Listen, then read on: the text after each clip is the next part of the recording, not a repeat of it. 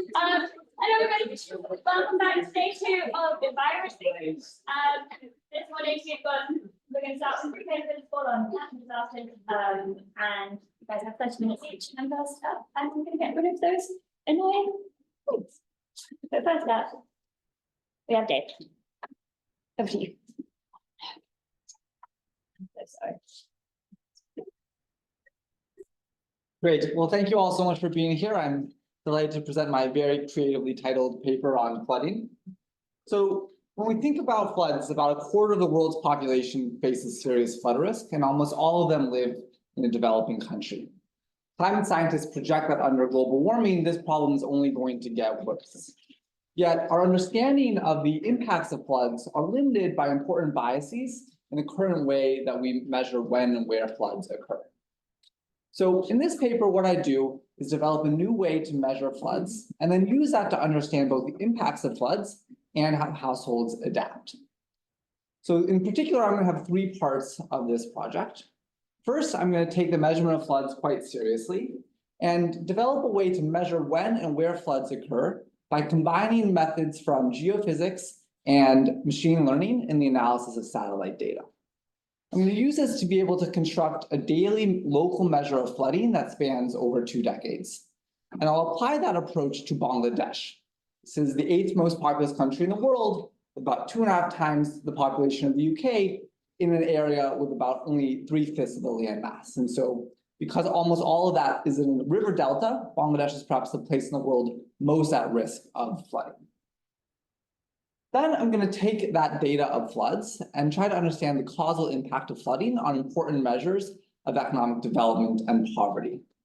And so in particular, because of the granular nature of my flooding data, I'm going to be able to be very picky about my control group when I construct these comparisons. And I'm going to show that's going to be important because there will be substantial heterogeneous dynamic treatment effects in the setting, as well as the potential for spatial spillovers. Once I set that all up, I will then try to understand the impact of floods on these key dimensions of poverty and economic development. And I'll find that there are substantial negative impacts of flooding on measures that can be, on the measures of economic activity that can be measured from space, such as nighttime luminosity and the footprints of physical capital in buildings. I'm then going to harmonize a large-scale data set collected by the Bangladesh government that will give me occupation data for about 20 million people over the time period of the flood data. And what I'm going to find is that floods force structural transformation. So they push labor out of agriculture and into business, they spur intra-household migration, and they also move more children into school. In the last part of this paper, I'm going to try to understand a little bit more about how households are adapting to floods.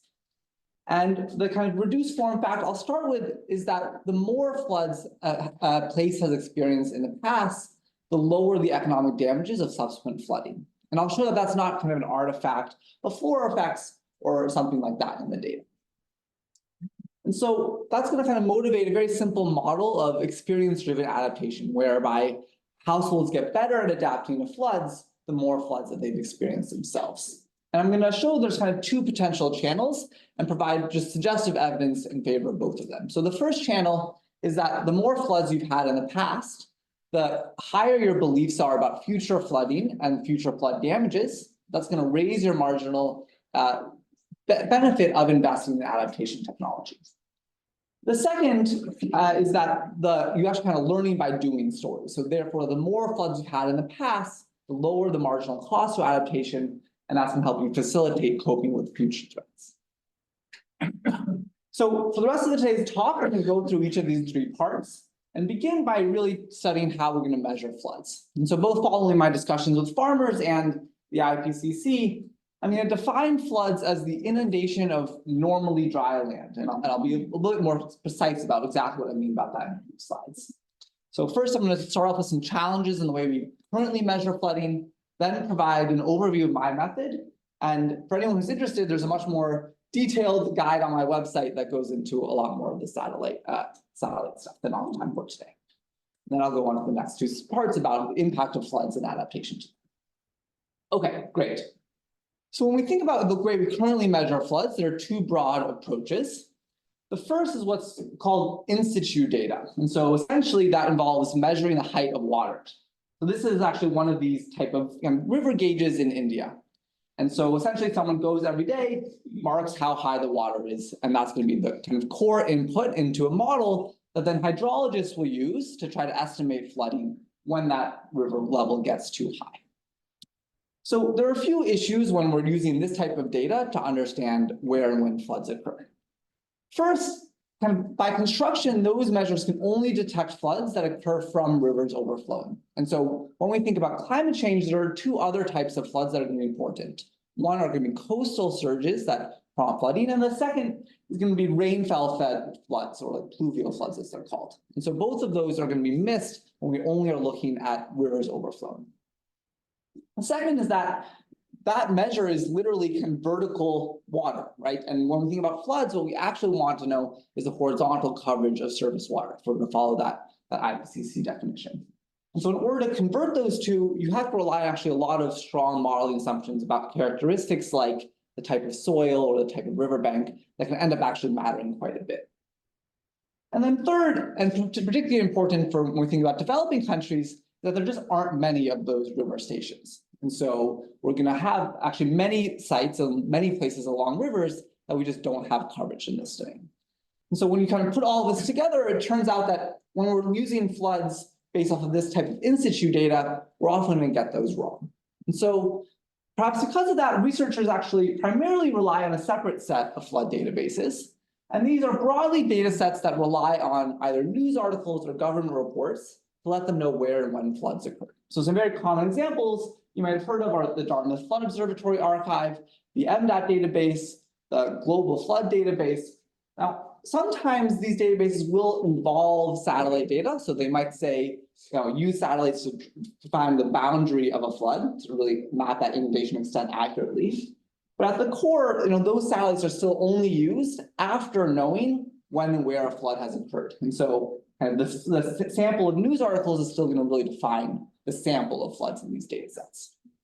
So there are a few issues when we think about that data set. So first, there's not a consistent measure of flooding that's used by the New York Times over time and over places when we're trying to kind of construct this database of coverage.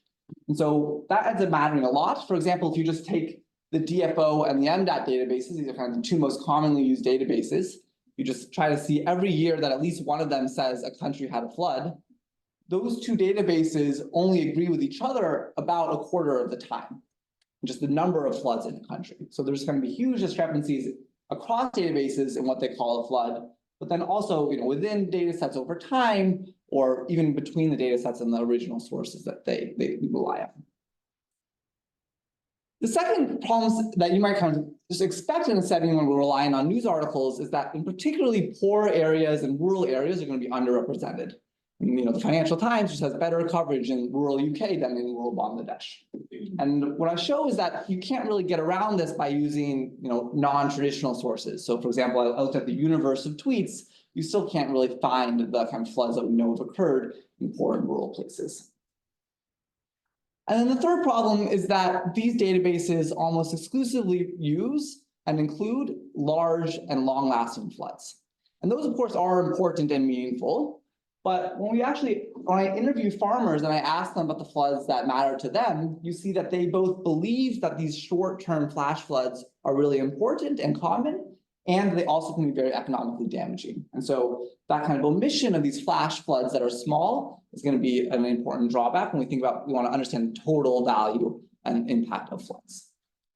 All right, that was a lot of measurement details. Now I'm going to go into how I try to solve these problems. And so in particular, what I'm going to try to rely on is this idea that we can use satellites to figure out where and when floods have occurred without having to rely on an external source, whether that be a river station or a news article.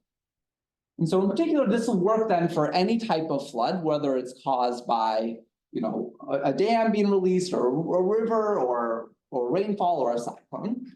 And it's going to really directly measure the content of the ground and what the surface water on the ground is. And so in that sense, I won't have to rely on as many structural assumptions as often these hydrological models do. It will also allow me to be very precise about a statistical definition of what normally dry land is. And so that way we'll be able to kind of define our sample in a way that we as scientists will at least like. And then I'll also show that this kind of approach will work anywhere. So kind of biggest constraint is computational power. I'm currently running this code for India. Hopefully it'll be a flood database downloadable to you soon, but in progress. And then finally, I just want to flag that this will work kind of at a daily level, at a granular level. And so that means that even kind of very short-term flash floods that these farmers say are important will be picked up. Okay, so how do I actually do this? I start with this satellite. So this is the part of the Sentinel-1 mission from the European Space Agency.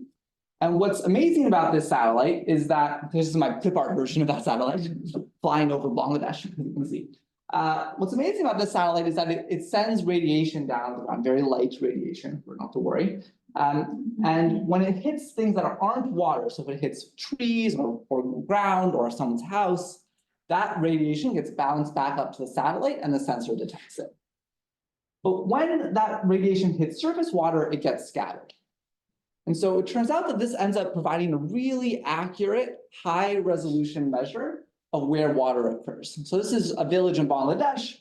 On the left here is that village on that satellite passing over when a flood was occurring. And so you can see, compared to that same calendar week, a week later, there's just very different amount of surface water. This is just the raw radiation data. I haven't done anything to this data yet. So you can just kind of immediately tell. Yes.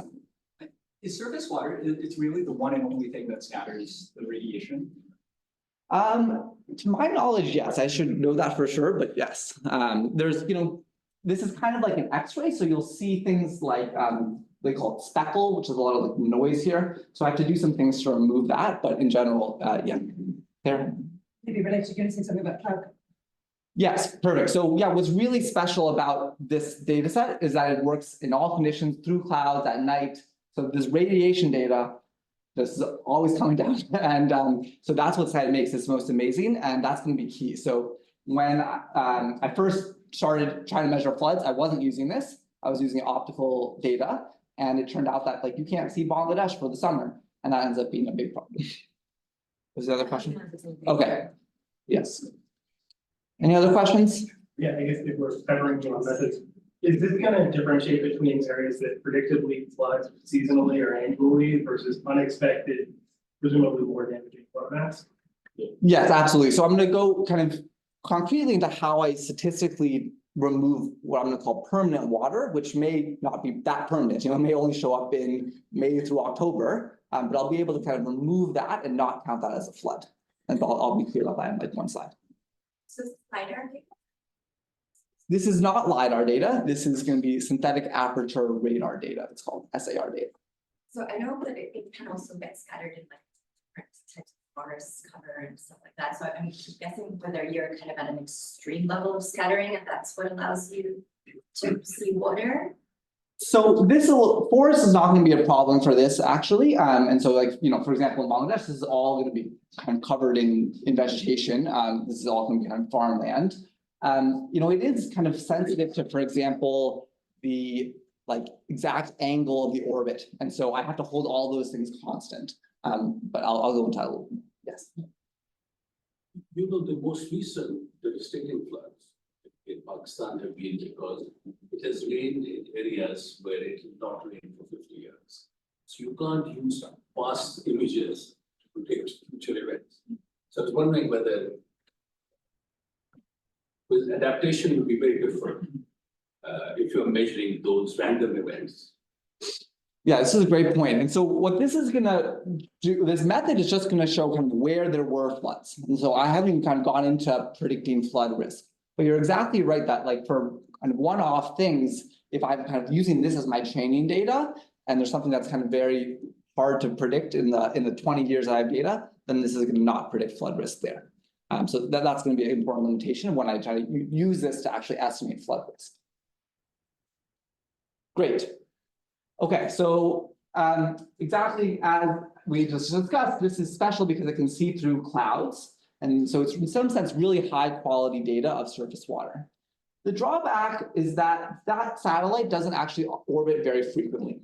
And it only kind of came online in 2014. And so there's going to be lots of gaps when that is flying over. And that's going to be a problem when we care about these short-term flash floods. And so I'm going to combine that data with the data that I alluded to with Claire, which is these optical data, which is data that's kind of taking photos and has a bunch of different wavelengths of the Earth. And so in kind of standard geophysics literature, if there's ever a little bit of cloud in that photo, you just discard it because we can't really interpret it very well. And so nevertheless, there's a lot of actual data there. And so what I'm going to do is take that data, which is really high quantity, but then low quality because sometimes it's cloud. So you should think about this kind of as two to 4 images a day for every. Okay, so then the main thing I do in this method is try to combine the best of both worlds here. So forgive all my clip art, but if we think about kind of the top row here being this very high quality but low quantity radar data, and the bottom row here being this much more high quantity but lower quality image data, what I'm essentially going to do is train an algorithm to emulate that high quality data using this high quantity data. And then I'm going to fill in the gaps. When that radar data is not orbiting, when that satellite is not overhead, I'll be able to emulate what that looks like. So just to kind of go through that at a little bit of a higher level, here are the kind of the 5 steps I take to estimate floods. So first, I take that radar data, and I'm going to use every single time that satellite passes over. So for example, in the 5,000 polygons I studied in Bangladesh, I have about 1 million observations where that satellite has passed over. I'm going to hold constant that exact position because of the nature of this backscatter, and then clean up all of this speckle and X-ray noise. And then I'm going to actually use some methods from computer vision to really disentangle what is surface water from anything else. Once I have that, I'm going to then train an algorithm to replicate that data and essentially extract whatever signal is there from all the optical data, as well as precipitation data and anything else that I can get at a high frequency. And so I'm going to end up constructing a vector of about 6,000 variables that I'm going to feed into this prediction model. It turns out that that prediction does fairly well. And so there is signal here, and I can get about 90% of the variation in the radar data with this kind of simulated data from the others. Then I'm going to remove this kind of permanent water. And so this is going to be kind of critically when we think about what normally dry land is in a place like Bangladesh that has huge seasonal variation in things like ponds and lakes and even rivers. And so what I'll be able to do is just residualize a really flexible function on the amount of surface water in a place at that given point of year. And so I'm going to kind of only be thinking about deviations from what is normally supposed to be there. That's going to give us some measure of residual surface water. And that's not really helpful when we want to talk about policy or interpret something like a flood. What is actually a flood in a human term? And so what I want to do is then convert that statistical measure to a human definition of floods that a farmer would say, yes, I got flooded on that day. And so what I'm going to do is just survey farmers in Bangladesh. I'm going to use only their kind of recent floods to make sure there aren't any memory problems. I'm going to calibrate a threshold of that surface water deviation to match the kind of human understanding of what a flood is. And so that's going to be kind of the main definition I'm going to use here. It's going to turn out to be about a 20 percentage point increase in the amount of surface water in a place. That's going to be the threshold I use. And then I'm going to kind of validate this flood measure against everything else that I can find. So I build a database of other news articles that talk about floods. I use some government reports. I use actually that river height data. And across all of these tests, it seems like this measure is picking up something real. In step 2, don't you still run into the missing data problem with the optical sensor for cloud cover? Yeah, so it's kind of was unclear ex ante whether this would work because maybe it's so cloudy on all these photos that you just can't see anything. So it turns out that 1, there's kind of signal in clouds. 2, because there's 4 photos a day, there's like parts of the polygon that aren't always cloudy. There's different wavelengths and things. And then 3, I can also just use lots of kind of leads and lags and other types of precipitation data and stuff. And so it just turns out there is enough signal there. But it was totally ex ante unclear whether this would work. So it was a risky regression eventually to run. Is this, I mean, this is the situation in Bangladesh, but in the US, you did the same level of error and flood detection? Because you'd imagine insurers and others would want very exact flood measures. So is what you're describing true of the US as well as Bangladesh? So it's gonna be probably less bad, you know, the coverage of news articles and things is gonna be better in the US, but in general, my understanding is that the primarily way we measure floods in the US is insurance claims.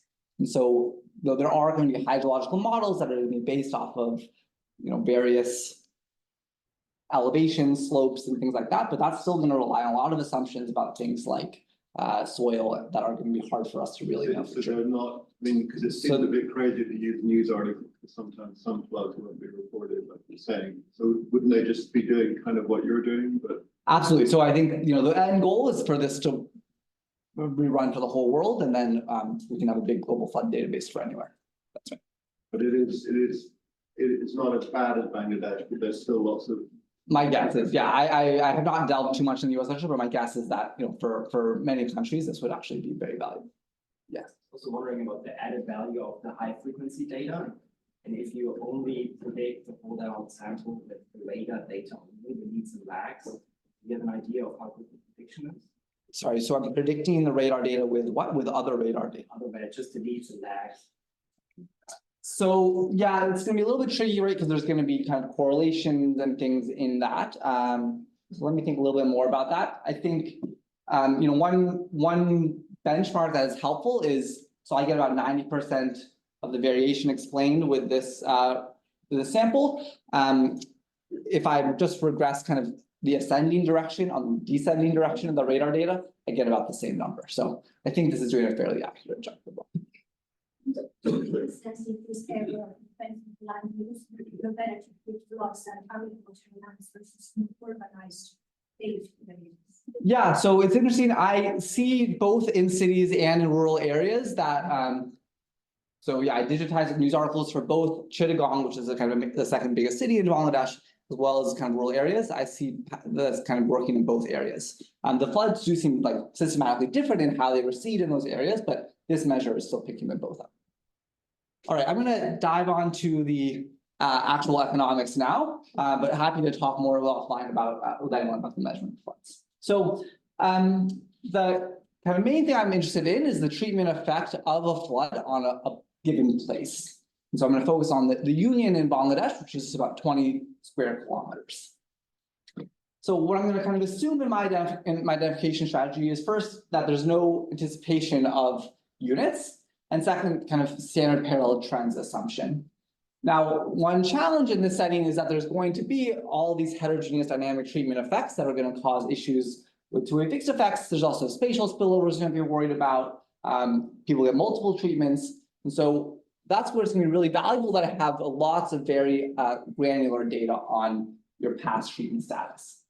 So what I'm going to do is be just really picky in how I'm constructing a control group for any given treated cell. And so I'm going to match first on their exact flood history. So they're going to have exactly the same, 3 years ago they had a flood, 5 years ago they had a flood.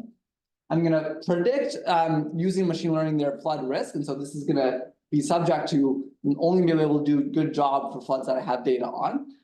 But then I'm going to kind of drop places outside of that support. I'm going to kind of discard spillovers and things. It turns out that 10 to 30 kilometers, this doesn't end up mattering much. And then I'm just going to stack everything together and estimate this regression. Okay, so for the sake of time, I'm going to focus on 3 measures to start. First is nighttime luminosity. This will be a measure of electricity use or kind of a proxy for economic activity. Second, I'm going to use the actual amount of physical space that's covered by a building. This is from this Google Buildings data set. This is just going to be one cross section. So this is a panel, this is just a cross section. And third is going to be kind of a repeated cross section from this amazing administrative data that the Bangladesh government collects when it's doing its vital statistics. And so from here, I'm going to have administrative data on occupation, migration, and schooling choices for about 20 million people. And so that's going to be kind of pretty unique, I think, in a low-income country. So first, I'm just going to show you kind of essentially raw data for 1 year. So this is just, I'm only looking at floods that happened in 2017. The red line are going to be flooded areas. The blue line are going to be areas that did not get a flood in 2017. And I'm just normalized them to kind of what their levels were 4 years prior. And so what you see is that there's kind of this deviation that occurs as soon as the floods occur, and it kind of lasts for about 4 years. And so now that's kind of, I picked 2017 because I basically get, you know, 4 before, 4 after, given the period of when this luminosity data is, but I can just stack across all years, and then you get this kind of overall pattern of the treatment effect of floods. And so you see that kind of even 7 years out, there's going to be a pretty negative treatment effect of floods. But with the caveat that, you know, because of the way that I'm stacking, it's not that this data point has exact same observations as this one. Okay, thank you. So then we're going to turn to physical capital. Now, this is a slightly weird graph. This is going to be one cross section. I just have how many buildings were on the ground in 2020, but I can just regress flood treatment in that same regression on your outcome in 2020. And what you see is that, you know, floods in 2020, certainly you have less stuff on the ground, but it's also true for floods that, you know, 2008, you still have less floods on the ground by 2020. And so I was really surprised by this. It's just kind of, it's not, you know, perfectly consistent across the board, but in general, there seems to be some pretty persistent negative impacts of flooding on the amount of physical capital it puts. Then I'm going to look at occupational choice. So this is going to come from that administrative records from Bangladesh. First, I'm going to look at the share of prime age men in agriculture. Yes. How do you address that one because of us? They build less or capital by this way, I guess. Yeah, I mean, I think in some ways they must have also built less for this to be such a long treatment effect. So I think it has to be a little bit of both. And here it has to be kind of destruction. So I would say it has to be both, but yeah, I can't tease that apart. I'm also just realizing now that I plotted 10 twice. So just imagine the green is somewhere in between these two other blue ones. But yeah, what you see is that there's kind of a big drop in the share of men who are engaged in agricultural work after a flood. And that's also going to be reflected kind of in the inverse when we think about what industries they're working in. They're kind of moving into industry. I'm running a little bit out of time, so I did not manage this particularly well. I want to flag that I also see that there's an increase in the number of children who actually attend school. And so that's again going to be kind of consistent with some kind of forced structural transformation. When we think about migration, when I look across the board in the same regression I'm showing you, I don't see any impact on the kind of intra-household migration. So the way this data works, I only will be able to observe one member of the household migrating, not the whole household. So I don't see anything if I look at all floods. But if I instead just restrict to only the first flood that you've experienced, so you haven't experienced a flood in the past 5 years, suddenly you do see that there's kind of a treatment effect on flooding. And so this is going to be kind of my quick motivation to transition to, I'm going to skip household migration, to experience-driven adaptation. And so in particular, we might wonder if you've experienced a flood in the past, does that make it easier for you to adapt in the future? So this is thanks to Rocco and co-authors. I asked this question in Pakistan, and what you see is that it's ex ante very unclear, right? You get poorer the more floods you've had, so maybe that makes it harder. But there are also some people who say actually it was easier. And so they say, you know, they actually learned how to deal with the flood better. They had better migration connections. So those are going to be kind of the two channels I'm going to quickly test. First, I'm going to show you that it is indeed true that the more floods you've had in the past, the worse, the less damaging the subsequent one is. So this is just a simple interaction of the main effect of having a flood plus the interaction effect of having experienced one flood in the past 5 years. And so the red coefficients here are that main coefficient. You might be worried that this is just because you already destroyed everything, so there's nothing else left to destroy. But it turns out that if I do a quantile regression, you still see the same effect. So this doesn't seem to be kind of a floor effect. Okay, so in my last minute, I'm just going to discuss these two channels. One is this increased marginal benefit, and the last is this decreased marginal cost of adaptation. So first, I can just survey farmers directly. What do you think is the probability of a flood and how damaging is it going to be? And you see that the more floods you've experienced in the past, you see that people actually expect more floods in the future and expect them to be more damaging. So we should think this is raising their marginal incentive to invest in flood adaptation. And the second is that we might think that the costs of adapting to floods are lower. And so in particular, what we saw earlier was that especially if it's your first flood, people tend to migrate. That's to the city. That's a common mode of adaptation. And in particular, we think that like once you know someone in the city, you know a job, that should be easier. And so what I'm going to kind of predict from that is that places that have better access to urban migration are also going to be those that have this more kind of pronounced effect of having past floods reduce the damages of future floods. And so I'm going to skip this for lack of time. Apologies again for mismanaging my time. But I digitized some transportation network, and I find evidence, suggestive evidence of that. All right, I'll now conclude. So this paper is trying to understand the impact of floods on economic development.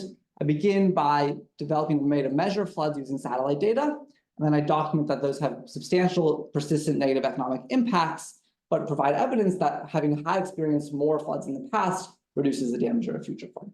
I'll stop there. Thank you, everyone.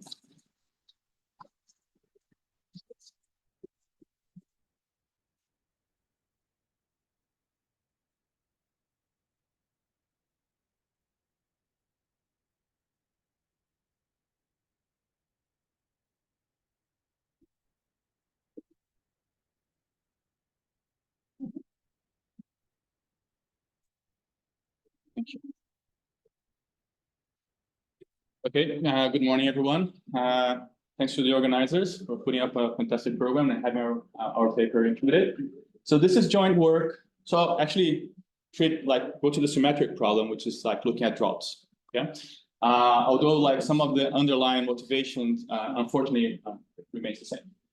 So climate adaptation and mortality in the semi-arid regions in Brazil. This is joint work with a sort of a big team. So Diogo Brito, Clemão Imbert, Breno Sampaio, Gabriel, and Alexandre Fonseca from the Federal Revenue in Brazil.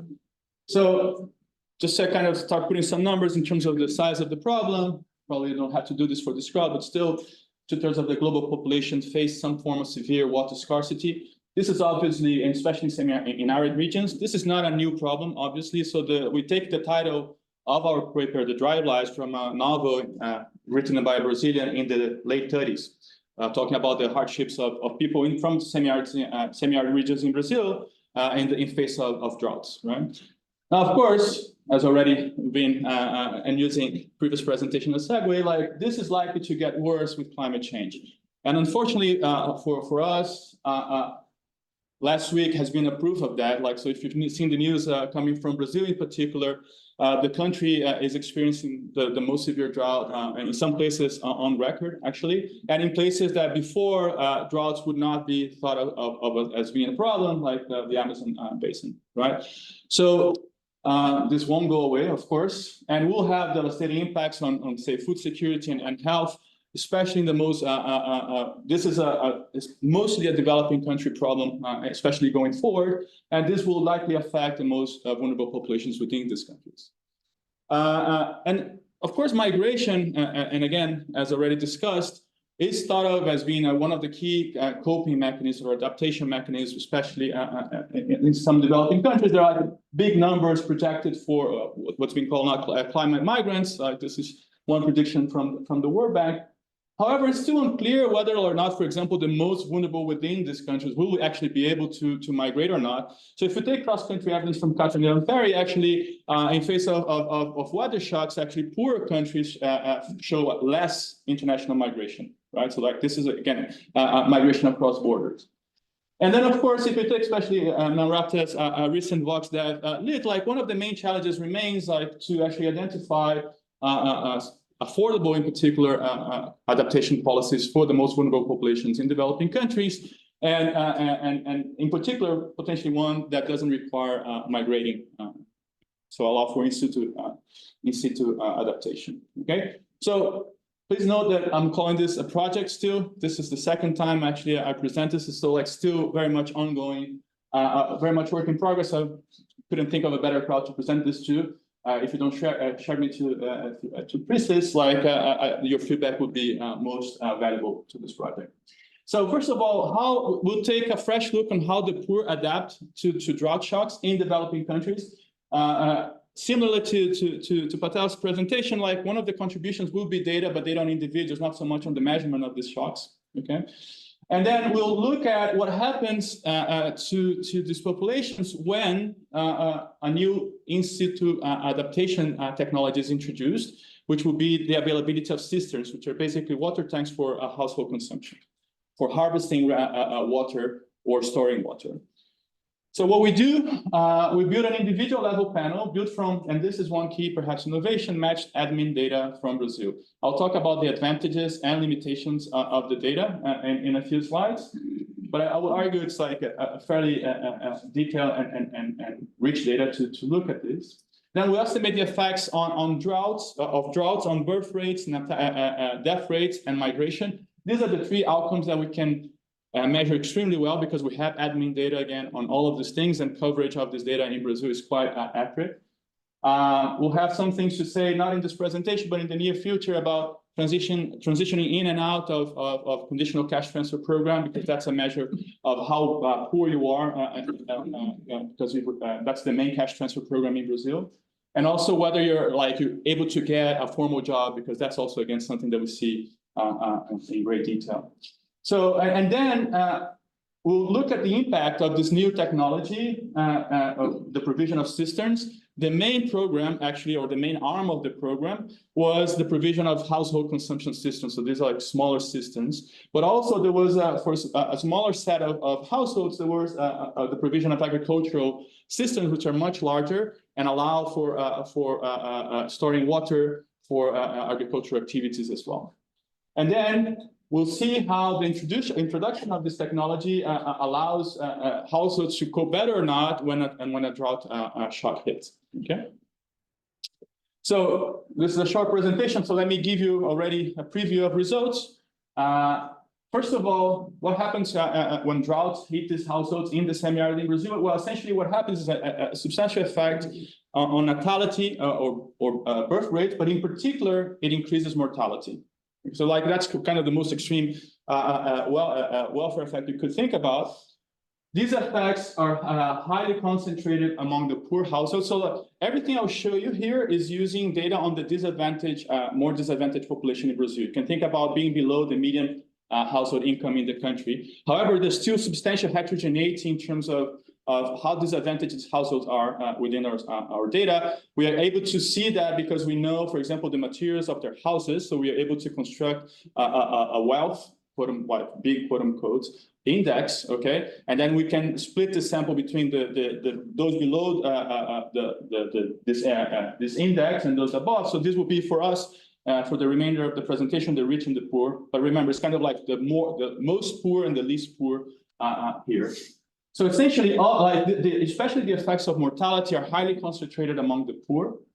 And then when you look at migration to see whether or not these houses are able to cope with the shocks through migration, actually there's quite a lot of heterogeneity here. So contrary to the standard credit constraint story, it's the poor who are responding by migrating, not the rich. The rich actually migrate less.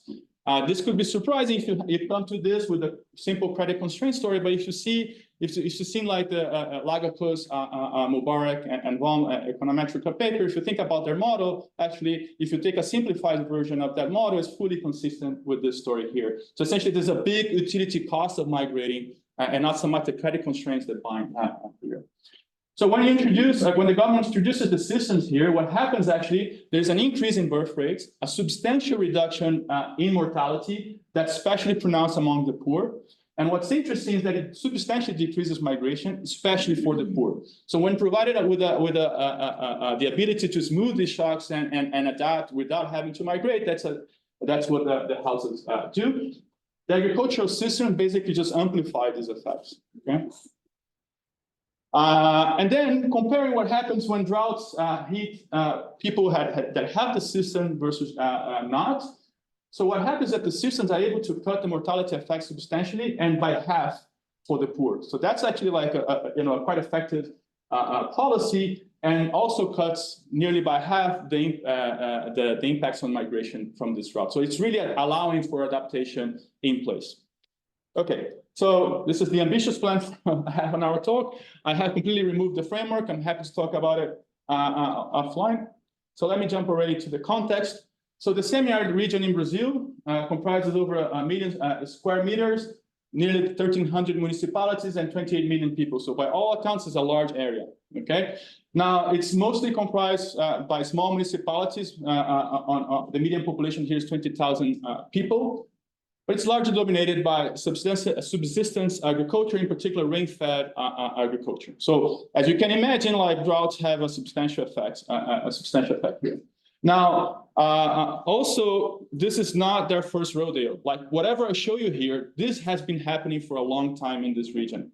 Okay, so like this drought are a repeated, unfortunately, event with some seasonality. Some decades are worse than others, and I'll show you a graphic in a second. Perhaps consistently, this region is like has one of the, it's probably one of the worst socioeconomic indicators in the country by any metric that you take. I find particularly striking that the average GDP per capita here is less than half of the average in the whole country. Okay, as you can imagine, precipitation is lower; it's less than half of the country's average, but there's also a lot of variation in rainfall. And in particular, for particularly important for droughts, like water tends to evaporate quite quickly here because of soil topology and topography. Also, credit insurance markets and credit markets are underdeveloped. Okay, and also these shocks are highly spatially correlated. So that also undermines the ability of households to self-insure against these shocks. So that it kind of increases the vulnerability. And that's has been nicely discussed in this paper by Gustavo Bobones and authors. So the data. So our main data in terms of individual and household outcomes comes from the Registry of Brazilian Social Programs. This is called the CAD Único. For those you'll be intimate to this data set by the end of this presentation. It covers, it's available since 2011. We have it until 2019. Also, there would be less, limited, like there's no point at really expanding beyond 2020 because of COVID. But here, like it's been dubbed, this data set has been dubbed as the census of the poor. And the reason for that is that not only for Bolsa Familia, but literally for any social program in the country, you have to be in this registry. So even if you're not currently a beneficiary of a given program, you are included in this registry. So it's quite comprehensive. Of course, we have then compare in the cross-section the information we get from the CAD Único with the information we get from the demographic census to make sure that these distributions, quantities, etc., were corresponding to what we see in the demographic census in 2010, in particular for the semi-arid.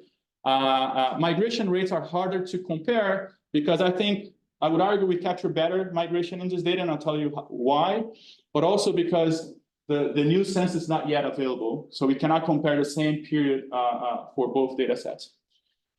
So what this registry has is detailed information on household.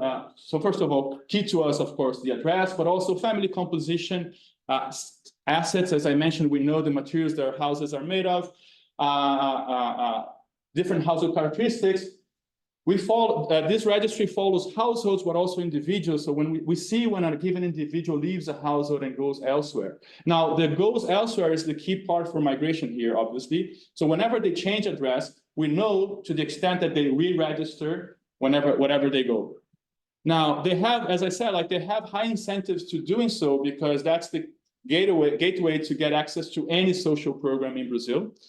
Now, of course, we worry that some people might go, say, to an urban center, they start working informally, they never register. Probably all people should be worrying about that. So we combine this data with administrative data on birth rates, but also in particular death rates. So essentially, we have the universe of registries, of death registries in the country. So what we can do is to know whether someone left CAD Único, so like they're going elsewhere, but they never come back, but we know they are not dead. So that means that they're somewhere, right, not registering. They would have arguably little incentive to do so in the same place, but still it could be that they are in the same place. So we have two ways of measuring migration with this data. One way is when they register somewhere else, and we see that in the data. That's the cleanest way to measure migration. Now, there's all the other potential scenarios where they don't register, but we know they're still alive. We can consider that, I would argue, an upper bound to the migration measure. Why an upper bound? Because of course, some people could be still in the same city, just like they left their household, they're not registering again, so on and so forth. Okay, so I'll show you these two outcomes separately. The pure migration, which is probably the lower bound for migration, and this living Kaji único but alive, which is, I would like to think of it as the upper bound. Now, still, there are problems with this data. If you've seen like a recent papers using mobile data to measure migration, there are some high frequency movements that this data allow one to capture. These are unlikely to be captured in this data in whatever form, right? Because if it's like a 3-month even short migration to the neighboring municipality and back, it's unlikely that we will be able to capture that with our measures, okay? The advantage, of course, is the scale of the data. As I said, like we have what I call the near census of the more disadvantaged population in Brazil, so that gives us a substantial coverage. Also, because we have tax return data, not the income information, but also family composition, address, so on and so forth. If someone actually migrates up substantially enough so that they actually start filing taxes, either because they got a minimum wage job or because they got a better job even, we see them in the data as well. Which means also that we are able to measure family ties horizontally to brothers, sisters, uncles, and aunts, which will allow us to also look at if they have family members living outside the municipality and whether these networks are also being hit by drought shocks. Okay. Luckily for us, actually measuring droughts, it's I think easier perhaps than drought than floods, as I just learned.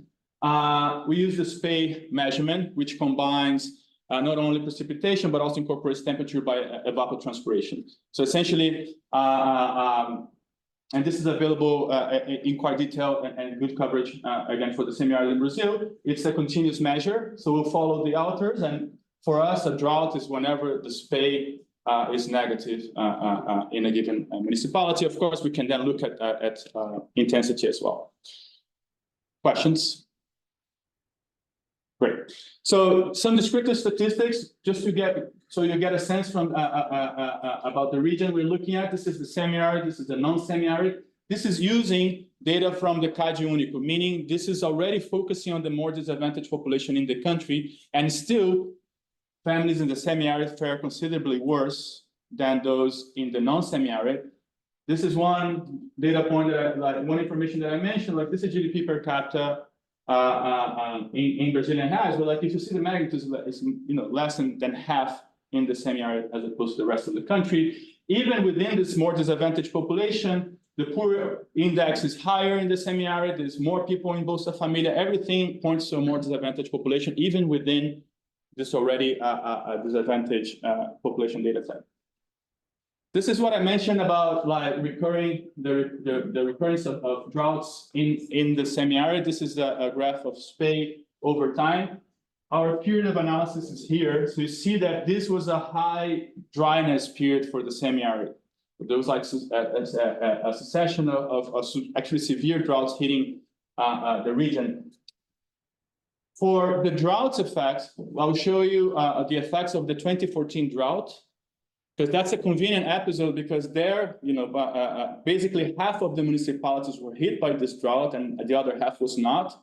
Whereas in any other year during this period, almost everybody's being hit by some form of drought. Okay, so it's not a one-off, of course. Like this is kind of like you can think about it as kind of these shocks also. The 2014 also, in a sense, capturing the effect of these future droughts. But it's just like an easier and cleaner way to show results. Everything that I'll show you also holds if we use the continuous measure of SPEI. Okay. So let me tell you first about the program. I have 10 minutes. Is that it? Okay, cool.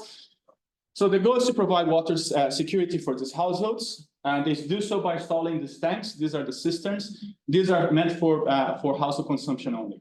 Okay. These are quite cheap to build, and I'll go back to that to give you a rough cost-benefit analysis, but they cost $650 each. So essentially, the idea is to harvest water from rainfall during the wet season, obviously, but also like in this area, there are other sources of water, in particular water tankers. So even if you have this cistern and you haven't had much rain to harvest, This gives you a better opportunity to store safely and in greater quantities the water tankers, both publicly and privately provided in the region. Did anybody have these systems already? No, very few. We only have data from the program. We could try and see whether we could see whether these households have any form of water storage before, like those not in the admin data. But I would say it's probably very limited because this is like the program itself started in early 2003 that we know. Whoever got systems since then. Before that, the provision was very limited. And even though they're not expensive, they are prohibitively expensive for these households.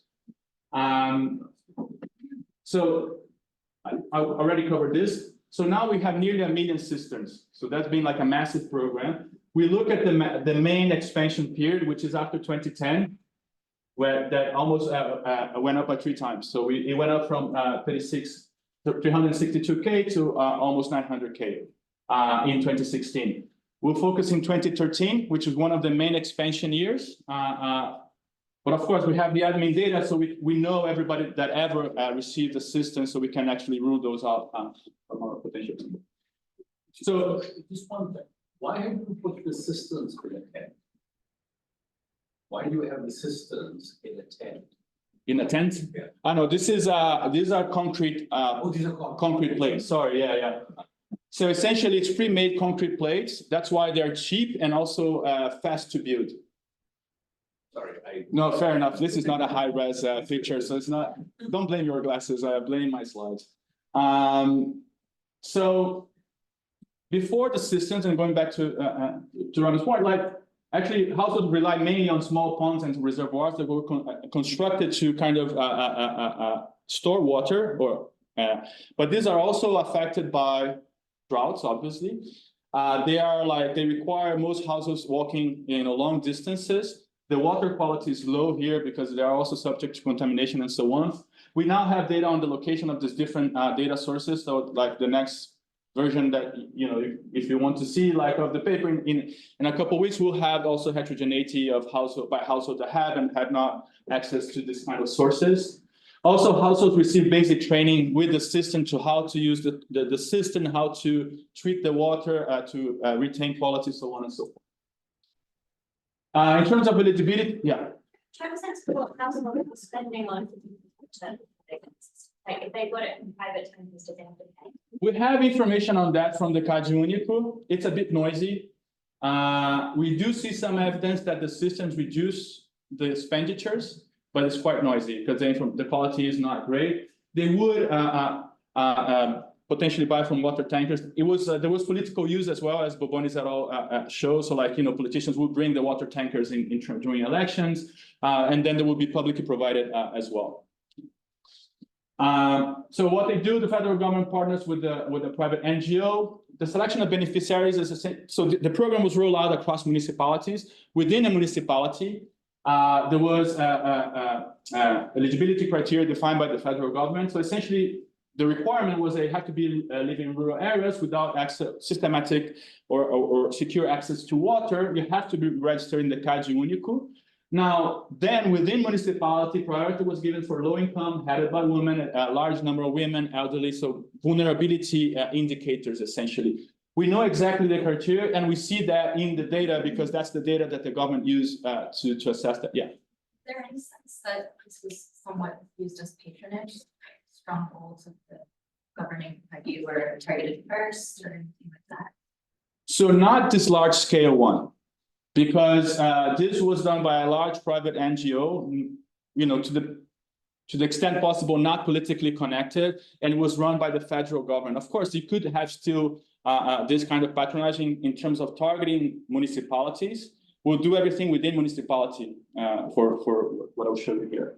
As I said, we focus on the cohort of beneficiaries from 2013. This is 110,000 beneficiaries for this year. Yeah. So just in terms of your mortality outcomes, so you're looking at neonatal mortality, infant mortality, or mortality? Everything. And I'll show you by age as well. I think I need to rush now a bit. So what we do essentially is a diff and diff with matching throughout for the cistern, and a different diff with matching for droughts effects as well. Let me skip this. So here's the specification for the effects of droughts. We will, as I told you, focus on the droughts from 2014. We're able to control for the network space. So basically, this is whether your family members in other municipalities are hit by droughts themselves. This is important for a number of reasons, and we can discuss a bit the point estimates. We control for municipality characteristics in the previous decade, in particular, past out migration, past average dryness, integrated with time trends. We control for pre-trends specifically in some of the specifications, and results are quite robust. So what are the effects of the 2014 drought? And as I said, like if you run everything, replacing drought with the SPAY, the continuous SPAY measure, we get essentially the same results. There's some interesting dynamics there of previous effects, but essentially if you go past 1 year, there's no noticeable effect of drought. So essentially it's the current drought that's the most important predictor in terms of explaining results, and to a lesser extent, the previous year dryness. So there's a substantial reduction in birth rates of around 16%.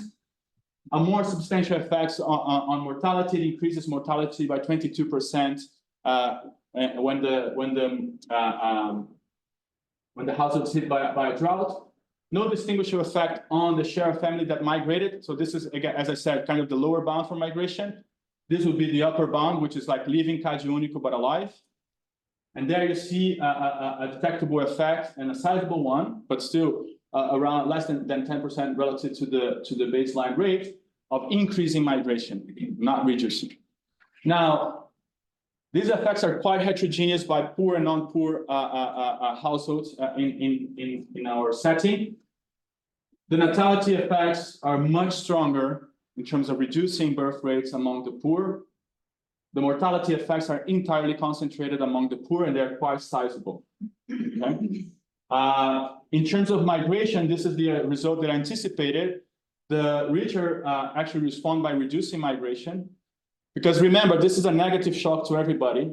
However, so these guys now have lower resources to migrate, say, either by temporary migration or permanent migration from one of the household members, but they are able to weather these shocks without having to migrate, as opposed to the poor, which are the ones who actually do not have the resources to doing so. These are the ones more likely to migrate, and by a large extent. Yeah.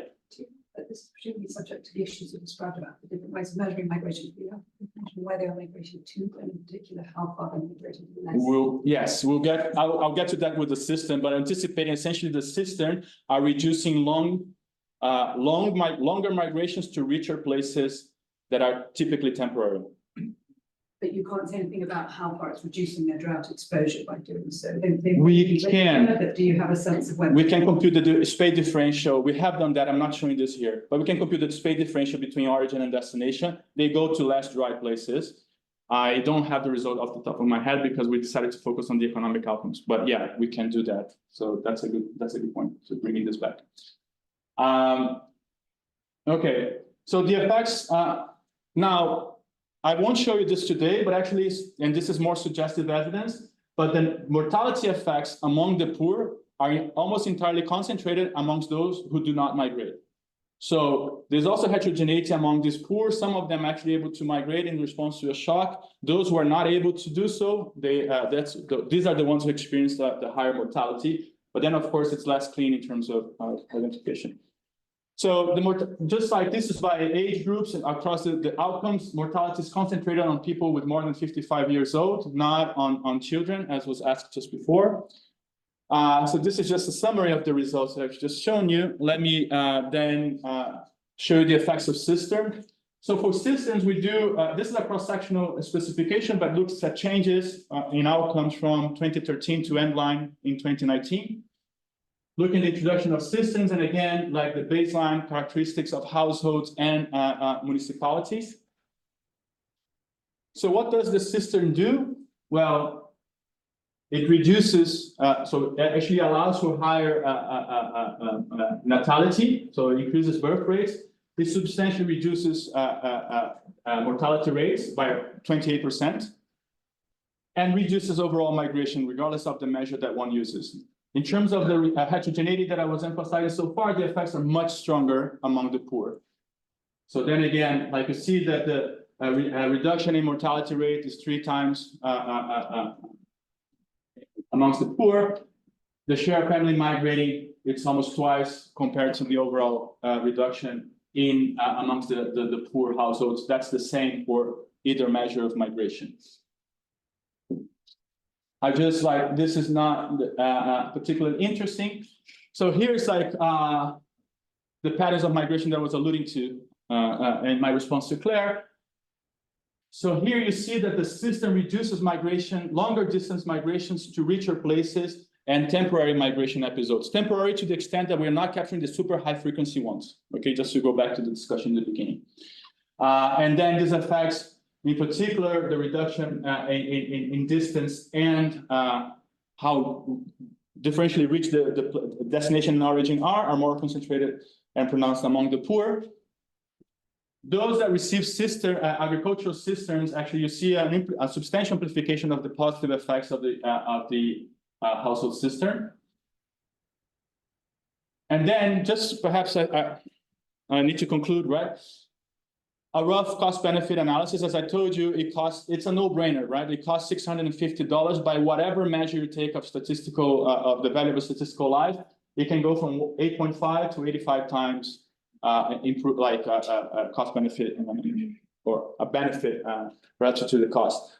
Adaptation is just the systems allow for that better adaptation, and then they cut by half. Let me just give you this. They cut by half essentially the effect of mortality among the poor when provided to the poor. So that's again a no-brainer in terms of effective policy. Sorry for going over time, and thank you so much.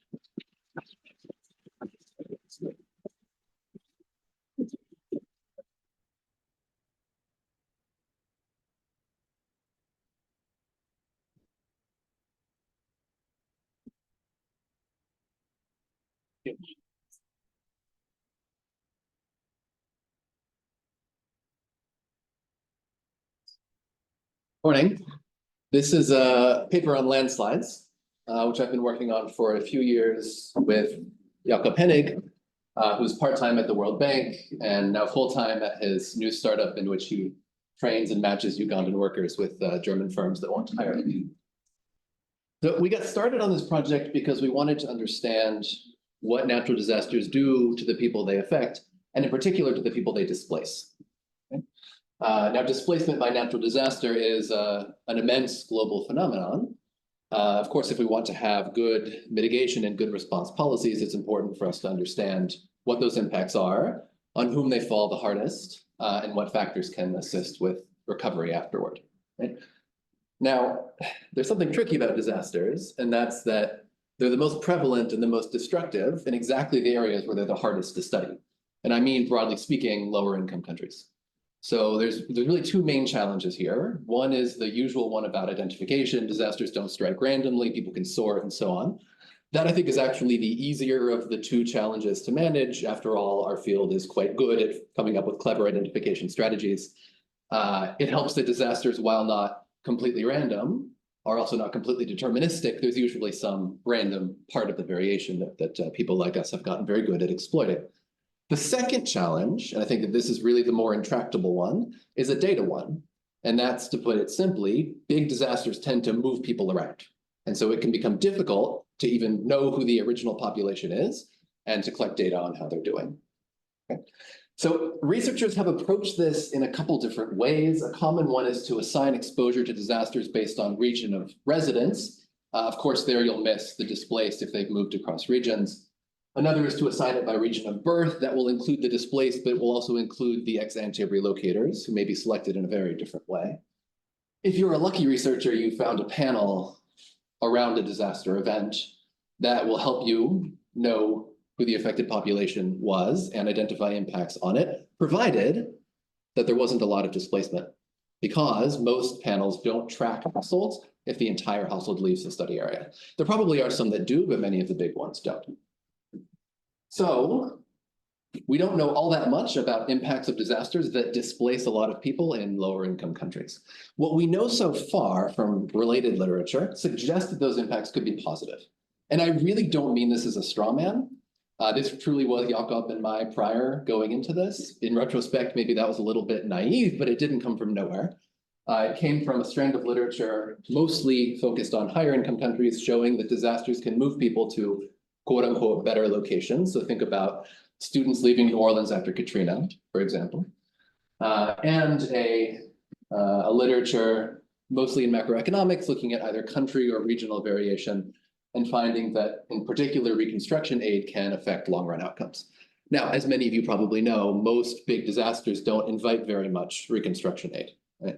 And that'll be the case for the disasters we're studying too. So a bit on what we do and what we find. We're going to overcome the challenges I just mentioned in a setting with frequent major landslides by bringing a new identification strategy to this problem that exploits the very fine variation that landslides produce between households in their paths that they hit and nearby households that they don't. Right? And that very fine variation in exposure to the disaster is one that really doesn't exist for other types of disasters like earthquakes, typhoons, tsunami that tend to hit big swaths of land at once. Okay. Second, we'll have, very luckily, administrative data on the full population living in the affected areas at the time of the slide. Right? And that's obviously crucial if we want to say something about what the slides did to displacement, right? And what it did to the people who were displaced. Now we're going to take those data as our sampling frame and then try to survey as many of those people as we can. And we did a pretty good job. We found 93% of the people on those lists. Right, so that'll let us say something pretty close to what the average effect of these slides were. Another way in which we were quite lucky is that geologists have been interested in the area we're working in for a couple decades at least, because landslides are so common. So we'll port in directly from the geology literature a landslide hazard model that will help us test our identifying assumption. What we find are substantial negative effects of landslides between 3 and 12 years after they happened, right, when we survey people. On average, 7 years later, I'll show you that those negative impacts across a broad array of outcomes are driven in great part by what looks like, what I think I'm interpreting as failed resettlement. So people who leave the village after the slide and then come back, they seem to be doing the worst among all of the different types of households. And I'll show you that the size of the displaced network matters. So it helps to be displaced in a bigger group relative to being displaced in a smaller group or even literally alone. About a third of our samples displaced entirely by themselves. Okay, a bit more on how we do this. So we have a core sample of 675 households in the admin data residing in a landslide site that either were or were not in a path. Right? We attempt surveys with all of them and GPS readings at the pre-landslide location. We get most of them, right? 625, that's where the 93% figure comes from. We trace the landslide paths using satellite imagery, so we know by combining the GPS reading with the tracing whether you were in a path or not. That hazard model I mentioned is going to give us a categorical indicator of soil instability based on a continuous measure of essentially how much rainfall it would take to make a given plot unstable. Right, that's defined in our case on a 10 meter by 10 meter grid. Now, the risk that the soil beneath your plot becomes unstable is not the only form of risk that households face. The more natural one, of course, is that land upslope of the household becomes unstable and then slides into the house. Right? So to capture that risk, we'll combine the 10 meter by 10 meter instability grid with the site topography, and that will let us compute things like how much upslope area is there, how much of that upslope area is unstable, and so on. Okay. And what we find is no evidence of sorting at all around these ex post boundaries. That surprised not us, it surprised not our field team. And the reason is, while everybody knows that they're living in a risky area, people know that the risk of landslide is high in the general area, it's very hard to know what point is going to become unstable, how far down the slope the landslide will eventually travel, what its width will be. And the reason is that those facts depend not just on surface features, but on subterranean features of the land. They depend on where the unstable points are, and that can change over time. Points that used to be safe can become unsafe over time due to erosion. And households are not very mobile, so it's just very hard to optimize over this risk. So given that, and I'll show you, what that looks like in a moment, we're going to identify impacts of landslides using regressions that look like this, some outcome of interest on the left-hand side, a landslide indicator. This is a binary equal to 1 if we mark your household as residing in a landslide path at the time of the slide, 0 otherwise, site fixed effect, and then potentially some controls for geologic or fixed characteristics. In the results I show you, we'll select those with double lasso. I can exclude the controls, I can include all of them. It's really not going to do anything at all. And the reason is that the balance looks really, really good. Okay, here's a picture of where we're working. 4 main sites. This is Bududa district in eastern Uganda. We have data from 2 sites in the neighboring districts of Manafwa and Sironko. I'm not going to use those for the main estimates because we don't have the geologic data there, so I can't test balance. Although if I include them, not much is going to change. Let me zoom in on one. So this is Nemetsi. I've colored here the terrain as a function of that soil instability measure. Okay, so darker regions are more likely to become unstable. You can see the little household icons. I've colored those as a function of the risk of upslope instability, right? So the red households face greater upslope landslide risk. The purple polygon is the landslide. Yes, the purple polygon is the landslide. And what you can see is, an initial visual indication that it's not obvious where this thing was going to come, right? There's a lot of variation in ex ante risk, even conditional on exposure. So here's balance. This is, standardized difference between, I'm going to call households that were in the path affected. I'm going to call households outside the path unaffected.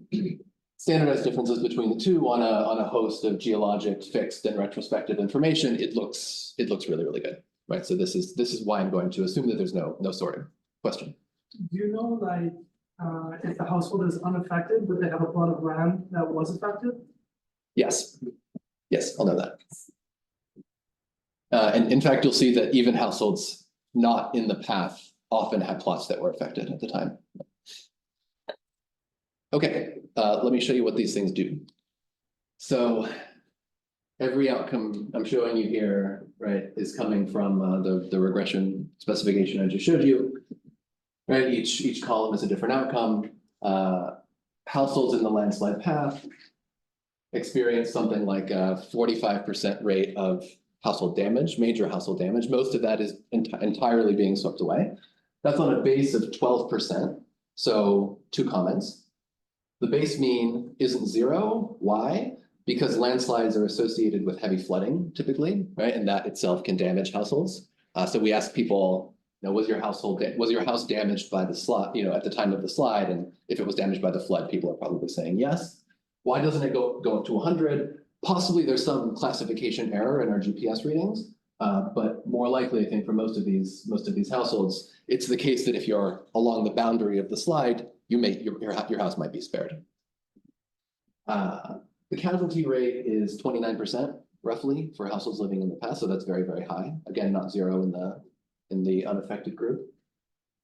Almost everybody experiences damage to their plots or crops, right, from the flooding, but it is higher in the affected group. Any other damage, and this is mostly livestock or tools. I asked households how much they actually had to spend on repair costs that weren't covered by aid or insurance, and this is US dollars. This is something like 4 years of median household income for the households living in the slide. So these are really, really destructive, is the main point I want you to take away from this. Last 2 columns, we look at displacement. By displacement, I mean the entire household is forced out of the village by the slide. Okay. It could also be the case that people are migrating as a response to the slide. We do see that too, but I'm going to code that differently. So displacement rises by 50 percentage points on a base of about 18%. So this means what, 2/3 or so of the households in the path are forced outside the village. About half of that landslide-induced displacement remains by the time we come and talk to people in 2022, I think it was. About half of them have come back to the origin village. Okay, a comment on measurement before I talk about how people are doing. So, we have a long survey with, 20 to 30 measures that you could conceivably call welfare relevant. I want to summarize those impacts in a way that's conceptually coherent, but also reduces the risk of false positives. So what I'm going to do is show you impacts on indices that I've constructed in a categorized way, right? That represent some kind of category like financial health, mental health, and so on. And in particular, these are going to be Anderson indices, standardized to mean 0, standard deviation 1. First, let me show you the first 2 columns. These are not indices, these are outcomes I've cherry picked to make a point about magnitudes. So we asked households if they can afford their basic expenses like food and medicine. That's 14 percentage points lower among the affected households. Remember, this is on average 7 years after the slide, not a couple months. So these are really persistent effects. I asked the household head if they're overall satisfied with their life. They're 18 percentage points less likely to say yes. Now let me show you the indices. What we're seeing is basically big negative persistent impacts across every outcome we measure. Right, so financial health is about a quarter of a standard deviation worse. Mental health, about a third of a standard deviation worse. Local amenities, that's a combination of home quality, access to utilities, safety of the neighborhood, and so on. This is lower. Income, this is a combination of a couple income measures and savings. This looks lower. We put everything together into one summary index, which I'll use later to look at some heterogeneity. And this, I'm going to call it a welfare index because it combines a lot of welfare relevant information. This is about 0.4 standard deviations lower among the households that were located in the path. I don't want to say a whole lot about robustness, although if you ask me to, I certainly will. The one thing I definitely want to say is that we don't think that what we're seeing is driven by benefits that accrued to the comparison group.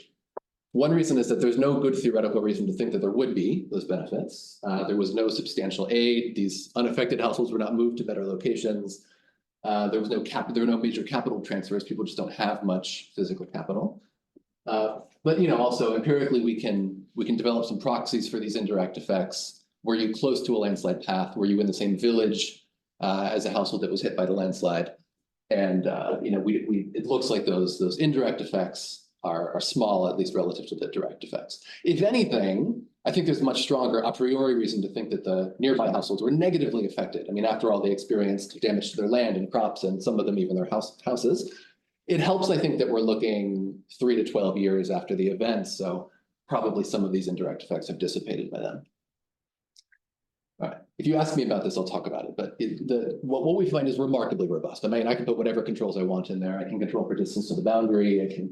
We have a little bit of it was a little harder for us to track households that had moved away from the origin village than households that were still there. Unsurprisingly, we still got about 3/4 of them, but I can do all sorts of things with weights and it really doesn't matter. Since you want us to ask about it. I don't want you to, but I'll permit you to. Are the households that are leaving selling their land? Because there was 50 percentage points of them are becoming displaced, but only about a third lost their houses. So people are leaving behind undamaged houses, leaving behind land. Are they selling these? That feels like a plausible story. That's a great question. The answer is largely no. Many of them will go away until they can save up enough money to rebuild and then come back to the land that they left behind. That doesn't mean that nobody's using that land. It might be that some relatives in the village are using it while they're gone, but no, actual sales are pretty rare. Okay, let me talk about displacement now, because that's really what this is about. So the first thing I'll do is reproduce a table that I showed you just a few slides ago, showing the welfare impacts. Because on the next slide, I'm going to show you the same estimates, but I'm going to drop the households that were displaced.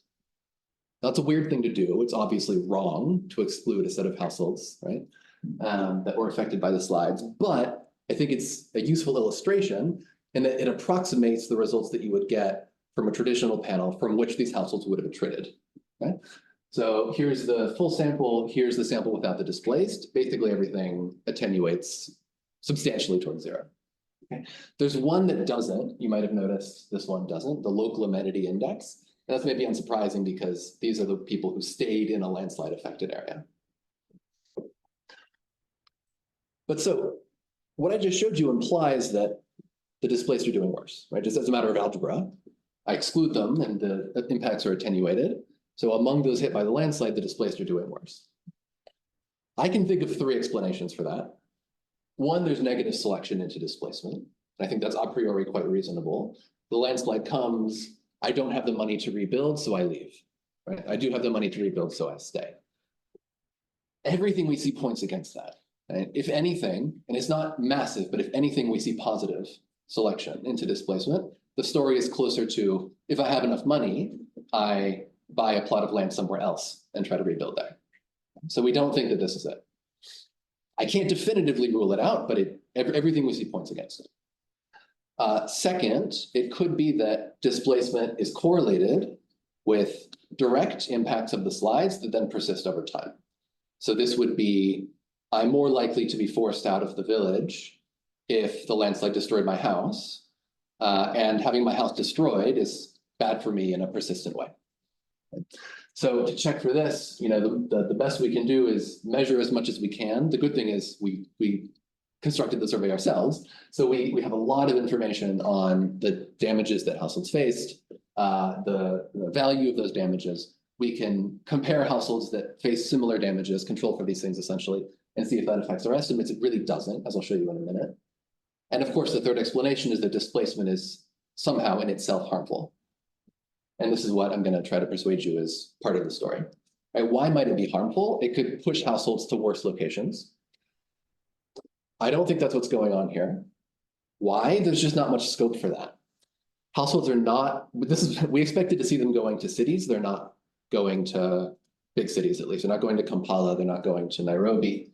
They're not even going to Mbale, which is the regional capital. They're mostly going to similar rural areas, either within the district or in nearby districts.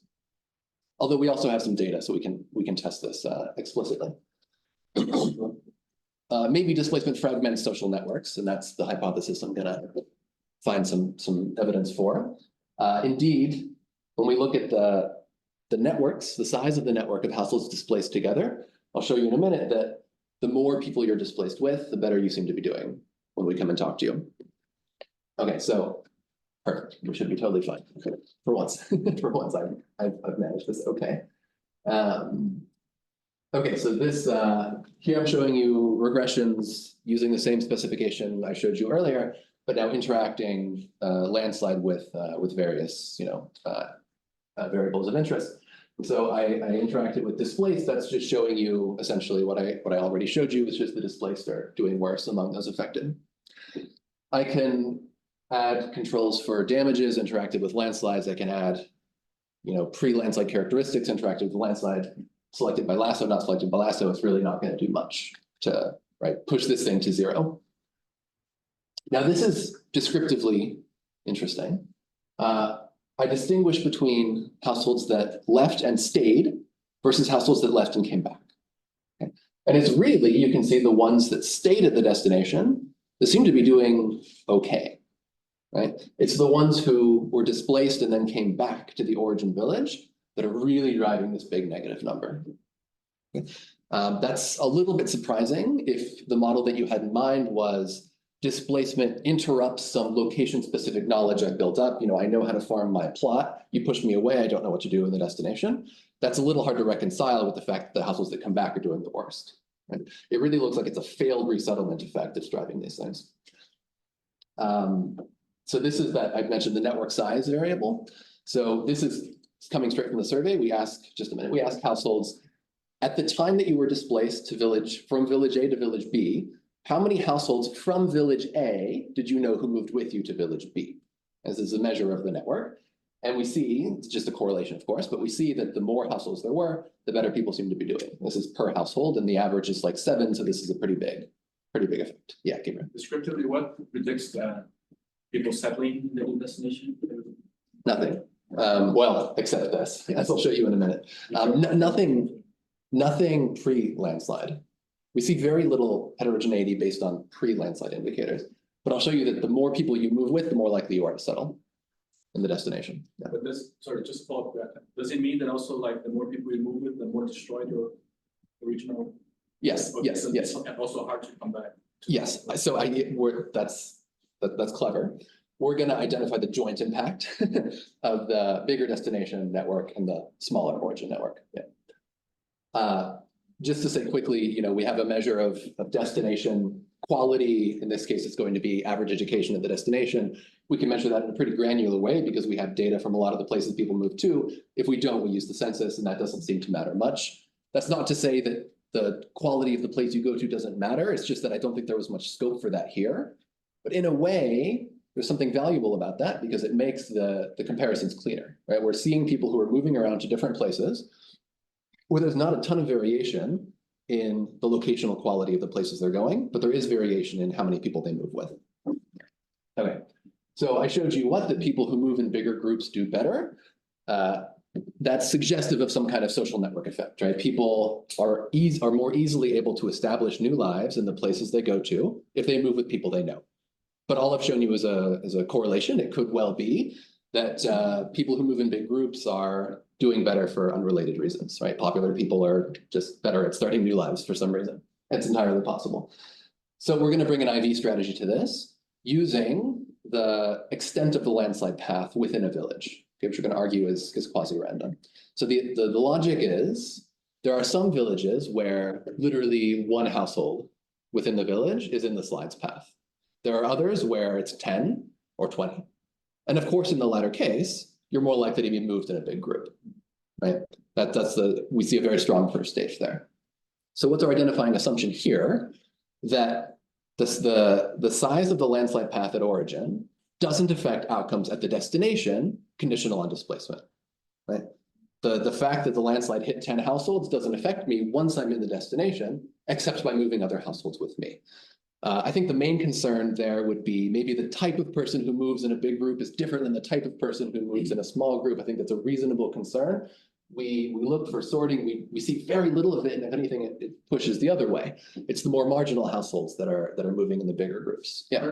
Are more destructive events more likely to get attention and the correct government aid? Yes, but we're not in the part of that distribution where we're seeing any of it. I think I mentioned this only at the beginning. There's very, very little aid. And we do look for whether it's correlated with the size of the slide, and it's not. So I can show you that the IV does not predict more aid. Yeah, but that's another possible concern. Yeah. I want to ask you, groups that have displaced in as a result of the group, they have complementary livelihoods or if they're engaged in this. That's without them. You mean ex ante? Like, were they doing similar things before? Ex post. Yeah, so I'll show you in a minute that this affects occupational outcomes. What you made me think of is that maybe the type of people you're displaced with might also matter, and that's something we haven't looked at yet. So thank you. That's something we can do. Yeah. How do the land markets work here? So if you're moving to agriculture, how do you acquire land in these settings? You're wondering how they manage to move to another village. Buy new land, or do they go to relatives who already have land? So there's a mixture. Most people are not moving to places where they know people already. So what are they doing? I think literally they're going to a nearby village and begging the people there to rent them for free a piece of land for some time until they can pay them back. I think that's by far the most common thing that's going on. But the government isn't completely uninvolved. Maybe about a quarter of people who are displaced to places where the government has set up temporary tents for them. And we see that seems to help a little bit, but there's not enough variation for us to really identify that very well. Okay, so I think I've got like what, 2, 3, perfect. Sorry, I never end on time, so this I'm impressed for once with myself. So here's the results. Here's the idea results. So we look at 2 outcomes that we think are relevant measures of how households are doing in the destination. One is, do they decide to stay there? And I showed you already that this is massively predictive of long-run welfare outcomes. Being displaced with a bigger network makes you more likely to stay in the destination. Now, of course, Gabriel's point about, you keep in mind that this is identifying the joint impact of bigger destination network and smaller origin network for sure. We can't tease those apart. It's positive in the OLS, it's positive in the IV. The second thing we look at, which is not subject to that point, I think, is what kind of livelihood do you have at the destination? And in particular, are you earning money from something that isn't just farming, right? Everybody farms, but have you found some way to make money that's like a non-agricultural business or vending your produce or something? And this also we see that people are more likely to find livelihoods if they're displaced in bigger groups. I'm not showing you in this table, but we're controlling for destination quality here. Okay, this is true in the OLS, it's true in the IV. And you know, also controlling for a lot of other possible confounders here. I didn't plan on having time for this. I'll say very, very quickly, only because Dev found the same thing, that in spite of all of these negative impacts, we see positive impacts on children's educational attainment. And I had no idea what to make of that for a while. I cannot think of a single supply side explanation that would rationalize that. I mean, these households are, you know, there's like massive market disruptions that these people are facing. Of course, the most natural is that they're being displaced to a place with better schools, but we don't see that it's driven by the displaced. It's driven by the people whose homes were destroyed. And so we think one story that could rationalize it is the experience of property destruction changes your preferences for portable capital investment, right? Sort of like the story people tell with displacement sometimes. Yeah. There's less work, and so there's nothing, they don't take the kids out of school to work. And so they go to school anyway. They didn't really send them to school, they just, it was more that like when there was better income, like when there was more to do, they pulled the kids out of school. That's a very clever hypothesis that we hadn't thought of, to be completely transparent. But as I think about it now, I don't think it's going to fit the patterns we see, because it's not that the variation is coming from land destruction, which would really predict that ability to work. And it shouldn't be coming from market disruptions, because those are going to be affecting our control group too. Okay, so let me end. I think this is the right time to do that, on a downer note, for which I apologize. You know, this was a study of 600 some households, 1,000 in the broader sample in one region of Eastern Uganda. And that said, I suspect that the experience of a typical disaster victim in a lower income country is closer to what we're seeing here than what we saw in, say, Iceland or New Orleans.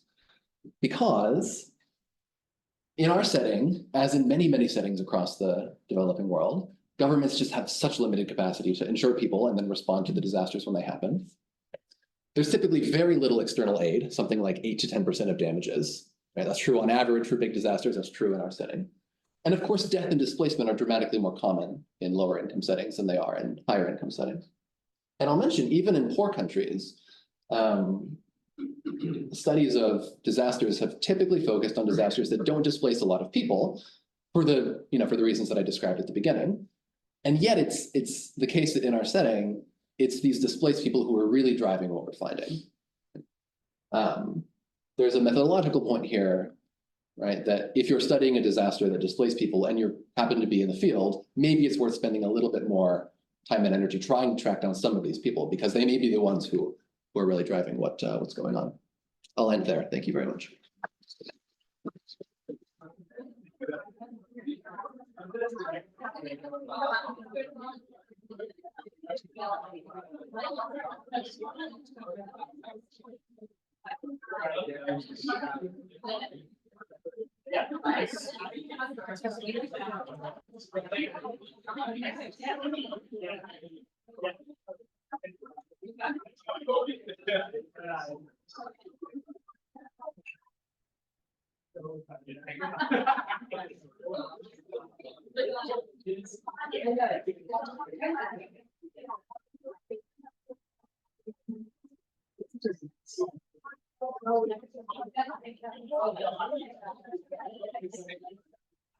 Okay, we're gonna start again, back in session 2, and Rachel's gonna kick us off.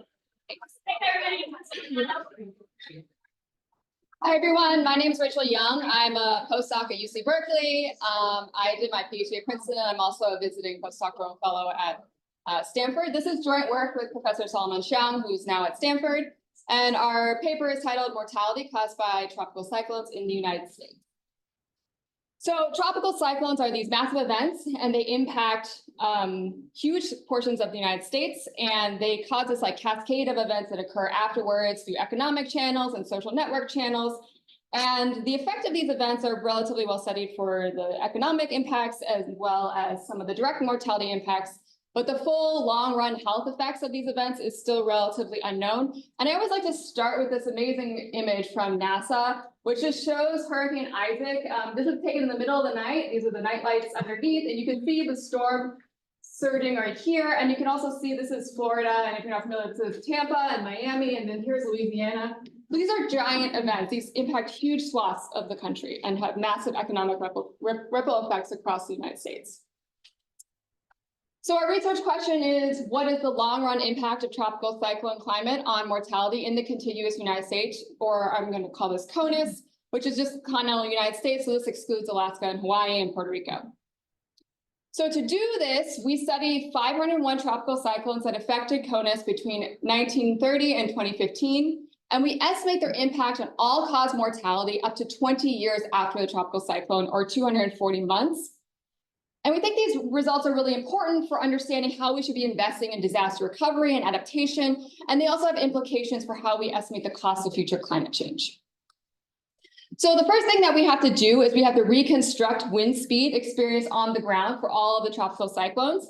So we do this using the licorice model, which gives us the wind speed experience on the ground for each pixel at 1.1 by 1.1 degrees.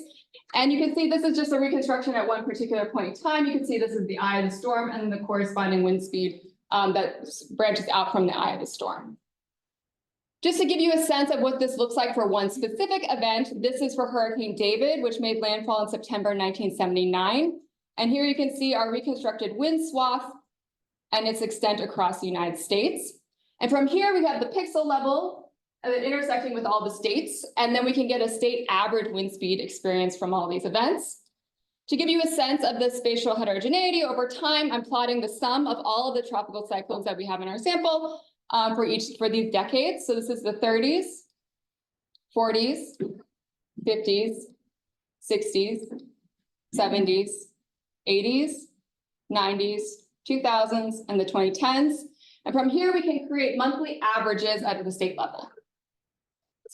This is what the state monthly maximum wind speed looks like in the time series. This is just for two specific examples. This is for New Jersey and Florida. And you can see that the timing and the location and the intensity of tropical cyclones are plausibly exogenous and random. States don't have control over what happens and where they're going to get hit and how intense the storms are going to be. And you can see that all of these different impulses over time for these specific storms.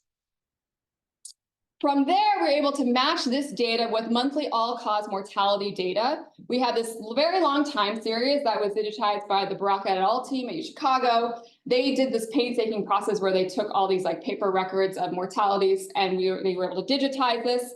They combined that with the machine-readable multiple cause of death database, and then we extended this using the CDC direct cause of death database.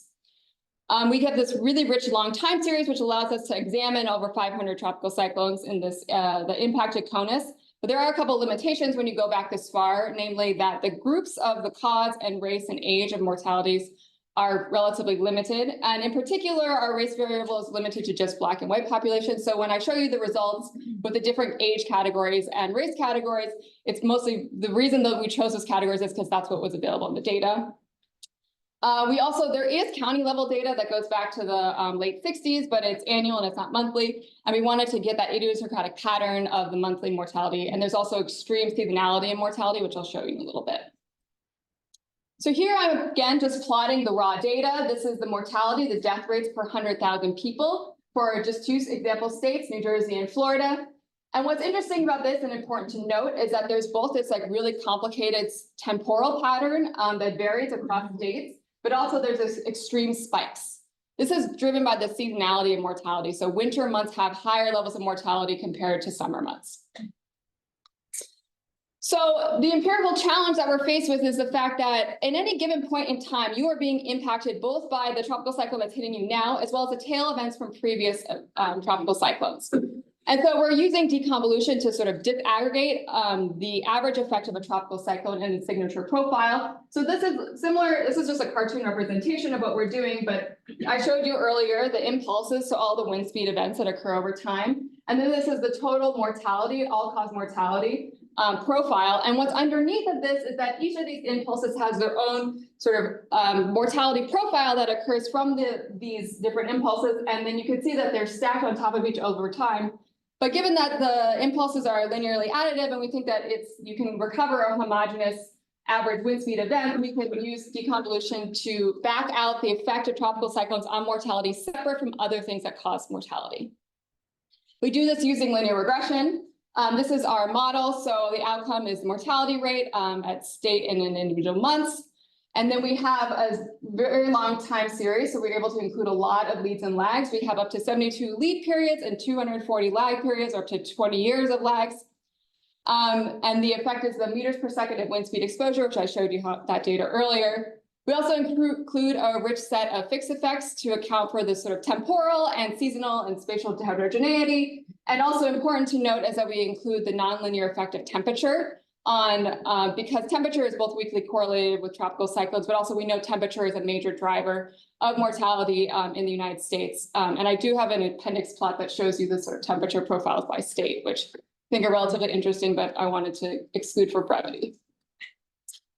So this is just to give you a sense of how well our data does at or how well our model does at predicting the underlying data. So again, the brown is what I showed you before, is that the mortality data over time. And then the red dots are the predicted values from our model. And you can see that we're both capturing that temporal pattern, but we're also capturing some of these big spikes that happen in these different seasons. And the overall square root of this is about 9.3. We wanted to make sure, though, that the model was robust to any kind of spurious correlation that could be driven by sort of differences in location and timing of the events. So we performed a randomization test to account for any kind of potential bias. This is a cartoon illustration of what this procedure looks like. So here I show you, this is like an example of what the actual data looks like. We have state level mortality data, and then we have the tropical cyclone exposure, which is a time series of data. The first thing that we do is we break the relationship entirely, where we totally randomize the exposure. This is like a falsification test, so we wouldn't expect to see any relationship between this sort of randomization of the treatment on the outcome, so long as there's no kind of underlying correlation that's driving the effects. Then we wanted to explicitly test for any kind of spatial or temporal pattern, so we do this by randomizing within state. So here we're just taking the sequencing, holding where the location of the impact was fixed, and just scrambling the treatment within that location. Then we perform a randomization across months. So we hold the time of the tropical cyclone fix, we scramble it across locations. And then finally, we hold the sequencing fix, but then we just scramble that whole sequencing to different locations. And here is the first part of the results for that placebo test. So again, this is a falsification test. So if we scramble the results, we shouldn't expect to see any effect. And that's exactly what we see here. So this is the across state randomization, which is sort of the most intense version where we hold that sequencing fix, but we just sort of scramble across states. And then we're plotting the effect for all the betas, so all the lag months. And if I take like a cross section here at 172 months, you can see that the distribution is centered around 0 and is approximately normal. I'm sort of spoiling our main finding here for you, but I think it's really important to show the randomization results first. So this black line here is what we actually estimate as the effect of tropical cyclones on mortality. And I'm also showing you here that you can see that our estimate of the effect is well outside the bounds of the randomization procedure. I'm also plotting for you the individual p-values for each of the betas relative to the randomization results. And then important to note is the joint significance for months 1 to 172 is a p-value of less than 0.012. And here are the results for all the randomization tests. Again, same story. Once we scramble the results, we don't see an effect of tropical cyclones on long run mortality, which is what we would expect given the falsification test. And you can see that our actual estimation falls outside of the bounds of the randomization results. So this is the main effect. These are just the betas from the regression. So this is plotted in event time. You can see we have 72 lead periods. So this is before a tropical cyclone, and then 140 lag periods. Again, the outcome is all-cause mortality per 100,000 people per meter per second of exposure. And in the period before the tropical cyclone, the effects are flat and centered around 0, which is what we would expect, given that we shouldn't think that the tropical cyclones are impacting you before they actually occur. And then the effects afterwards are persistently elevated for about 72 months and then decline back to 0 up to 172 months. And this effect is well approximated by the quadratic function that I'm plotting here. A sort of more policy intuitive way of thinking about the results is to actually show the cumulative effect, and mortality is additive, so cumulative effect makes more sense. So again, this is the effect before the tropical cyclone, normalized to the month before the tropical cyclone and summed backwards, and then this is the effect summed forwards. And we find that it sort of plateaus about 5 excess deaths per 100,000 per meter per second of exposure. And I'm gonna take this and make it sort of more comprehensible numbers, so don't worry so much about this per result. What I think is important is that it's rising and it's persistent and it's for significantly longer than we ever expected. And I'm also here plotting the means of the randomization for your reference, which are all approximately equal to 0. And this is the main result from the paper. So on the quiz later, this is the only thing you have to remember. Rachel, after about 172 months, if it comes down, the cumulative mechanically goes up. So this is the control group is coming up after. So you can think about this as excess death that would have happened later that are now happening earlier. And you can see here, this is this sort of decline. If we could go even further out, we would get more of a negative. This is sort of what you think of as a harvesting effect, or people are dying before they would have died otherwise, which is why the cumulative starts to bend down and eventually would probably go back to 0.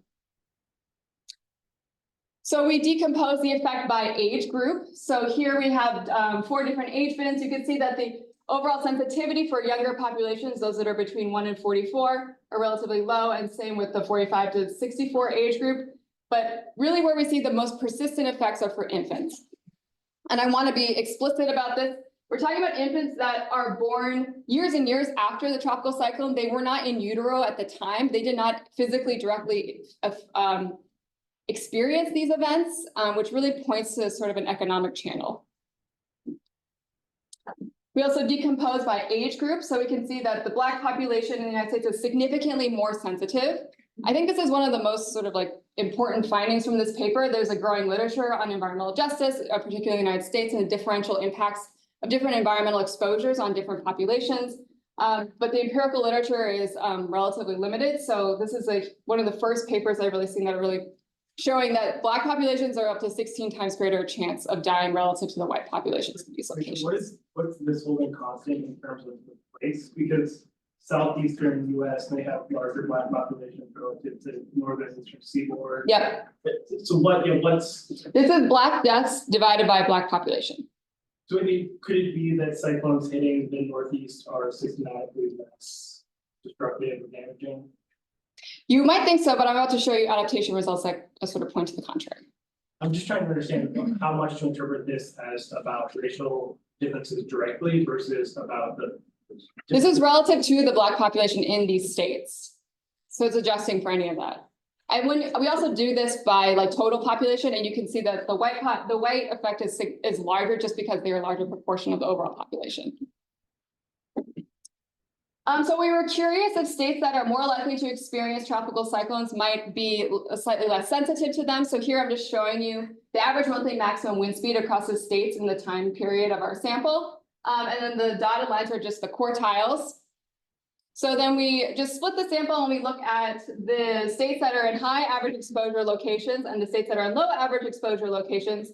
And we can see there is evidence of adaptation, that places that have more tropical cyclones are sort of more used to them and they're overall less sensitive, whereas places that are less frequently experienced tropical cyclones are significantly more sensitive. So then we took the regression results and we wanted to estimate what is the excess deaths for tropical cyclones in this time period. So at the top, I'm going to be plotting again wind speed impulses, and at the bottom, I'm going to be showing you the profiles of each individual tropical cyclone on excess deaths over time. So this is just for the first example. This is for Hurricane Baker, and you can see there's a very, very, very tiny wedge here, which is the excess deaths that are attributable to Hurricane Baker. And then these are for all of the tropical cyclones between 1950 and 1960. And then this is the full version of the figure. The colors here correspond to the decades in which the tropical cyclones made landfall. You can think of the top of this as the excess deaths per month from tropical cyclone climate. And then if we take the integral under this line, that gives us a total excess deaths from all tropical cyclones in this time period.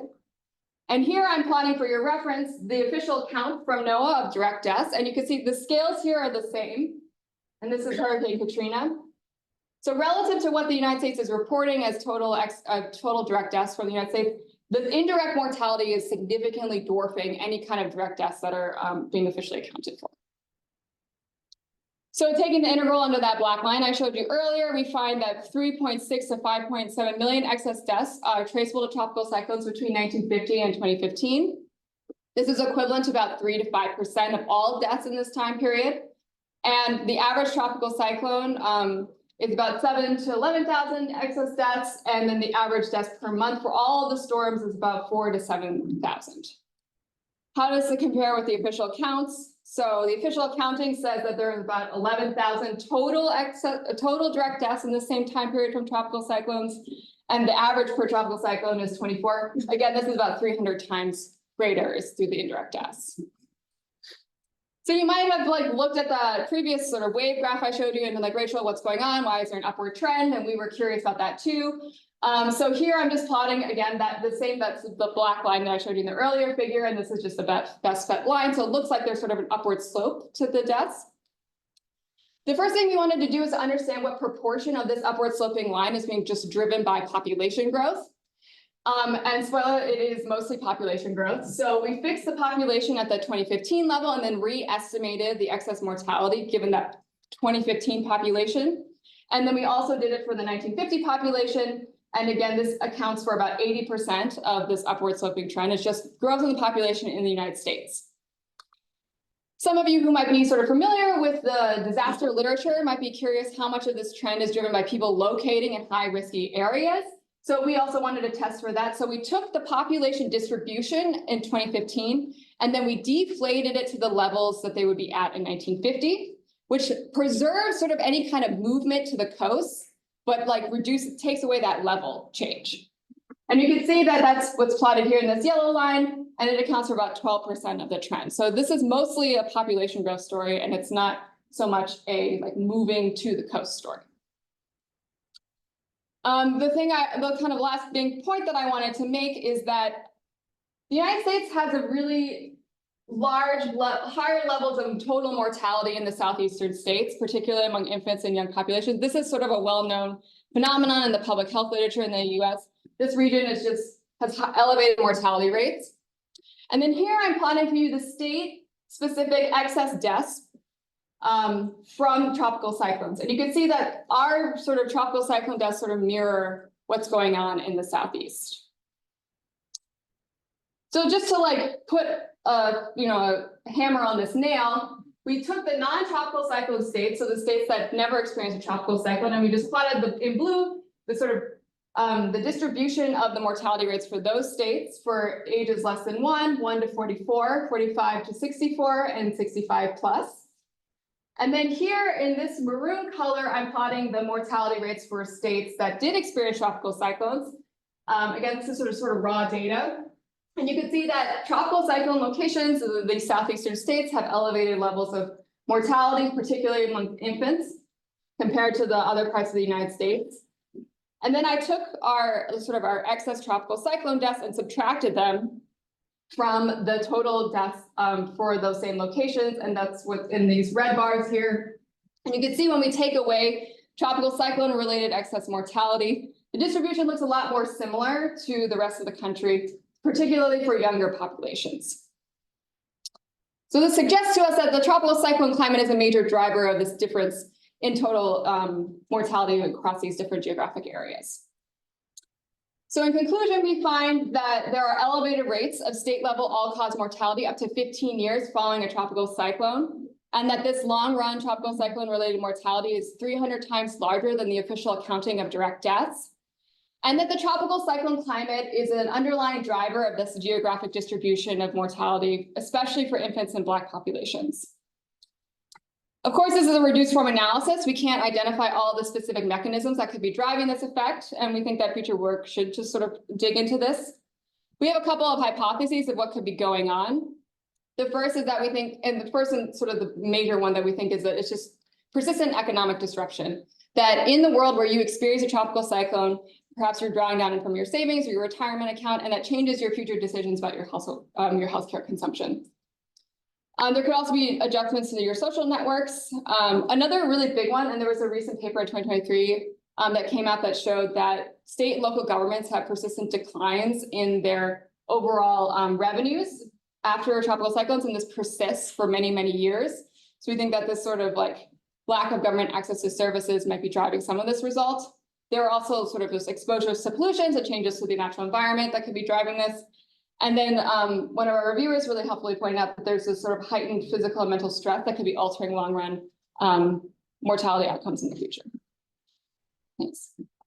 So can you decompose excess mortality by types, causes of death? Yep. We're again limited to the sort of groups in our sample, but we do decompose it to the extent that we can observe cause of mortality back that far. You can see motor vehicles, there's no effect, and this is sort of like a nice placebo test. Infectious and respiratory disease, I was sort of surprised to find that there was no effect. The biggest thing is for this other category, and this is sort of, there was that huge infant mortality that we observed, and infant-related deaths are sort of bunched into this other category. And if you look at this by black and white, is it the same graph, similar graph, or different? We can't separate race by cause, yeah. Sorry, I didn't want to next question. Thanks. Thanks.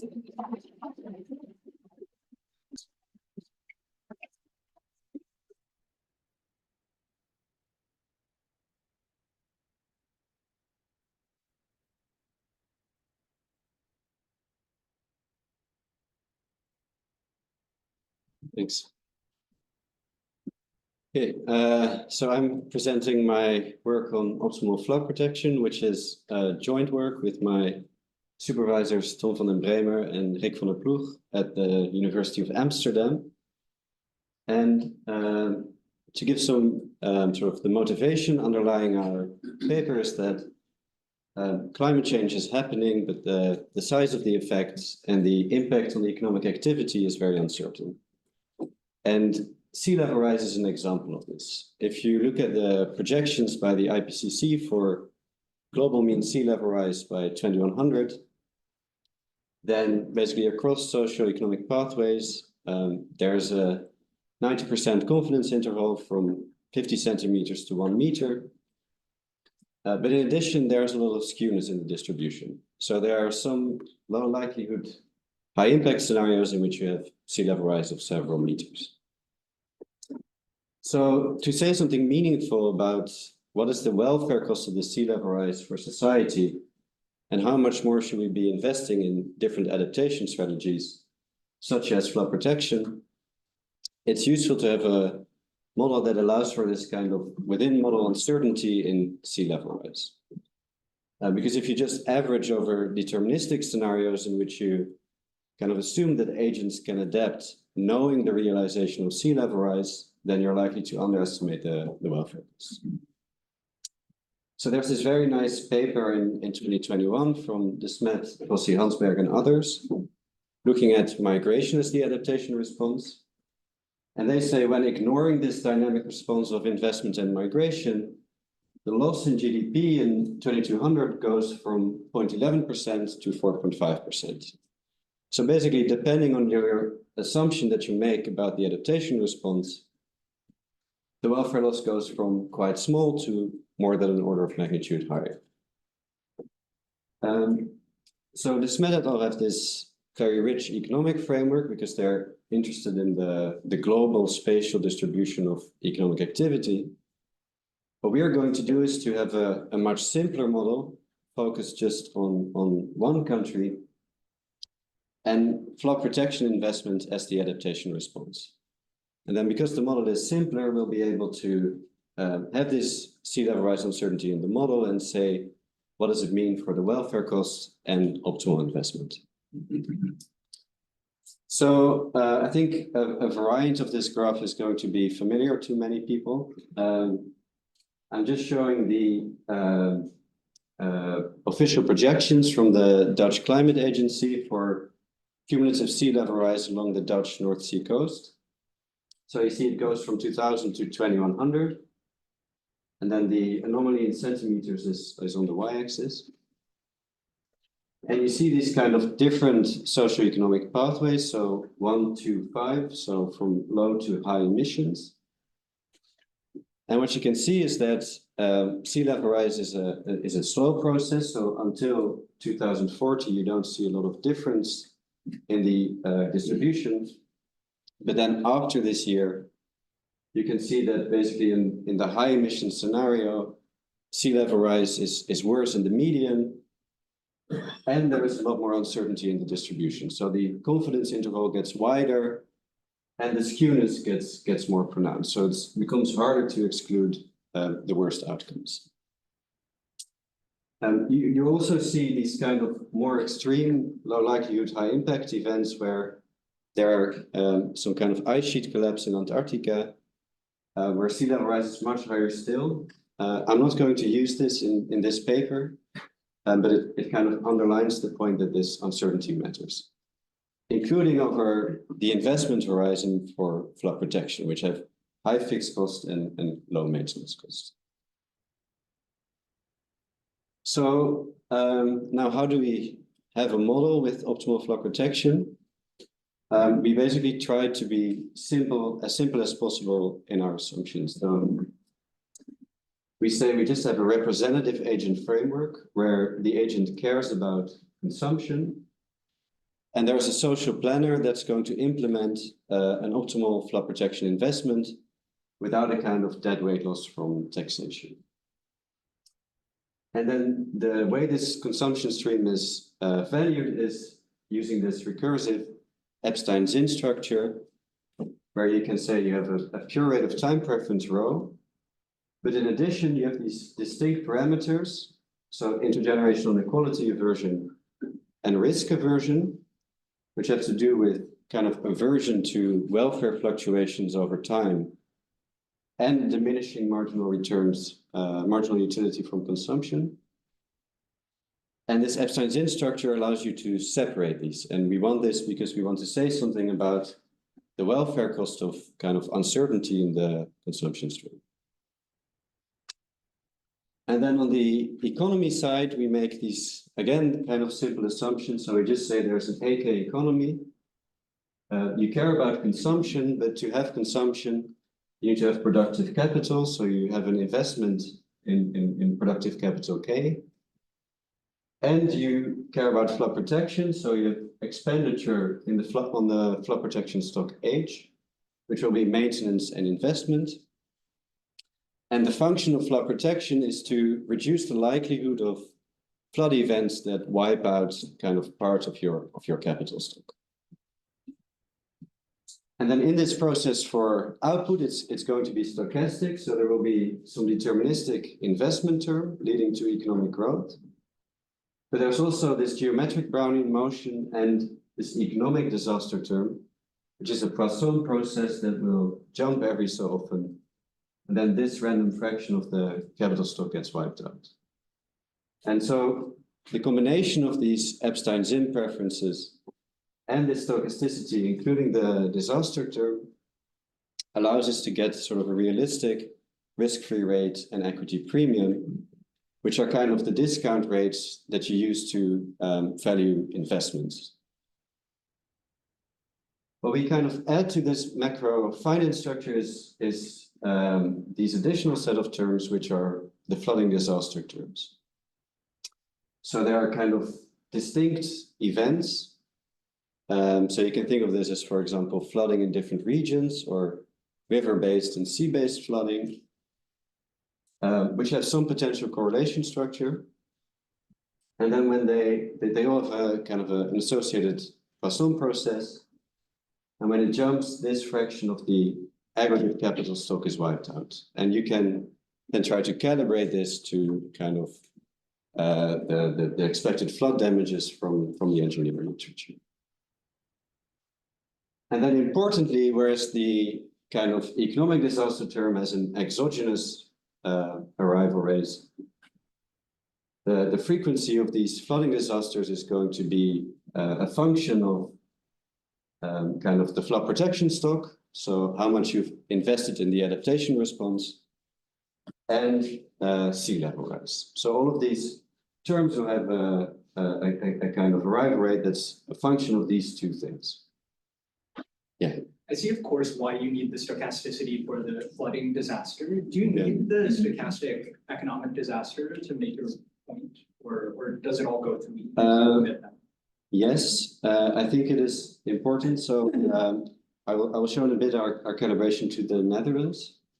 And there in the kind of official cost benefit analysis, they will have a risk-free rate that they use to evaluate the returns on flood protection investments and the correction for economic uncertainty. So depending on the value of this intergenerational inequality aversion, economic uncertainty is going to drive the optimal investments kind of up or down. And we want to be able to speak to that. Thanks. So now I kind of want to quickly say something about how do we find this function of the flooding arrival rate as a function of these two state variables. And basically we kind of exploit this functional form that's in use in the applied flood risk literature in the Netherlands. So if you look at the y-axis, this is a kind of a logged frequency. On the x-axis, you have the height of the tides hitting the Dutch coast. So all of these dots are kind of observations, and things get more extreme as you go to the right. And you find that this approximately follows this log linear distribution, and that's what we're going to use for this arrival rate function. I kind of also show this graph out of some kind of historical interest. So this is a publication from Econometrica in 1956. This is David van Danzig, who designed the kind of the first set of flood risk norm for the Netherlands. And he made this observation. Why does this happen in 1956? Basically because of this observation, which is the huge North Sea flood of 1953. And so quickly, the kind of the final thing, model ingredient is we kind of need to have some process to approximate this projected confidence band for the sea level rise. So I just show here the kind of the 90% confidence interval for SSP5 from the Dutch Climate Agency. So the red band is sort of the projection that we saw before. And then these black lines are kind of the moments from our fitted process. And kind of the point is we use this very simple kind of Brownian motion with trend and some skewness, and we can do kind of fairly well in matching this over a relevant horizon. Okay, so very quickly, something about calibration. When you try to then apply this sort of simple model to a real world case, you run into all kinds of complications that I basically cannot mention, but just kind of quickly, what are we trying to match to put into our model? Kind of three things. One is sort of the official exceedance norms for the Netherlands. So the current sort of legislated maximum flooding probabilities in different areas. So this kind of represents the policymakers' preferences for flood risk, which is something that we're kind of trying to approximate.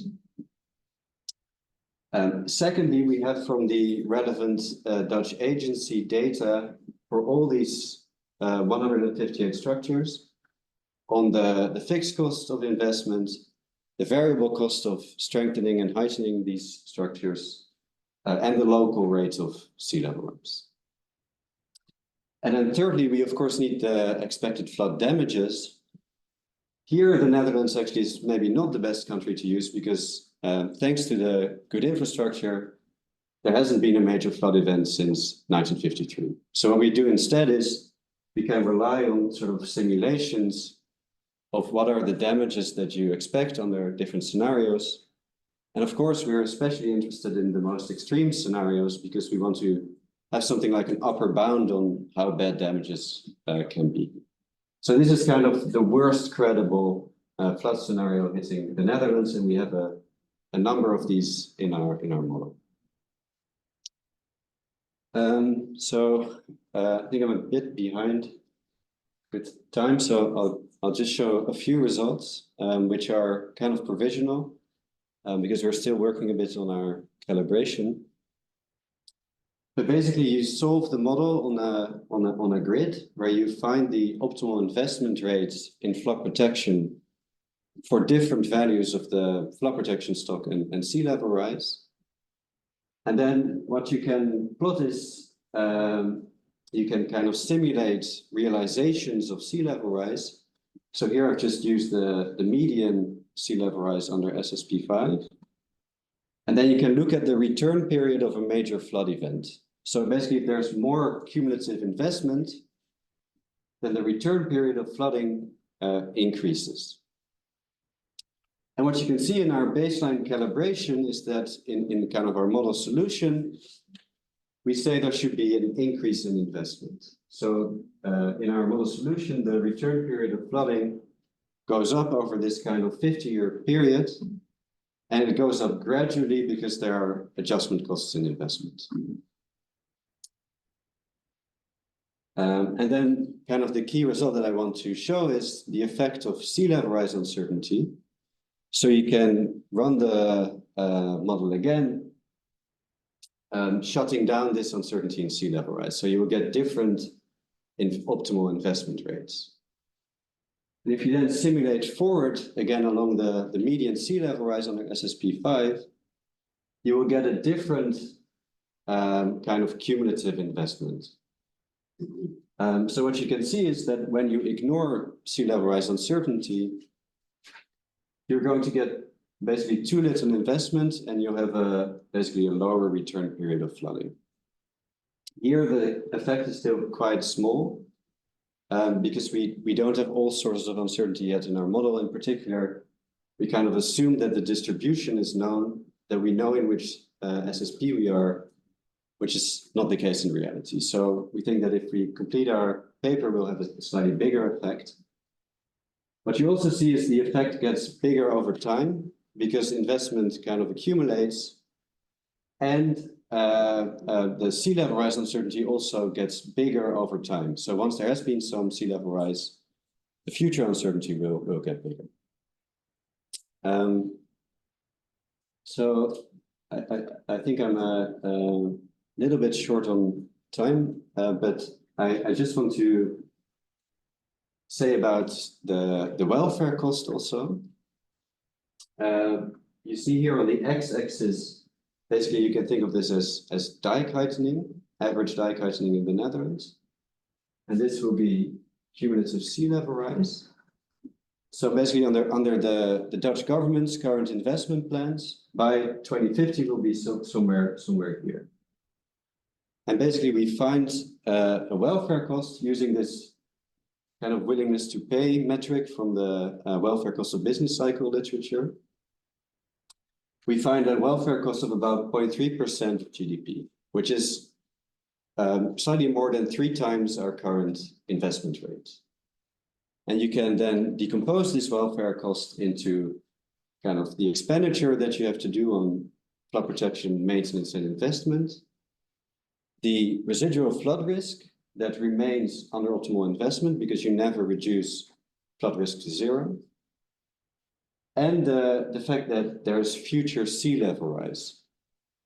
And if you do this decomposition, then you basically get that all 3 of these components add roughly 1/3 to the welfare costs in the Netherlands under our calibration.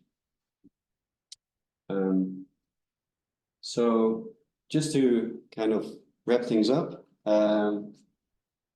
I think our current paper kind of straddles a bit the climate economics literature on the one hand, and more practical policy advice on the other hand, to get to kind of good quantitative results. Basically, we need to have some uncertainty over the distribution of sea level rise in our model, and not just uncertainty over the realization. So I would love to hear some suggestions about how to do this in a good way.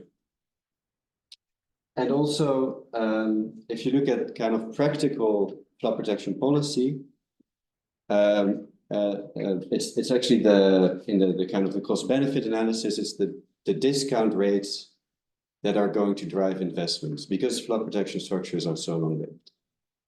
So what we also want to do is basically translate our results into different discount rates, where we can say by how much does sea level rise uncertainty lower the optimal discount rate for flood protection investment. And then we will have something that policymakers can understand a little better than our current results. And then there are also sort of broader economic questions. So basically our calibration is in a rich country, the Netherlands, where flood protection is kind of the obvious adaptation response. But there are other countries where there might be a variety of adaptation responses. So some land will be protected and some land might have to be given up. And these adaptation responses might also have different implementation horizons. So one thing that I'm currently thinking is it could be quite interesting if I can get my hands on some data from a developing country to see, can we actually do something with maybe different adaptation strategies in one model. But I would love to hear some suggestions for other ways to make this research more kind of relevant for climate economics. So I would end with that invitation. Thank you.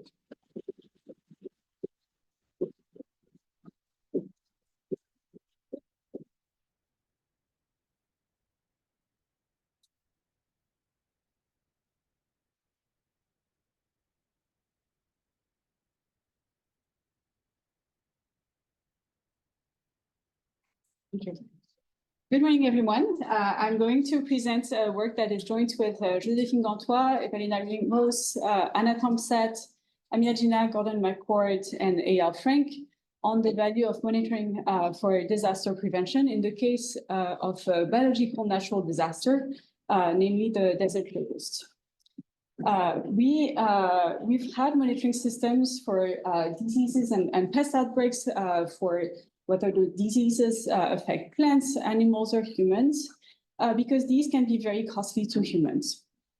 Those monitoring systems are put in place and typically include some surveillance, targeted preventative action when the beginning of the issue is detected to quench it really quickly, and then targeted adaptative action when the damage cannot be prevented. And these systems tend to be extremely costly, especially when they have to rely on active monitoring as opposed to passive methods. And you can think, for instance, of the Global Polio Eradication Initiative surveillance costs that exceed $79 million per year. The early warning system for the avian influenza has received a pledge that exceeded $400 million in 2006. And for the pest that we care about today, the desert locust monitoring system is estimated to cost around $39 million per year. So what are we talking about? This. So this is a locust farm.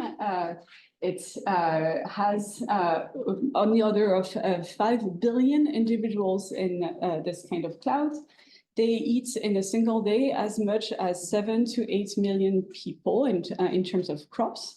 They do an extreme amount of damage and can cover an area as on the order of 100 square kilometers. So this is huge, and it causes a humongous amount of devastation in crops, pose severe threats to food security. So this is why we invest in monitoring systems to prevent that from happening. And so the goal of this paper is to answer this question at the top: what is the value of monitoring systems for the desert locust? And we're going to go about it in two steps. First, we're going to document the effectiveness of the surveillance and control efforts. And second, to see to monetize those surveillance efforts, we're going to estimate the impact of locust swarms on human health. And we face three main challenges in doing so. The first one is that monitoring is endogenous. You can imagine a lot of reasons, but two main reasons we think of are weather conditions and monitoring capacity. And that affects our ability to quantify point number one. Second, the areas where the co-monitoring takes place are the breeding areas for locusts, where the problem starts, basically. And these are areas that are remote places in the desert. And these places are far away from the places where the damage occurs, which can be several 100 kilometers away from those breeding areas. And that's because locusts migrate over long distances, so it's hard to connect the effect of monitoring in one place to the damage or avoided damage in another place. And then lastly, the monitoring is imperfect and incomplete, but it's particularly so in the places where the damage occurs, because I told you the monitoring is going to be focused in the breeding areas. So we're facing a big problem of non-classical measurement error. To address those empirical challenges, we're going to use conflicts and weather as shifters of locust monitoring, because I told you we suspect that conflict is going to affect the amount of people that are willing to go into the field to scout some locusts. Second, we're going to identify locust migration patterns in space to be able to connect swarm activity in one place or lack thereof to health outcomes in destination locations. So that's going to address the number two problem. And then for the third problem, we're going to use swarm dynamics and the teleconnections we have identified between sending and receiving areas to overcome our non-classical measurement error.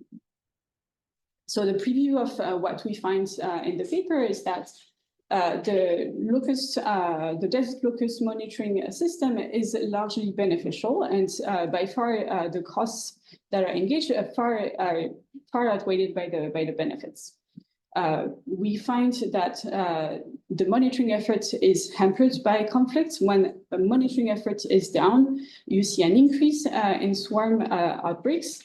And from our data-driven approach to inferring the connection between sending and receiving places for locusts, we can then calculate that exposure to locust swarm around birth, so 9 months before, 9 months after, negatively affects children development, and that enables us to finally conduct a back-of-the-envelope calculation. So what we do is we convert the negative birth outcomes to early childhood outcomes into stunting. We have stunting, we convert that into GDP losses, and we end up with a cost-benefit ratio of over 300 compared to the 80 we saw last time, which was already pretty substantial. I think it's definitely a no-brainer here to invest in desert locust prevention. We contribute to two, yes. Can I ask you something? Yes. One also additional challenge that I see it is that not only monitoring is endogenous to weather condition, but the locust outbreaks themselves, right? They Yes. swarm in also when there are good conditions for agriculture, right? Exactly. Exactly, and that's I'm going to explain that later on. But that's one of the problems we're very concerned with. Yes. Bruno? Yes. Okay, so we contribute to, so you're here. We contribute to the literature in two ways. One that is on disaster prevention and the evaluation of what that does. So here we study a specific type of disaster, which is a biological natural disaster, which has this property that if you don't quench it early on, it amplifies. And then the literature on the social and economic consequences of plant pests, and specifically locusts, to which Bruno and has been contributing. So some background on the desert locust and its monitoring system. So a locust is like this. They start in this form in the left-hand side, which is pretty innocuous. It's locust that is solitary, lives in low-density population in remote desert areas, and is practically harmless. When following an event of intense precipitation and intense greening in the desert, they will multiply and breed, and over a few generations transform into this, which is the one biblical plague we have been thinking about. And so these locusts come in very high populations, get into a frenzy of feeding and reproducing, and migrate over vast swaths of area to devastate the crops or any vegetation that they find on their path. They I told you they migrate, and their migration is weather dependent. They typically follow prevalent winds. And their geographical footprint is characterized by those swings between recession years, in which they are confined to desertic areas and typically live in the solitary phase, to plague years, where they migrate in that form across wide swath of territory and cause damage and also cover more ground. So the locust monitoring has been around for not for a while, but the turning point is really in the 60s, where the FAO was formed post-World War II, and modern pesticides and airborne spraying became available. Currently, there's an international monitoring system that is being managed by FAO, which involves monitoring the global locust situation and telling donors and affected countries about that situation to raise funds and aid control. And the FAO also coordinates an observation network. The observation network is where we get our data from. This is data collection that is done on the ground by FAO field staff and local self-reporting. And this reporting has benefited from GPS devices since year 2000. That reporting consists in information on the location, the stage of locust biology, the detected locust is in, whether it's an adult or a young, whether it's in gregarious or solitary phase. The control efforts, if any, so typically pesticides, and the ecology, what is from the ecology, which is the state in which the vegetation is, so how much greenness there is, and the soil moisture. And as I've mentioned, there is a greater data collection at work in breeding areas. So this is what it looks like. So we have observations that are over time dependent on whether there's a plague or not. And that's the various categories of things we can observe. And I told you breeding areas are crucial because that's where the problem starts and where the monitoring is the most important. And we're going to use that for our identification strategy later on. So it was very important for us to identify what those breeding areas were. So we construct them in a data-driven way. We take all the locust observations that are labeled breeding, and we construct clusters in space for each season of breeding. So we have summer, winter, and here you have spring. So we use clustering algorithms to produce those spatial clumps. To minimize within cluster distance and maximize between cluster distance. And so that's what you have in the end is those categories. And so basically the colors represent the clusters and the points are the observations that served to identify them. And if you map that to admin1 regions, that's what you get. And you see that, for instance, these two clusters share an admin1. And we usually compare what we get with our clustering algorithms to the map that I showed you before produced by the FAO, and there's nothing crazy. So additional data, I told you that the locust activity is weather dependent, so we have temperature and precipitation from era 5. I told you conflict could significantly disrupt monitoring, so we're going to test that with the Uppsala conflict data program. And finally, our outcome variable is children's health, so we're going to use microdata from the DHS. So we're going to go in several parts, and we are starting with the effectiveness of surveillance and control, so pretty much following the order of problems that I've shown you. So to see that, we regress monitoring on conflict. Monitoring is here in the shape of a dummy for any monitoring done in that admin1 unit A in month T. We have other variants on that. And conflict is a dummy for any reported armed conflict event within that same area, same month. And then we have a bunch of fixed effects. And we restrict the sample to breeding areas because that's where we are most confident the data is accurate. And we're also most interested in failures of the monitoring system. And we find that no matter how you specify conflict, whether it's a dummy, whether it's the share of previous 12 months with conflict onset within the previous 12 months, and there is an ongoing conflict in the past year. Conflict serious importantly decreases monitoring locally in the same admin one unit in the same month. You could say, well, monitoring, it's maybe if there's a failure of monitoring, it's not so bad. So what we do now is we go one step further and we add the swarm observation consequence of that. So on the left-hand side, you have we detected any swarm in that admin one? And on the right-hand side, you have an interaction between conflict, which hampers monitoring, and precipitation shock, which favors locust swarm development. We interact, so this conflict variable with a precipitation shock, which we define as the share of recent months that have had a positive precipitation shock, so a lot of rain.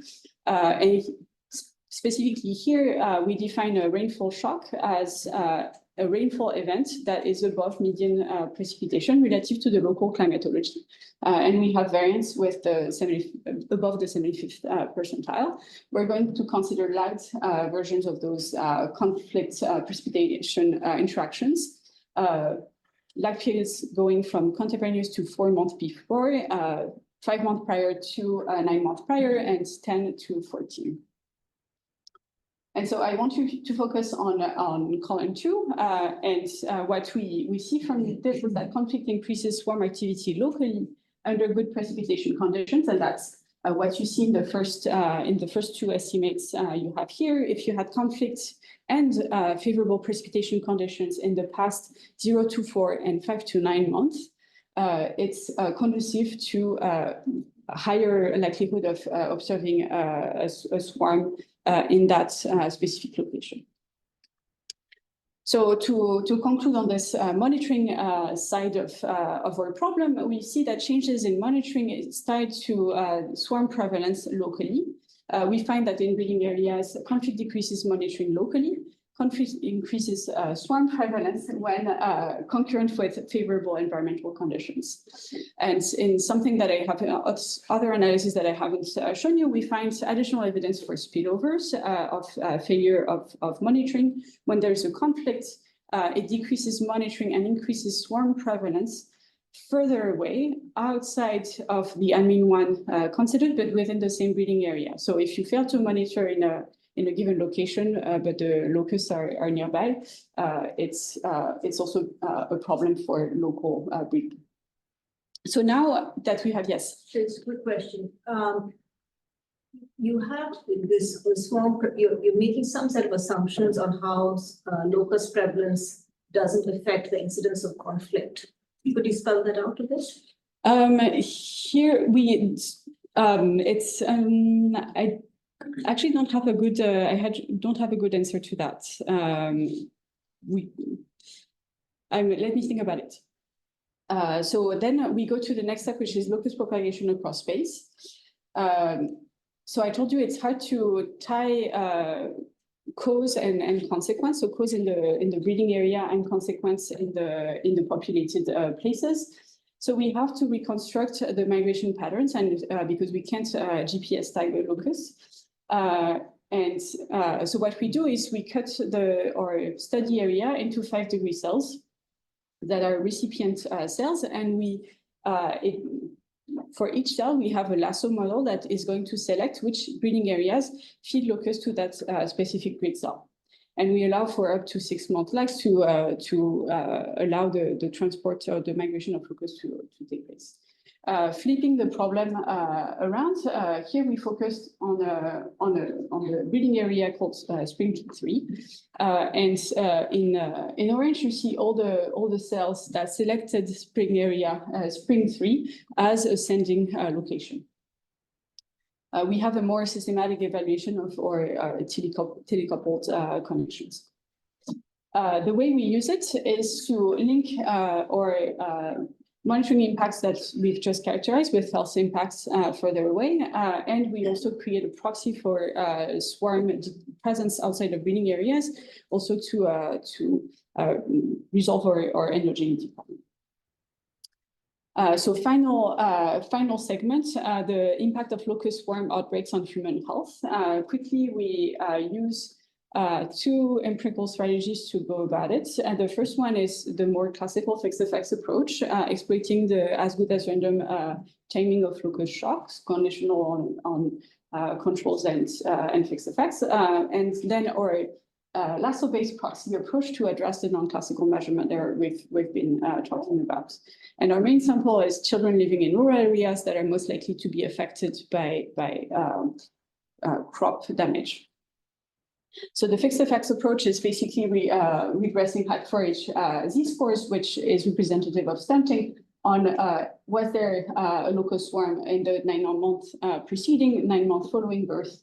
And I'm not going to dive into the controls, etc., because we're out of time. And then the proxies challenge is going to try and limit and address the limitations of this fixed effects approach, because as I told you, monitoring is not so good. So we have a lot of likely false negatives in the places where children are.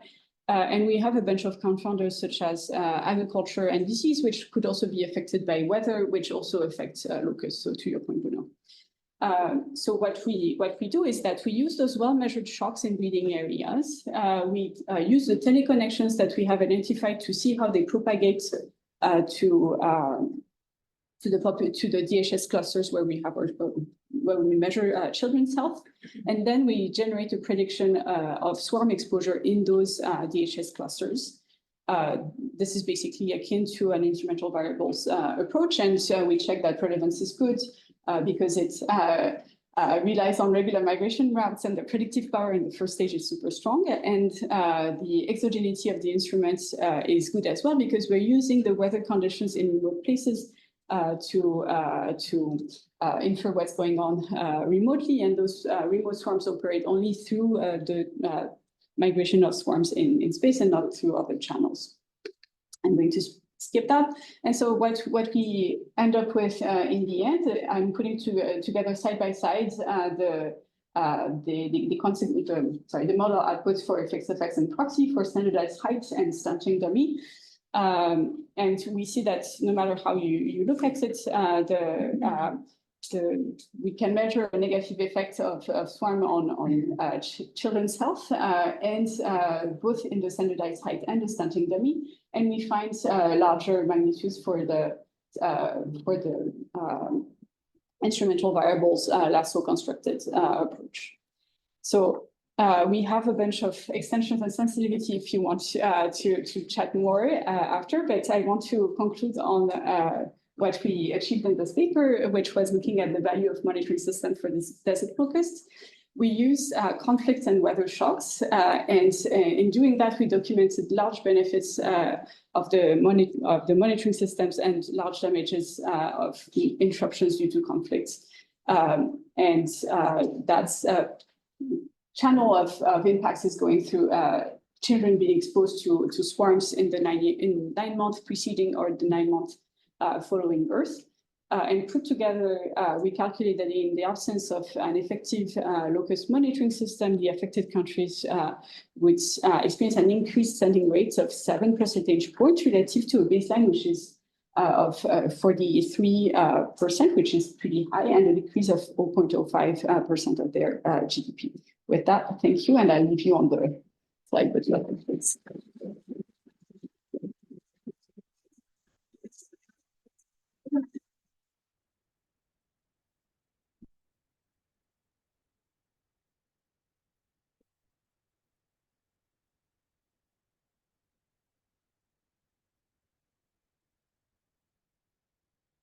Okay. Thank you.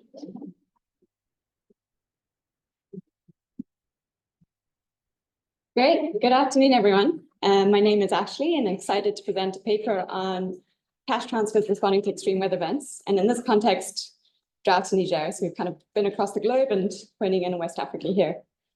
This work is joined with a couple of other folks at Oxford and the World Bank, who are testing some of these new approaches to building shock responsive social protection systems. So we know that climate change is having big impacts on development and efforts to reduce poverty. So the question is really, how do you mitigate those effects? And there are two streams of policy responses that are currently undergo. One is building ex-ante programming that builds resilience before shocks occur, or trying to improve how do you respond once those shocks come around. The challenge is, until now, humanitarian aid, which is typically delivered once a shock occurs and you can actually measure the need, often reaches households late.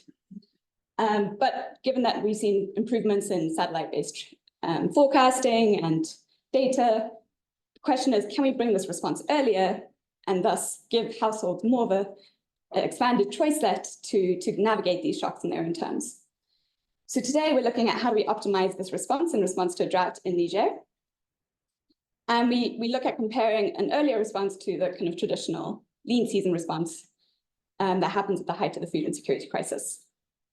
So this speaks to the seasonality puzzle. This is a context where these are rain-fed agricultural households who have one harvest every year. They then have to smooth that consumption throughout the year. And it's typically the lean season that occurs in the months running up to the next harvest, when food consumption is reduced. Droughts are likely to amplify these seasonality in consumption and income, but it also presents a window of opportunity to act in all these months before, given that the traditional response comes in typically at this point in time. And so what we do is we have a RCT with the Nigerian government, testing whether varying the timing and the size of cash transfers relative to the trajectory of this drought response could improve welfare. And in particular, we compare delivering an earlier cash transfer intervention before the lean season compared to during the lean season, and then this kind of monthly smaller cash transfers delivered throughout the year. Important to note that there's no pure control, so we're really testing the effect of differences in transfer modality. So how does this link to what we already know? We know there's an expansive literature on cash transfers, and that cash transfers already in place can help households cope with shocks. But the timing of cash transfers as a question has not really been looked at to date, although there is some ongoing work trying to see whether we can deliver cash ahead of floods, which is a sudden onset event. But that might look quite different if you want to think about the context of a drought. Floods tend to have large, immediate impacts on assets, whereas droughts can be a slow burn that impact production, typically agricultural production, with food consumption effects manifesting many, many months later. And it's not clear that an earlier response is necessarily better. So the lean season traditional kind of humanitarian response is delivered when food insecurity is at its peak, when households are already cutting their consumption. An earlier transfer has the potential to provide liquidity at a time when they can still diversify, say, livelihoods or take preemptive actions. But if they can't save, then it could end up backfiring during the lean season itself. Of course, size also might play an impact. You might think that a regular cash transfer throughout the year might help smooth consumption better, but larger transfers have been shown to be more effective for investments that are lumpier in nature. Similarly, in the seasonality literature, we haven't quite solved the puzzle for why people are experience consumption volatility, but there has been some literature showing that access to credit can help mitigate those impacts. But they've been given at different points of the agricultural cycle. So before the lean season, when production decisions are being made, during the lean season, when those liquidity constraints are really being felt, or after harvest, when there's an opportunity to arbitrage. But there's no one that's really tested whether varying the timing of that liquidity matters. And so that's what we do by varying the timing before and during the lean season specifically. And what we find, thankfully, we find that the large early cash transfers are welfare improving. They improve food consumption and food security, as well as psychological well-being. This is very much in the short term, before and during the lean season. And we find some signs that there is some consumption smoothing across this kind of crisis period. We find that these early transfers really impact financial behavior, but in this really severe kind of humanitarian crisis context, there's been no changes in investments in livelihoods. And after the lean season, the effects tend to converge, which kind of raise questions of what does it mean to build longer term climate resilience in contexts like Niger. Yes. So how do you know there's a drought, or is this just like a lean season? I mean, what's the difference between the two? Good question. So I'll show you here. So we use satellite data to kind of monitor that there has been a failed rainy season below average rainfall. And I'll speak about that in the next slide. And in particular, this was in 2021, this was one of the worst droughts in quite a while. I think there was a 1 in 10-year return period to this drought. So there were long dry spells at critical points of the cropping cycle in a given rainy season. And like I said, the lean season then follows the following year thereafter. And this had boosted food insecurity levels to unprecedented levels and had even national level effects. And so what the World Bank did in collaboration with the government is they had set up these triggers based on the Water Requirement Satisfaction Index, which kind of measures water adequacy in the soil during that given harvest. So what we're observing, what these triggers are based on is observing whether there has been shortages in rainfall in a given rainy season rather than predicting or anticipating whether this is going to happen. Of course, that's where we'd like to go, but forecasting that is really difficult in these contexts. So we're not there yet. The idea is if you can observe this in real time during a rainy season, then at least you can make decisions about how you're going to plan ahead to the next lean season. Typically, what the government will do is meet in November and then again in March to come up with the lean season response, which is already a month or so after we started these early cash transfers. I have a clarification. Yes. So is the unit of randomization the household for you, or it's the village? Yeah, it's the village. So everyone in the village gets the same time. Exactly. So we took out of a subset of unions where we were monitoring these triggers, 4 activated, and we took the 3 closest to Niamey, where there was a severe drought.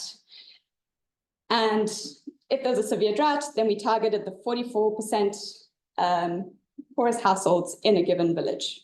And so this is based on proxy means test data that was collected after the triggers were activated, because there's no existing registry in this context. And that's approximately 15,000 households. Note that they are not covered by any existing social protection system. So in terms of the experimental design, as I explained, there's these three arms. And the traditional response in that year got activated in March and then was delivered. Well, our traditional response was delivered at the same time as the actual traditional response. Let's put it that way. Across these 3 arms, we used the same targeting protocol. So we did the government-led proxy means test data collection before we launched the study. And we kept the total amount constant. It's about 3 months of food expenditure. Again, we don't have a pure control, so we're really testing the differences across these modalities. And we collected in-person data just before we started, and then a series of kind of high-frequency surveys that we pool to come up with these 3 different periods: the pre-lean season period, lean season, post-lean, and then an end line that takes place 6 months after the last cash transfer and 9 months after the harvest. So this is really as households are entering into the next lean season a year later. This is the estimation we run. The main thing I just want to flag is, again, we're going to be running this regression within each of those time periods, so pre-lean, lean, post-lean, comparing the early interventions to the traditional response.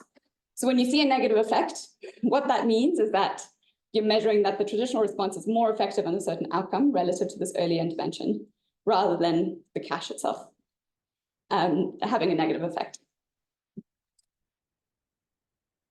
So we look at 3 kind of primary outcome variables. These are really the, food security and food consumption are the welfare outcomes that humanitarian actors in the government really care about in this context as being the best proxy of household welfare for these really very poor subsistence farmers. And we look at kind of dietary diversity as proxied by this food consumption score, which is often used by these humanitarian organizations, which measures how many days in the last week did someone consume different types of food groups. And so what we see is that the early short and the pre-lean season period has an effect. It's about a 8% effect on this dietary diversity relative to the traditional response. And then during the lean season, the traditional response does better, but the effect size, well, we can't reject this for sure, but it's a little bit smaller than what the pre-lean season response is. So what we do here is we present two tests. One where we test whether the pre-lean and lean season estimate in the Nesta regression is equal to 0. So is this effect basically bigger than this effect? And then here we test whether the means within each group, whether you can reject equality. And what we can see here is for the traditional response in early long, we reject that these means are equal, whereas for the early short, there seems to be some kind of smoothing of their food security over time. So it goes up in the pre-lean season, and then they're able to sustain it into the lean season when they're not receiving the cash. When we look at the value of food consumption at a monthly level, we see, again, similar patterns. For the early short group, food consumption goes up by 18% in the pre-lean season period, goes kind of back down relative to this traditional response during the lean season. But this time we see that this effect is significantly larger than this effect, although we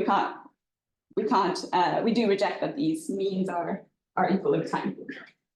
The other thing to note is that in both, well, especially in this previous graph and here, we cannot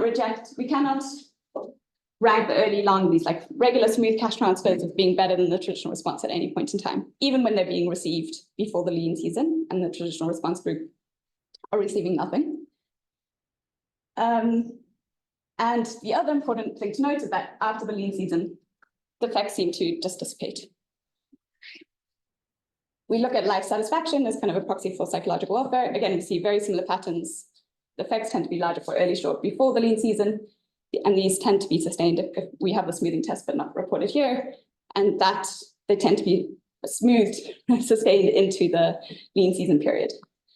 We also look at mental health as a more rigorous kind of measure of depression symptoms and see very similar effects. And these are large effect sizes, concluding that these early short cash transfers really provide a peace of mind to these households, which might matter given the literature on like scarcity and other behavioral responses that might exist in terms of the stress that this lean season response could put on households.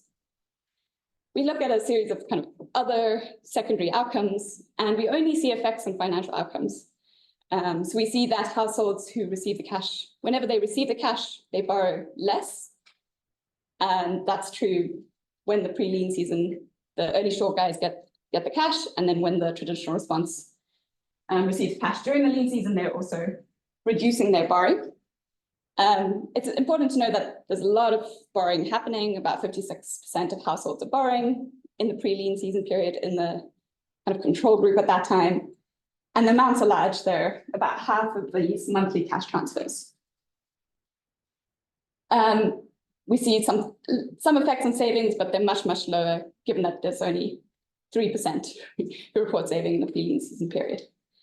And lastly, we look at a series of different livelihood kind of activities. There's been a lot of literature on these cash transfers in response to drought and floods, suggesting that people can use the cash and liquidity to diversify their portfolio, for example, going to non-ag businesses or searching for wage employment. And so we construct some indices across all the outcomes we have in each of those categories. And the answer is we just see nothing. We can't make any conclusive claims across each of those periods, whether it's the pre-lean season period, the lean season, post-lean, or even end-line. And here we also have a slightly crude, but still quite a long module trying to measure agricultural output at harvest. And this is all at the 5% level. So just to conclude, based on what I've shown you today, we conclude that the early intervention seems to have the greatest impact on welfare by taking into account these different patterns of consumption and kind of psychological well-being before and during the lean season.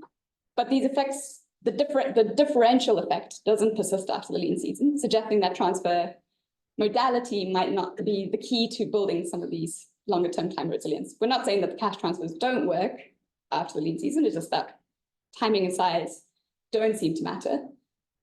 What else do we learn? Rural households adjust their behavior several months ahead of the lean season, and they take on substantial debt, suggesting, but that's yet not enough to smooth the consumption. So that traditional response group is already adjusting their consumption in those months prior.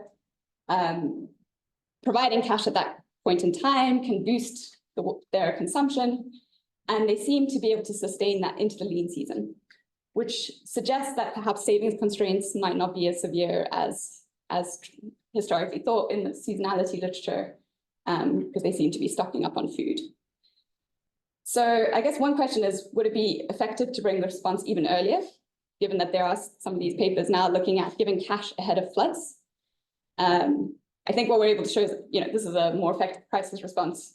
And of course, it would be great to look at this question, but we first need to invest a lot in forecasting and hydromet tools in these types of contexts to be able to do that.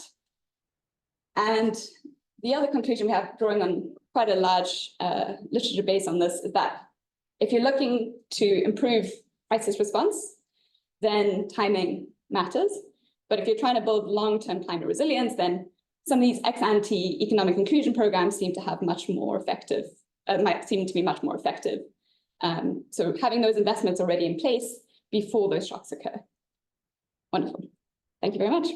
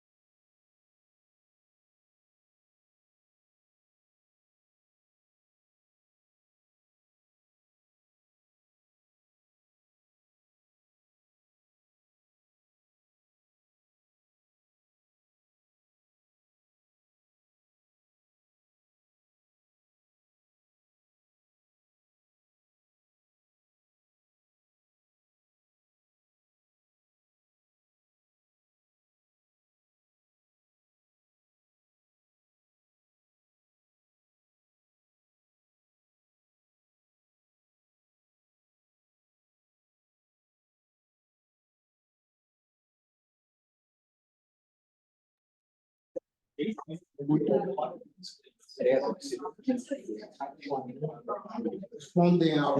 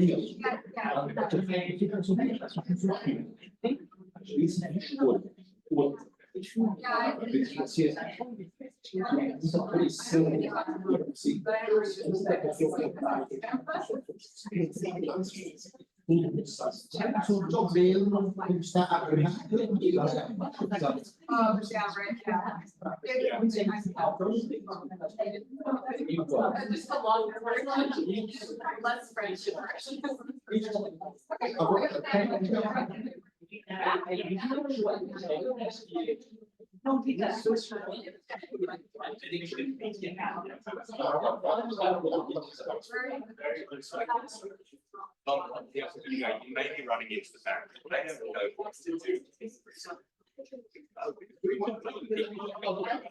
Like, not just like a big I really don't understand. That makes that hard. I guess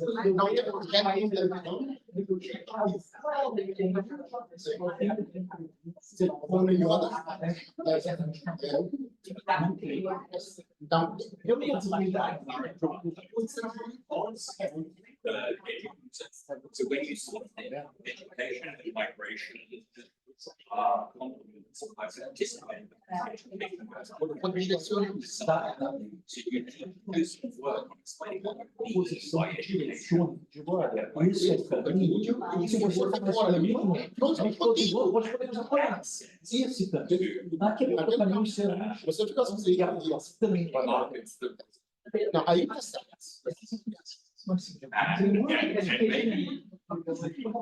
Something you need a different. Because otherwise, when you read the motivational factors, we're getting yellow. Now I have to like, where are we now? And this is just kind of dig in.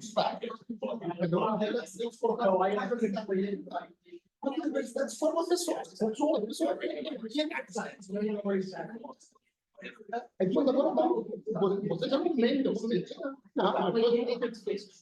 não, But I did it.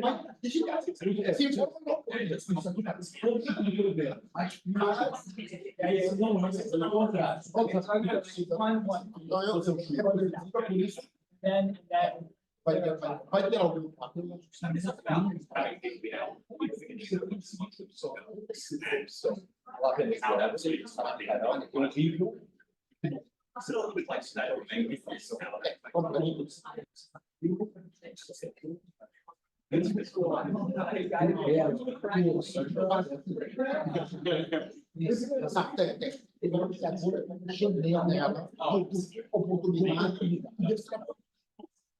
Eu acho que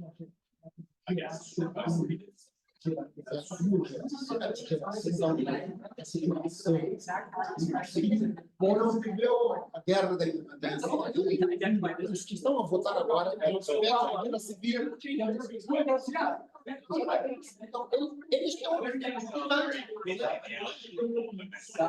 não é só.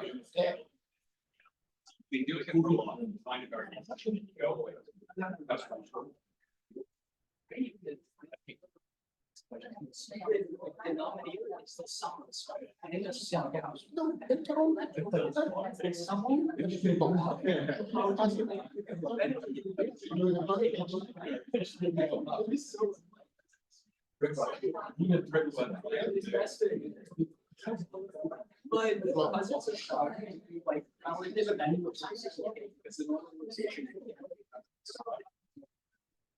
So it's your best.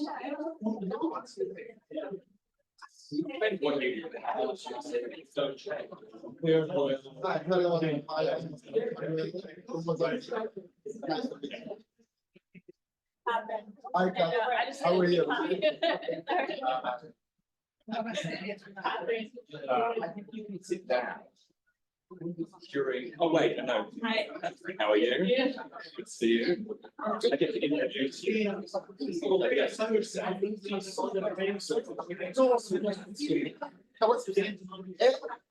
Dá para guardar ela sai depois, só tem o avião, bota.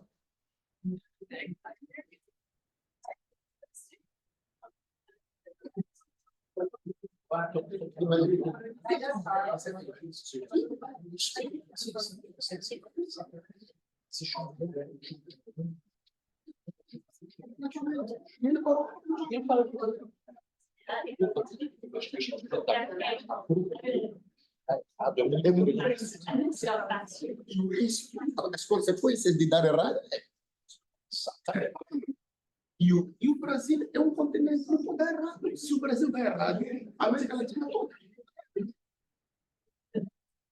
Okay, welcome back. I'll take advantage of the lull in conversation. We're now going to have a 2-hour session. It's going to be divided into 2 parts. First of all, we're going to have a master lecture where we have Catherine Wagner and Claire Balboni, and they're going to tell us what we currently know as academics about natural disaster insurance. I believe that Catherine is going to tell us more about things that we actually know from developed countries where there's a lot of data, and Claire's going to tell us more about things we don't know from developing countries where there may be less data.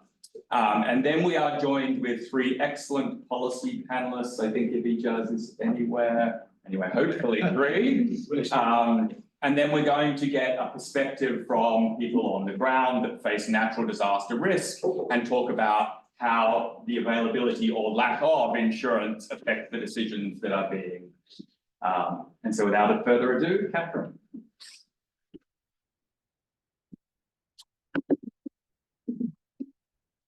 Great, so still connected. Perfect. All right. It's great to be here. Arrived a little bit later than expected after some travel delays, so I'm very excited to tell you about natural disaster insurance.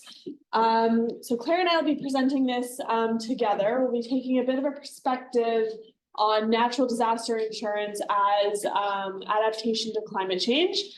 This is, in our view, a rapidly growing literature. And so we have 60 minutes to give you an overview of natural disaster insurance around the world.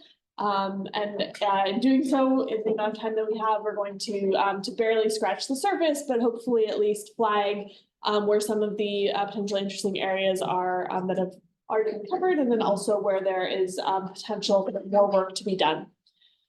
So we're going to focus first on how natural disaster insurance markets are potentially different from other insurance markets that are more typically covered in public finance courses. Then we'll talk about what some of the key economic challenges are, or what we view as the key economic challenges in these markets, and then how these challenges affect both insurer and homeowner behavior. So look a little bit at both the supply and the demand side. As was mentioned before in the introduction, we're going to distinguish between developed and developing country applications. There has been, in our view, more work on developed countries. So we'll provide a little bit of evidence on how insurers and homeowners are responding to some of the challenges in these markets in those settings. And then also what we view as key challenges and open questions in developing countries. Throughout, just to flag, we're going to distinguish markets for natural disaster insurance, which we view as floods, fires, and wind, and keep those separate from the literature on more microfinance and crop insurance, which typically have other objectives than insuring against the natural disaster only. And then throughout, as I mentioned, we'll highlight some of what we know and some of what we don't. And I would love for this to be interactive. So throughout, if you have questions, please do jump in. So I cover some of this material in my graduate class that I teach at UBC. Kind of start off the course telling the students we're going to spend about 30% of the lecture material on insurance. And it's a little bit of a hard sell. I don't think insurance is an inherently sexy topic. It takes a little bit of convincing for them to stay enrolled in the class, so bear with me. I do think it's actually becoming easier and easier to motivate this to students. And this is largely, in my view, because the students themselves, and perhaps you in the room as well, and we'll hear more later, how people are actually experiencing natural disasters themselves. So drawing from my own experience here on the left, this is an image of a mini tornado that hit Montreal in 2023, where I grew up. Montreal doesn't normally get mini tornadoes in my experience, so this was quite unusual and quite destructive. The image on the right is a view from my apartment where I lived in Berkeley, California for a couple years. This is in 2020, sort of fondly referred to by those of us who lived through it as the Red Sky Day or Mars Day. This was actually, the air quality itself was quite fine, but the particulates are really high up from wildfires were turning everything quite red. More generally, these events don't exist in isolation, but reflect this trend in the increasing severity and cost of natural disasters. So this graph shows this upward trajectory in economic damages from natural disasters. And I guess the first main takeaway is, in fact, this striking upward trend. But the second main takeaway is the extent to which natural disaster insurance markets have significant growth potential going forward. So the blue in this image here represents the insured damages in each year. The red are damages that are uninsured. And so going forward, right, we can imagine that this blue bar is going to creep upwards and these markets are going to become even more important into the future. And of course, right, if we, now this graph I just showed you finished in 2018 or so, we can project this forward. And at the moment, right, this doesn't look like this is going to be getting better. So this chart from the Climate Impact Lab shows effects on mortality, coastal flooding, agricultural productivity, and so on throughout the world. So my grad students really appreciate this motivation to explain why this is an important topic. I think for folks in this room, maybe you need a little bit less of this. What are we going to do today? So we're going to start by providing an overview of natural disaster insurance markets and some of the challenges on both the supply and the demand side.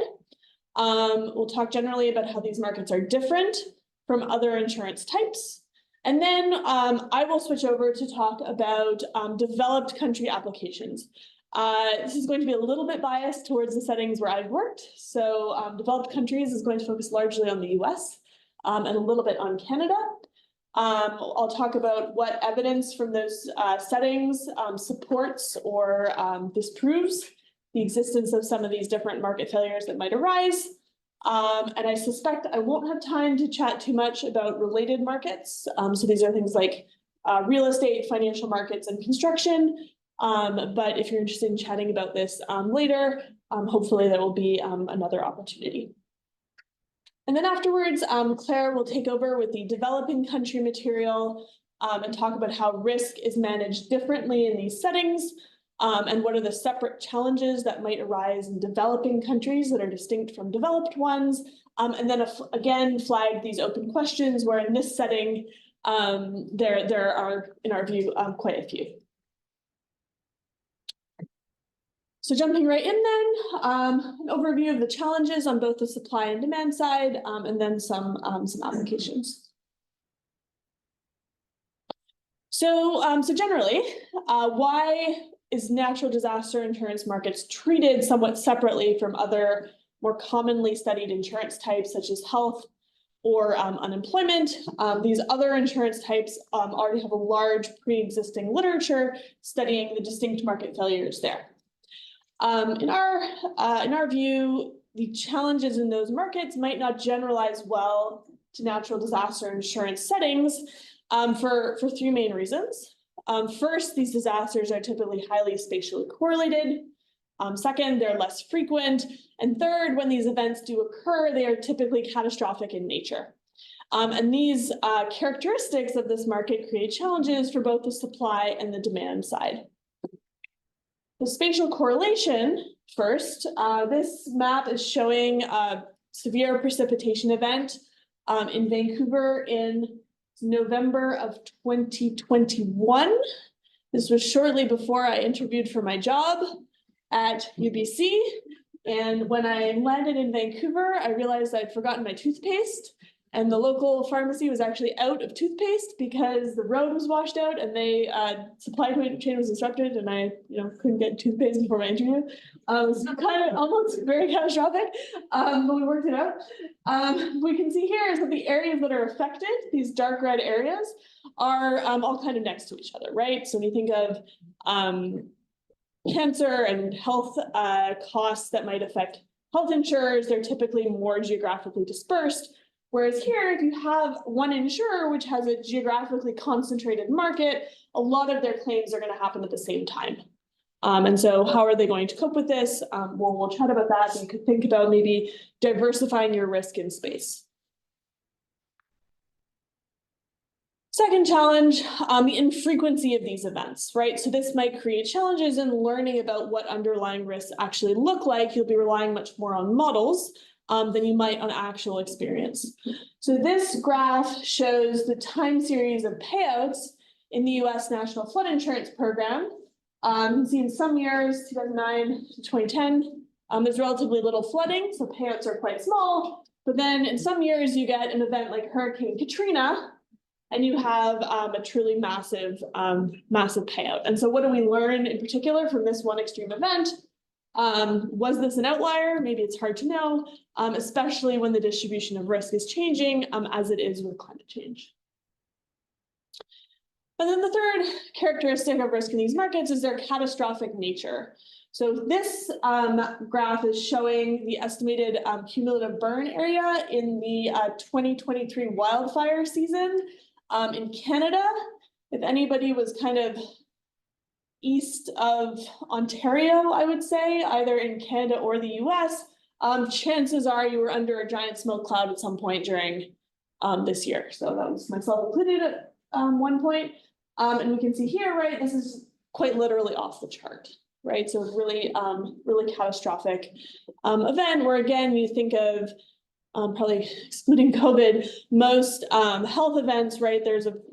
In any given year, a certain portion of the population will have any given disease, and so there'll be a smoother trend in insurance payouts on the part of the provider.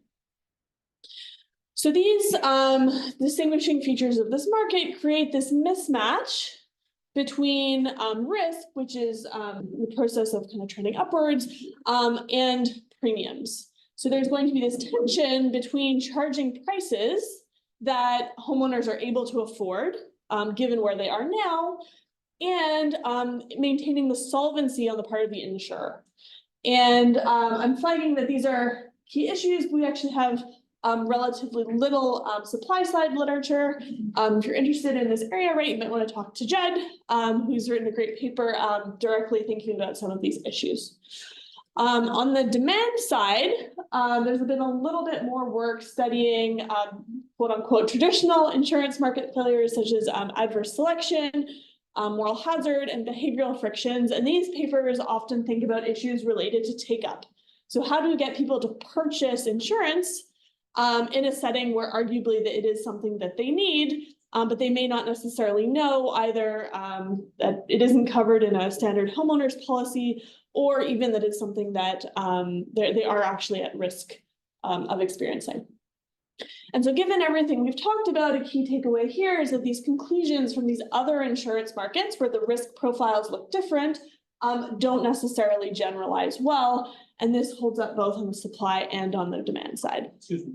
Can I ask something related to other some sort of insurance markets, right? Yeah. Another sort of natural disaster type of settings that does not relate necessarily to climate, natural disasters, for instance, earthquakes. Yes. Right, this is not, is there an incomplete market there as well? I guess there's a lot of regulation, or this issue also applies to this sort of. So earthquake's definitely still a natural disaster, and the risk profile looks similar, right? Still catastrophic, still highly spatially correlated. Exactly. The difference is going to be that we don't typically think of earthquakes as being affected by climate change. Exactly. And so prior models may still hold in predicting some of those events. Maybe we have a little bit more of a handle on what the distribution of risk looks like for those markets. The markets themselves are going to vary a lot in how they treat earthquake risk. So California, for instance, which is, I guess, waiting for the potential big one. Exactly. Waiting for a potential big one down the road, has chosen to carve earthquake insurance out of their standard homeowners policies. You'd have to go to a separate market. And I have a statistic later in the slides, which says that something like 10% of the state purchases it. We can talk about why that is. Anecdotally, from when I lived there, folks are concerned that if the big one does actually happen, there's no insurer in the world that's going to be able to cover the costs of rebuilding the financial district in San Francisco. And so at that point, it starts to become insurance for your credit score. But yeah, similar issues would absolutely apply there. Any other questions? Let me pause there. Good segue. All right. So supply side challenges, I've hinted at these before. So first main issue is solvency. How can insurers simply break even in this setting? How do we get a handle on what risk actually looks like to set premiums where insurers will be able to be a going concern in the future? And this is challenging both figuring out what those prices should be, and then we've layered on top rate regulation, which potentially limits what they can actually charge. The second challenge here is information frictions, which represents uncertainty just in the climate science, right? What is an actuarially fair premium in this setting? And then other questions related to what models the insurers are actually able to use to set prices. So maybe we have a good sense of what climate science is actually trying to tell us, but regulators have come in and said you can't use this particular model because the prices are going to be too high, or there's a correlation with underlying socioeconomic characteristics, which would create concerning patterns across different neighborhoods. A third issue, which I'm just going to briefly touch on this slide and really not anywhere else, is competition. So do insurers in this setting have market power, which would provide an additional argument for rate regulation in addition to affordability? But I'm going to largely leave this out because there's been very little work on this particular market failure, even though it's been studied extensively in contexts such as health. So if there are any grad students in the room looking for job market paper topics, I'm just going to leave that hanging. Sorry, can I? Yes. On the earthquake, I think I was precisely thinking about this, because Yeah. there's one thing that would not precisely be private, sort of insurance could be regulation in terms of quality standards. Right, in the earthquakes, I guess, they have some standards for the buildings, what they have to do, and I guess that eventually a planner could resort to these potentially associated to other disasters or not. Absolutely. So building codes would be an alternate form of adaptation and would reduce the risk and therefore hopefully the prices for insurance that you would be charged. So we would hope that those two forms of adaptation would be complementary. Here, yeah, depending on what prices look like, they may be substitutable. So just to come back to these supply side challenges, right? This is drawn from the, I guess, budget of the National Flood Insurance Program in the US, so the public provider of almost all flood insurance throughout the country. And this shows in gray, annual premiums minus losses for that year. So positive is their earning revenue and negative is their in the red. And then the black is kind of throughout their history up to that point. How are they doing? So we see here, right, up until 2005, National Flood Insurance Program in the US is actually kind of breaking even on roughly on average. They're accumulating some small reserves until Hurricane Katrina in 2005 completely wiped them out. And they actually have yet to recover from that, right? So this goes to show, right, this one really large event had a really important impact on their reserves. And had they been a private insurer here, they would have almost surely gone bankrupt. Instead, by setting this up as a public market, they're able to borrow from taxpayers and continue to provide insurance, even though they've been doing so at a loss for most of the last 2 decades. So this is going to be one argument towards having public insurance in the setting as opposed to private. This is particularly for disaster, right? That's the focus here. The numbers are for disaster related. This is just floods, actually. This is just the National Flood Insurance Program in the US. So this is really this big negative shock is really just one hurricane. And so if we were to layer on the other disasters, right, we would expect there to be more action in the fire market in more recent years, kind of post 2015. Yeah, that's kind of reflected in the graph I showed in the motivational slides, but not in this one. Okay, so we can think a little bit more formally about challenges on the supply side, right? So how does this show up? In the kind of most basic problem that a homeowner would solve when they're choosing to buy insurance, they're going to choose an amount of coverage alpha here to insure their home. And they're going to have some utility in the state of the world where call it a flood for sake of argument, no flood occurs. The probability of flood occurs here is pi. So 1 minus pi, there's no flood. You earn income W and you pay a premium equal to your coverage alpha times the price. Probability pi, here we go. Probability pi, a flood occurs, and in that case, your utility is over your income minus the total premium that you pay minus your damage, but then you get back the amount of coverage that you purchased alpha here. And now we're going to require that the insurer break even. And when we're focusing on the challenges on the supply side, there are going to be 2 issues here for trying to maintain this, this solvency constraint, which says that the expected income in the good state and the bad state balance out on average or equal to 0.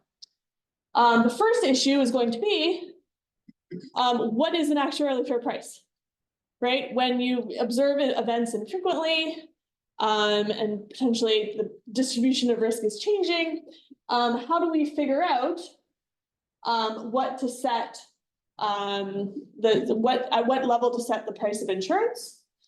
And even if we know what pi should be, on average, this equation isn't going to hold with equality in any given year.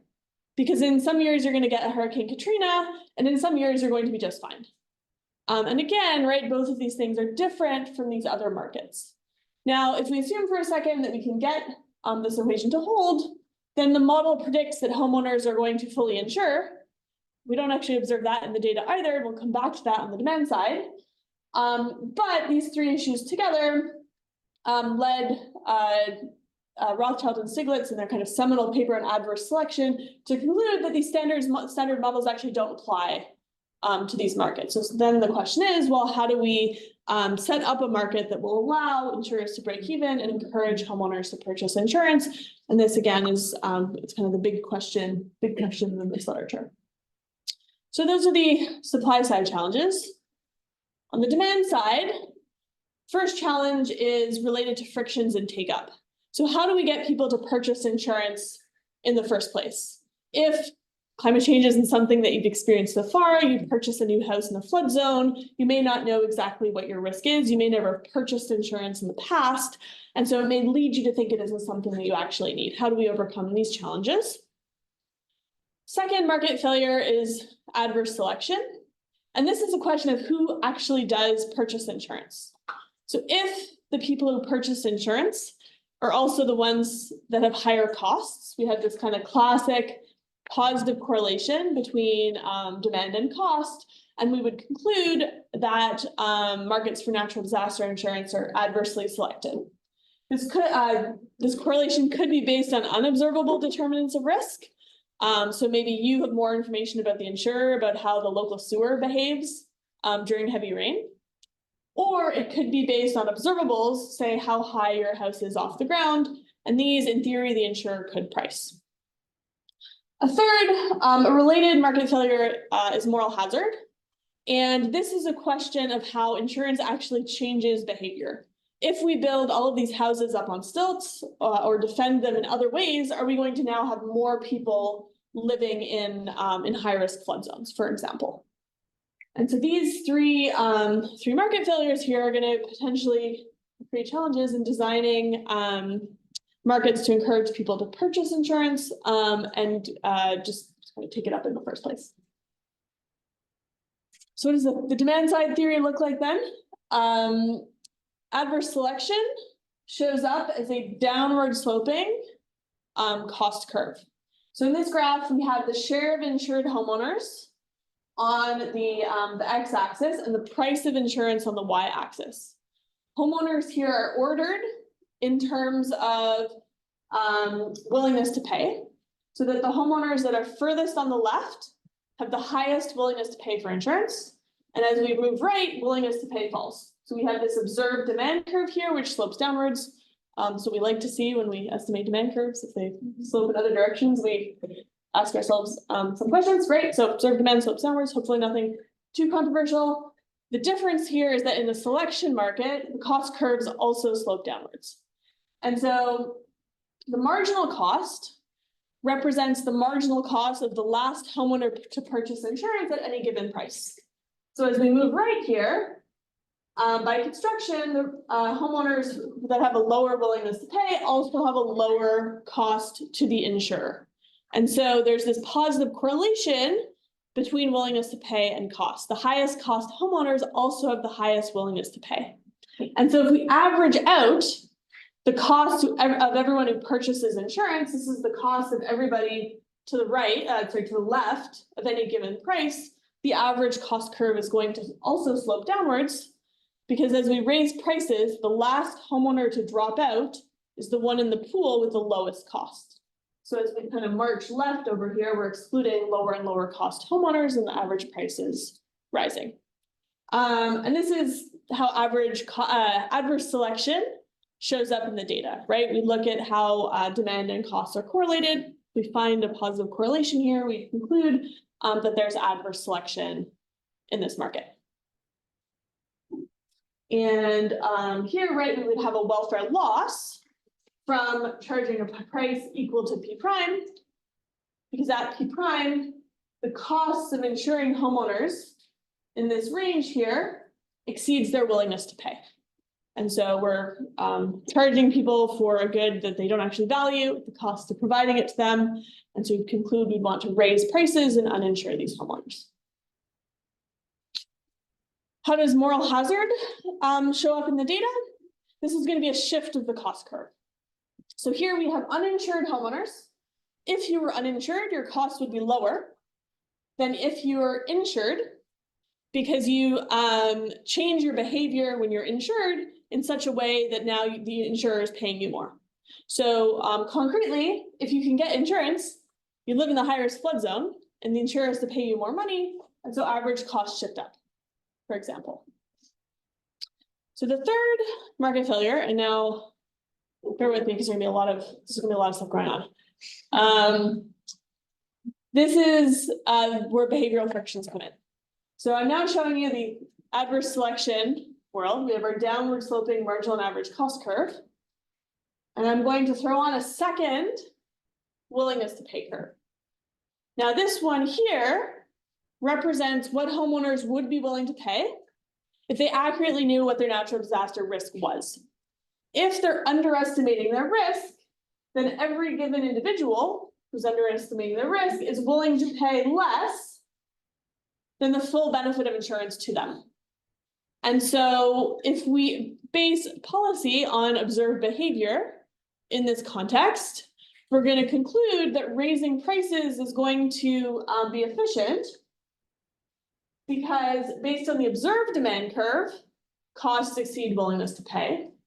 But actually, all of the homeowners who would uninsure in this range actually benefit from insurance in an amount greater than the marginal cost of providing it to them, because the full willingness to pay curve is now above the marginal cost curve. And so we want to make sure that we're accurately representing the full benefit of insurance here, because it's actually going to potentially change the policy recommendation in this setting. Question. Yes. The extent to which the agents are aware of the risk profile, is this something that is measurable, that you can measure in the data? Yeah, so I have some slides which I will likely not get to, but researchers have conducted surveys of homeowners. The ones I'm most familiar with are flood zones, and they're the homeowners who live in high-risk flood zones think they're safer than the homeowners who live in low-risk flood zones. So there's actually a full reversal of expected probabilities in that context. I don't understand what is the shift between these two? Yeah, no, you're exactly right. Because if homeowners were overestimating their risk, for instance, the order of these would flip. Yeah. So the reason I've shown it this way is that most folks underestimate their risk relative to true probabilities, just because these are infrequently observed events. So if you buy a house and 15 years go by and you never experience a flood, maybe you conclude you're not at risk, whereas really you just haven't gotten the negative draw from that, the tail event of the distribution yet. Great, so that's a summary of the challenges. Next, we want to think about which of these actually apply. So what does data in developed countries say about the existence of these different market failures in natural disaster insurance markets? And then related markets, again, as I said, I'm going to leave for a later discussion. So the examples I'm going to draw from here for the 10 minutes remaining to me are mainly from the US National Flood Insurance Program, which I mentioned briefly before. This is public insurer in the US, which provides virtually all flood insurance throughout the country. So they have over 95% national market share. It's always been interesting to me that the US has chosen to nationalize relatively few social programs, but they have chosen to nationalize flood insurance.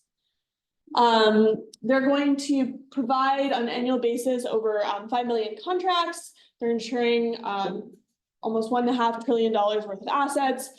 And as I showed you in the graph earlier with the squiggly black line, they're over $20 billion in debt right now. And this is largely in the last 2 decades as a result of increasingly severe floods and hurricanes. They just haven't been able to recover from Hurricane Katrina. They were doing mostly fine before that. The second market that I'll chat about is the California market for multi-peril and fire homeowners insurance. Again, Judd is going to be unhappy about this, but he's an expert on this market, so I should chat to him as well. If you're interested in this particular private market, which has over 200 insurers. So unlike the flood insurance market, this is 200 insurers for fires in one state. So very different setup. And fire exposure in California for many of these insurers is about 2 to 10% of their total exposure. So when you think of these large insurers that operate throughout the country, fires aren't potentially going to make them completely insolvent everywhere. It just constitutes an important cost in certain segments of their market. So public market, private market, and these are going to respond differently to natural disasters. So private insurers, those are the ones which are more likely to draw back from high-risk areas after large losses. So what do we see in the data?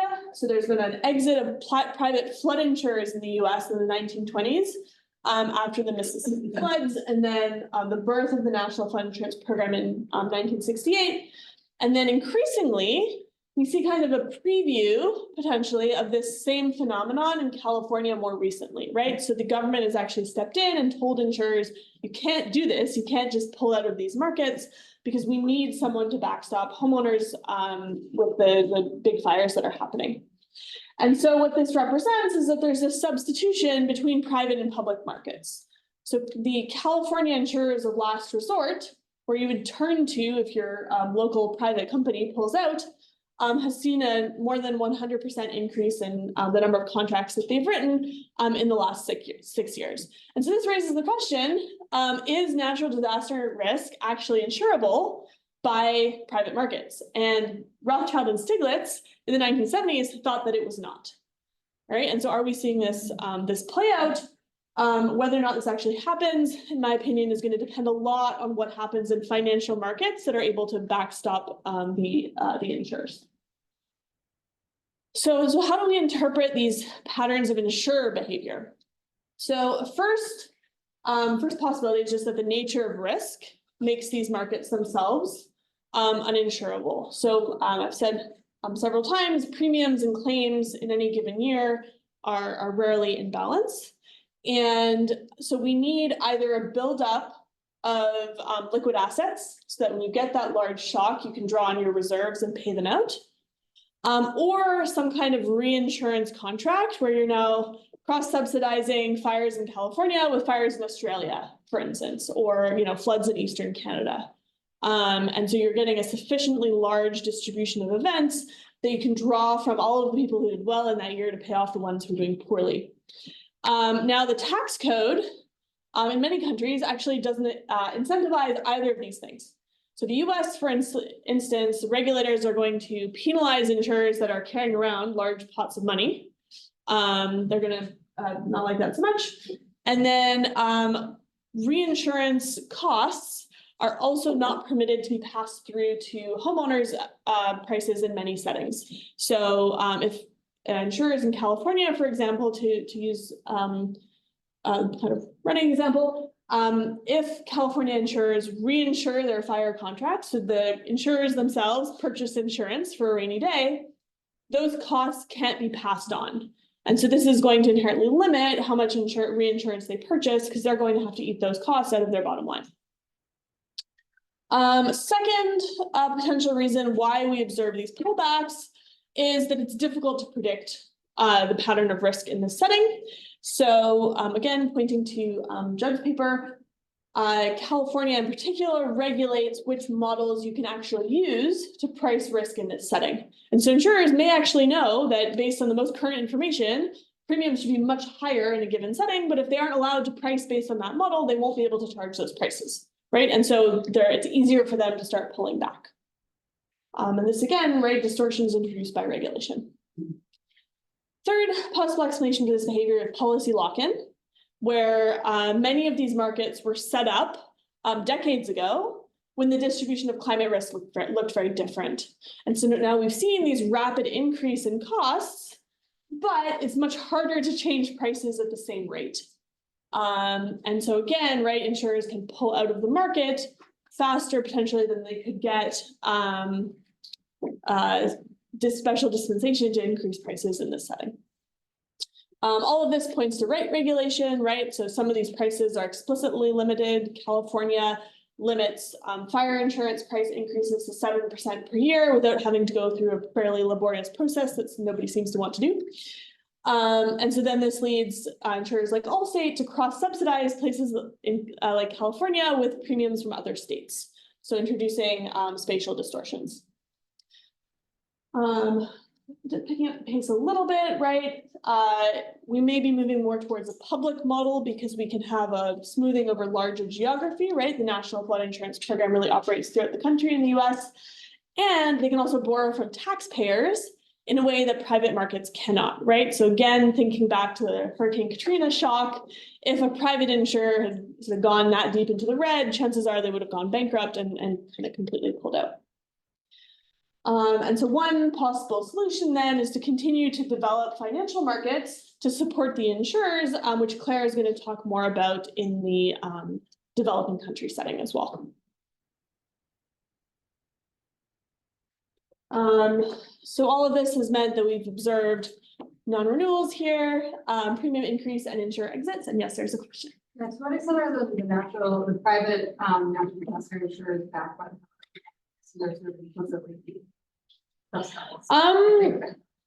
that's a great question. My sense is there aren't actually a lot of bankruptcies so much as local withdrawals. So Allstate will decide that a given part of California is too risky to sell their policies, and so they will make the decision just not to offer their product in that market and pull out. And that's what the policies surrounding non-renewals are intended to address. To the best of my knowledge, but Judd, correct me if I'm wrong, there have been relatively few bankruptcies, complete bankruptcies of insurers leaving. So hurricane is just like a qualitative bigger risk, right? And so it's not uncommon to have insurers almost, correct? And I believe the regulation there feeds those losses back to the rest of the insurance industry in a complicated way that creates more distortions of risk we should look at. Yeah, certainly the insurers that exited, the private flood insurers that exited in the 1920s after the Mississippi floods were not stopped by the government. And so that's what, there was kind of a missing market for 40 years where the government was kind of like implicitly insuring people because there was no private market. And then in 1968, they decided to formalize that and create the National Flood Insurance Program. So some potential solutions then, right? We could have more public private markets, again, developing the reinsurance sector, communicating risk a little bit better. And then, right, longer term, maybe we want to think of moving people fully out of areas where risk is quite high and getting higher. I'm going to switch over for the last couple of minutes remaining to me to talk about the demand side. So stylized facts on the demand side are that take-up rates are very much dependent on the contract structure. So general multi-peril insurance, which will include things like basic fires, is very common, right? So over 95% of US homeowners have kind of just a general homeowners insurance policy. Oftentimes they're required to have one in order to get a mortgage, for instance. But, and this to address the question earlier, right, only 10% of California homeowners have earthquake insurance. So that's a peril-specific policy for a natural disaster. And we can drill down even further and look at flood insurance, and now we're down to only 4% of the country. And so there seems to be this distinction where, if we just look at these three stylized facts, contracts that are just for the natural disaster itself are much less likely to be purchased than a more general policy. And so these take-up rates are low, but the expected benefits are quite high because we're thinking of very low probability but extremely costly events, right? There's a very small probability that your house is completely destroyed. And when there's this extreme variance across the good and the bad state of the world, that standard insurance problem that I showed you on slide 5 or something predicts that you're willing to pay quite a bit for an insurance product, which is going to dramatically smooth your consumption across those two states of the world. And so then what is it specifically about this natural disaster risk, which is different? So how do we interpret this low willingness to pay?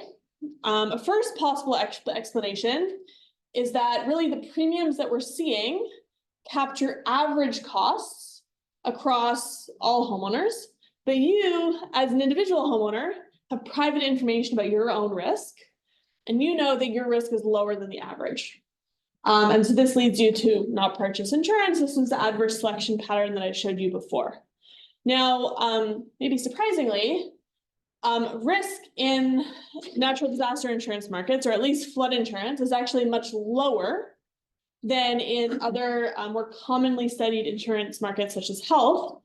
One possible explanation is that hydrological risk in theory is fully observable by the insurer in a way that maybe your health risk is not.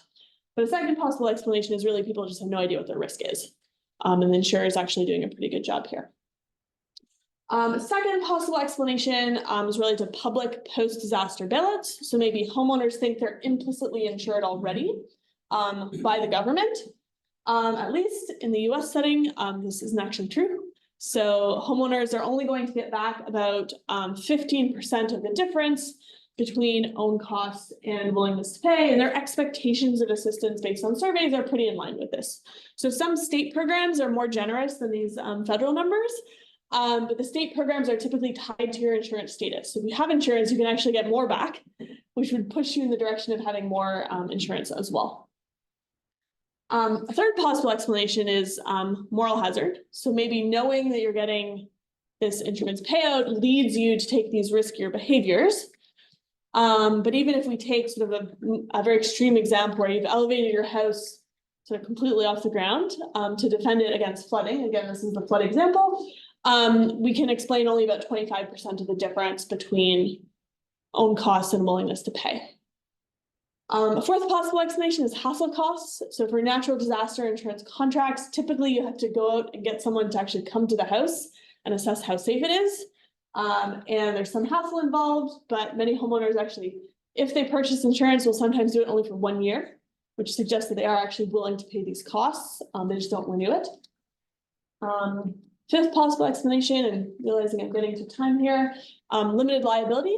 If you have a mortgage, you don't actually fully own your house. The bank is actually bearing a lot of that risk, in which case we would expect to observe less purchasing behavior, but you should, in theory, be willing to insure at least your down payment.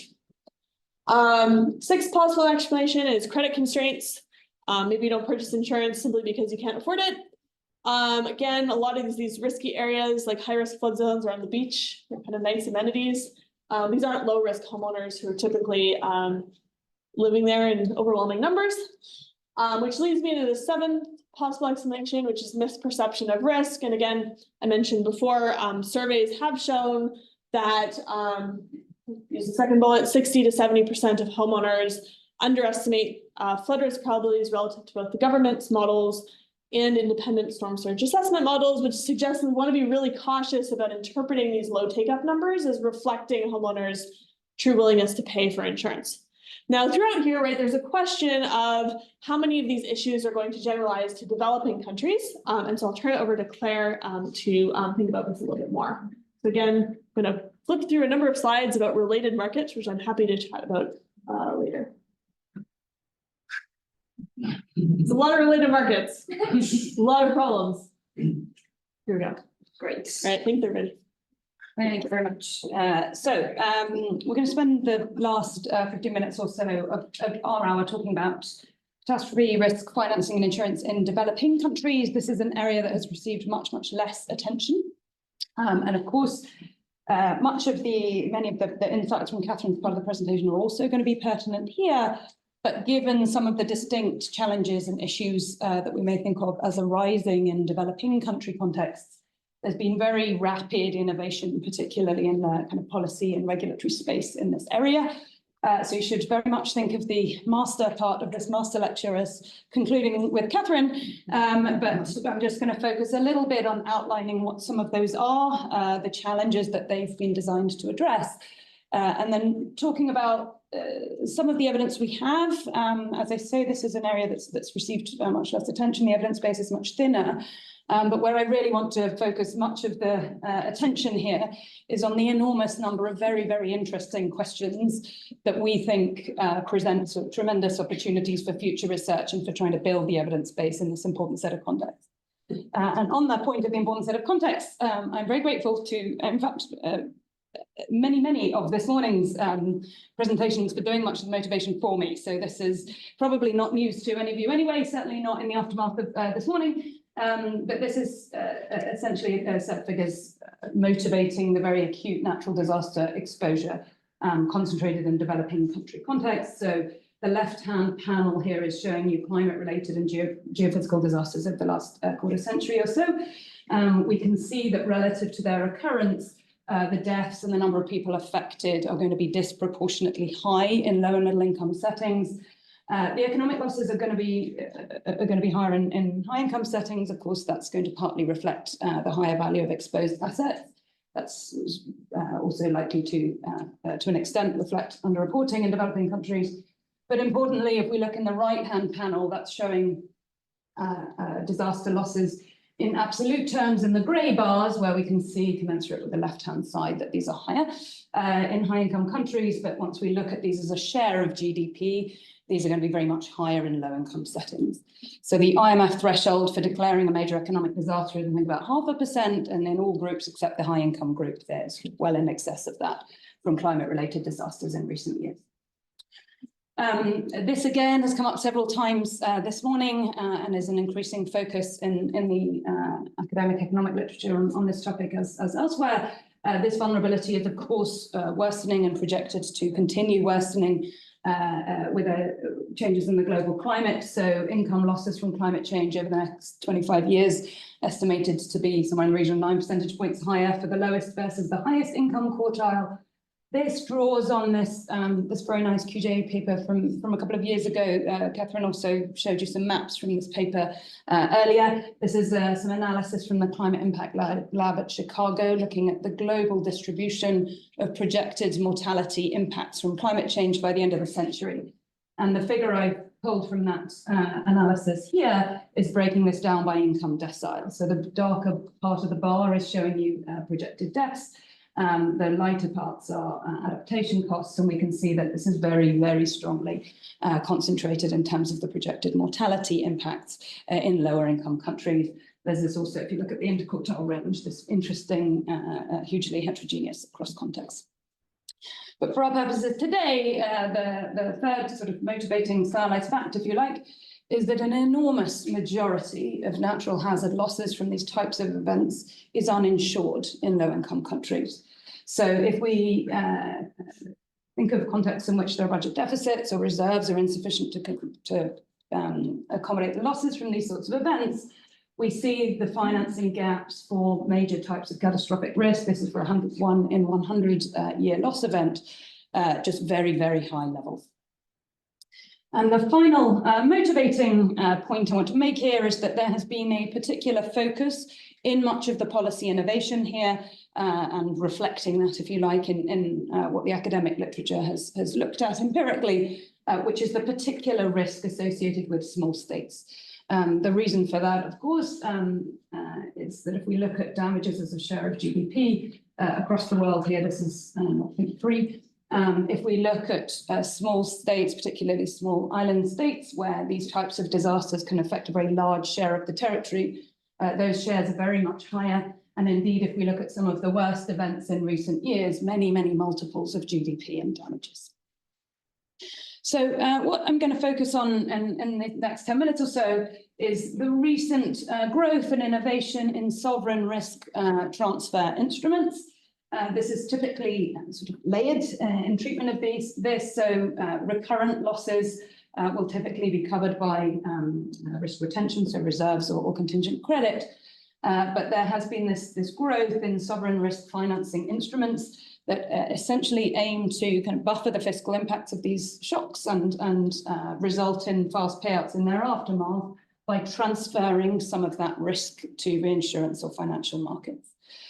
So I'll talk about insurance and reinsurance, about regional risk pools in some areas, and then about some of these financial market products, so catastrophe bonds, catastrophe swaps, and weather derivatives.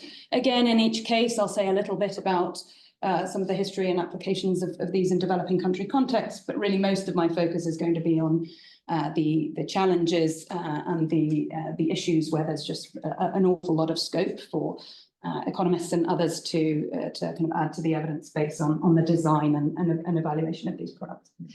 Again, Catherine alluded to this, but to sort of emphasize here, what I'm going to be focusing on in particular kind of catastrophic regional, national level risks with a central role for governments or other types of risk aggregators. I want to kind of delineate the boundaries here to exclude a very large, very important literature on microinsurance, which has received more attention in low-income settings. This is one of many reviews of that important literature, but the focus here is going to be on sovereign disaster risk finance and transfer instruments. So turning first to insurance and reinsurance, this is efforts by governments to reduce their fiscal exposure to these types of very large-scale catastrophic risks by deepening their domestic insurance. Some examples of recent applications here. So to Bruno's question about earthquakes, a large program designed to insure private assets is the Turkish Catastrophe Insurance Program.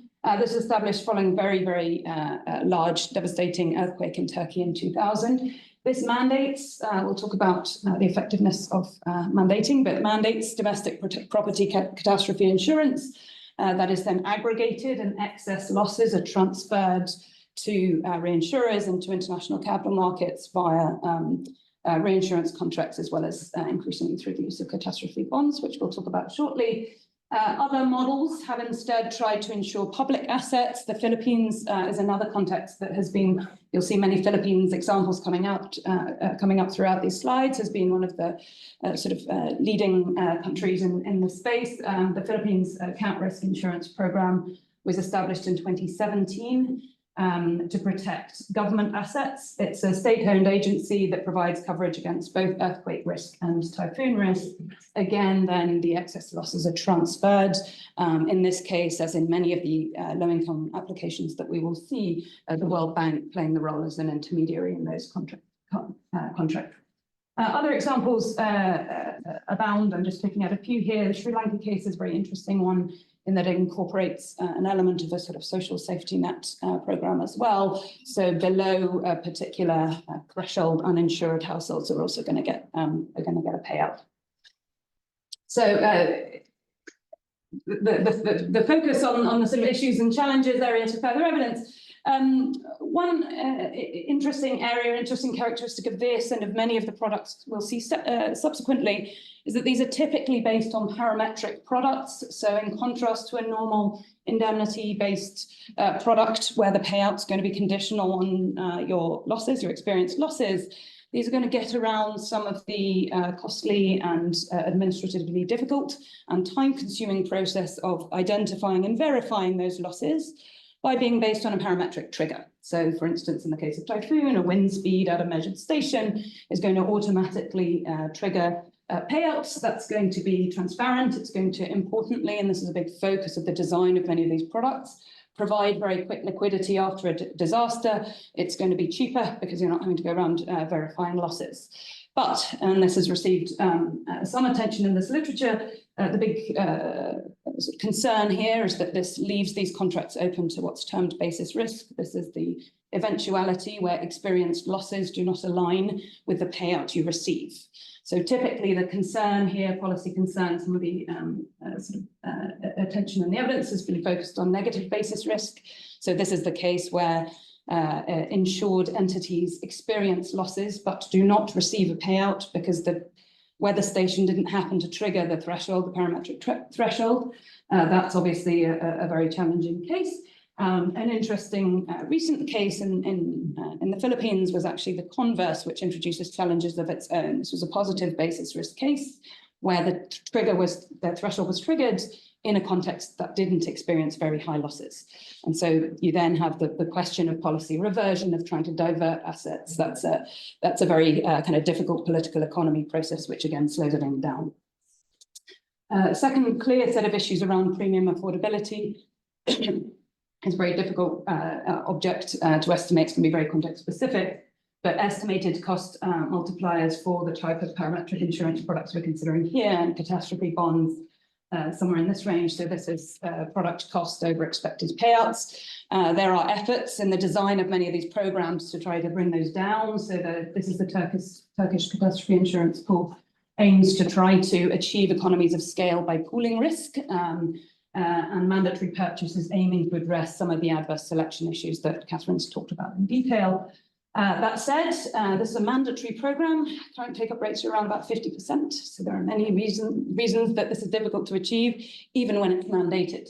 And there's many barriers to take up, some of which have been studied in some contexts, but again, understanding the importance of these and their context specificity is an area where I think there's lots of opportunities to improve our understanding of this. So, for instance, trust, financial literacy, regulatory framework in contexts where contract enforcement may be weak or may be perceived to be weak, the capacity to price risk, social traditions against purchase of insurance, and so on and so forth. Many reasons that might help to explain this. Limited work, and particularly so in developing country contexts, to think about accounting for the indirect costs and benefits. So, for instance, the implications of changes in risk reduction behaviour that again, Catherine motivated. And throughout all of this, political economy considerations are going to loom large. So there is evidence from other contexts suggesting, for instance, that investing in disaster preparedness, particularly via these sorts of very complicated products and financial instruments, may be less likely to garner politicians' political support relative to what is typically very visible ex post disaster assistance. Regional, yeah. One question related to, I was thinking about this low take-up that you said about 50%, right? Yeah. In agriculture insurance, there are many studies that highlight like the classic political economy reasons, such as lack of state capacity enforcement of own. Yeah. Do you think this could be part of also? Absolutely. So that's intended to be kept in a sort of broad brush term, but absolutely. I think there are many, really underexplored, certainly. But the evidence based on how far these apply across contexts is sort of wide open in this space. Regional risk pools then have been developed in some contexts, and particularly in cases where there are these very, very strongly regionally correlated risks, where there are potentially kind of missing disaster markets because these risks are just too large to be underwritten. So the idea here is to diversify the risk to bring down premium and provide insurance at a lower cost. The flagship program here is PRIF, the Caribbean Catastrophe Risk Insurance Facility, established in 2007, which provides parametric insurance for a range of perils across 23 member states. The policyholders own it, so benefits of dividends, reduced premium, and so on accrue to its constituent member states, and the facility then transfers excess risk to reinsurance and capital markets. I mean, this is a long history of payouts at reasonably large levels. The Pacific states followed in 2013, and the African Risk Capacity Facility is again a drought risk pool established in 2012 across 11 member states. So these, in addition to their core aims to try and diversify the risk, have also been found to help build regional capacity, risk exposure information by sharing across states and so on. But there's widespread evidence suggestion that there are operational challenges that limit demand for some of these types of products. So we talked about basis risk, the quality of models available used to price, delays in delivery. The cost-benefit analysis is typically very, very sensitive to the premium multiple and other aspects of design. I'll show you some examples in the subsequent slides. The existing pools are typically pretty small, so you're trying to diversify the risk across states within a region, which is helpful. but they retain very high covariate risks. And there's some studies, again, I'll show you some examples, suggesting that alternative distributions of this risk could increase diversification significantly. The benefits of different choices one could make about risk pooling typically have very heterogeneous benefits. So this is giving you an example. This is the Pacific pool. This is the Caribbean pool. This is the pool's risk diversification as the pools exist. I think this is the right way around. The yellow X's as what that would look like under an alternative regional risk pooling arrangement, and the purple under a global risk pooling arrangement. You can see you can achieve much higher levels of diversification. This is showing you for the Pacific one. This is for the Caribbean, but just for the sake of illustration, this is showing you the contribution of each country's risk to that to the full facilities risk. We can see what that is in reality in the blue bars. The yellow X's here are showing you what that would be under an alternative risk pooling arrangement across other states, and this is globally, and you can see that you could achieve much higher diversification with a quite different distribution of risk across countries within the pools. This is just an illustration of the sensitivity of the cost-benefit analysis that I mentioned on the previous slide. This is for the African Risk Capacity Facility. What this is trying to show is the additional benefit from an additional dollar invested in the premium for the facility versus generalized budget support as disaster relief. These three lines are three different assumptions over where your post-disaster assistance is going. So whether it's going to the social safety net program versus state contingent relief schemes is one. And these are different assumptions, all of which are assumptions that have been made that are pretty reasonable assumptions about what the premium multiple is. And you can see that you get really quite a different assessment of what the CVA of this is, depending on this set of assumptions. It's not at all a straightforward evaluation. Catastrophe bonds, my last 2 or 3 minutes, isn't it? Catastrophe bonds aim to leverage capital markets rather than traditional insurance markets in this risk transfer process. There's two key reasons for that. One is the capital markets are just much, much larger. So Catherine's already alluded to the sort of limits on even on reinsurers when we're talking about these types of enormous catastrophic risk. Obviously, being able to securitize the risk, you have access to larger capital markets. They're also going to eliminate counterparty default risk. Mexico was the pioneer here. So Mexico was the first sovereign to issue a parametric cat bond in 2006, covering earthquake risk, and has continued to do so, including on this year. The disaster risk in this context is managed by Fonden, which is one of the few disaster funds that has received some attention in the empirical literature. I'll show you in the subsequent slide. And the World Bank has again been very active in this, either acting as an intermediary. So it issued a joint cat bond for the Pacific Alliance in 2018, which I think in the slide subsequent I'll show you it's a very large high coverage there. So just at a very, very high level, how this operates is that you'll see that your insured party is entering into an insurance contract with a special purpose vehicle, typically in the types of contexts we're discussing here. That's held within the World Bank. The World Bank then, the special purpose vehicle is then going to issue a bond to investors in return for cash. If the event occurs, so if there is the catastrophic event covered by the cat bond, then they're not going to get the money back, and the payout's going to be triggered to the insured party. But if it doesn't, they're going to receive it back with interest. And we can see this enormous growth in these products. And interestingly, this is showing advanced economies in blue, emerging markets in orange. We can see that emerging markets have accounted for a reasonable share of that. That's from Mexico, starting this in 2006. That's the Pacific Alliance bond. That's an international organization one. It's the Pacific Alliance bond from the World Bank. Again, many challenges, areas that we need to understand more about, really fruitful avenues for further research here. So many of the barriers to scaling up these types of products might be expected to be particularly acute in low-income settings. The transaction costs are high. There's some evidence that despite the fact that we should efficiently not expect that to be the case. Okay, the funds are held in a special purpose vehicle exactly for this reason, to overcome these sorts of challenges. But notwithstanding that, we find that the risk premia typically do depend on the length of time that the seed's been in the market, on their credit rating, and all sorts of things that World Bank intermediation is intended to overcome.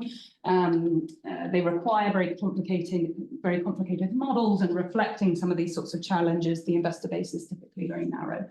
Again, evidence from other contexts suggesting that the risk spreads also may widen following natural disasters.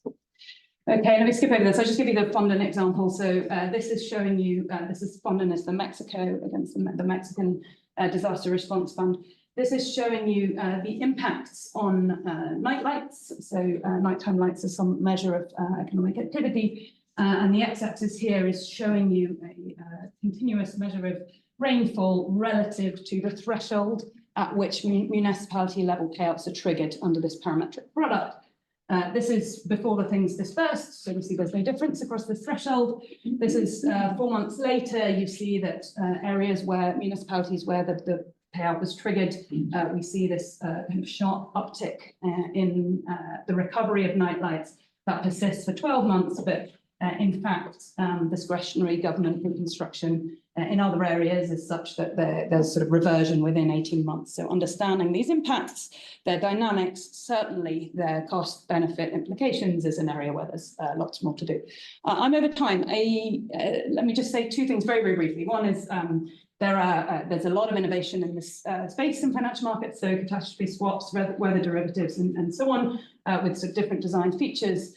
Another area that I think is really, really interesting in terms of the innovation here is thinking about other entities that may be well placed to aggregate and transfer these risks. So the focus here, as is the case in what we see in how these products are developed, has been on sovereign risk transfer. There are a few instances of other organizations pooling risks in similar ways and transferring that risk again to capital markets or reinsurers. So here, UNICEF has one where in the midst of its pilot, the IFRC's Disaster Response Emergency Fund. Similarly, these are in common with many of the features of the products we've just seen at the sovereign level, parametric insurance policies that aggregate risk across many contexts, and then the pooled risk then has its excess losses transferred. Typically, these are donor funded, and the intermediary, like the bank, is transferring it. Okay, I'm over time. Sorry for that. I will leave it there, but we think there's lots and lots of interesting things to talk about here, and hopefully to sort of spur further research in this area.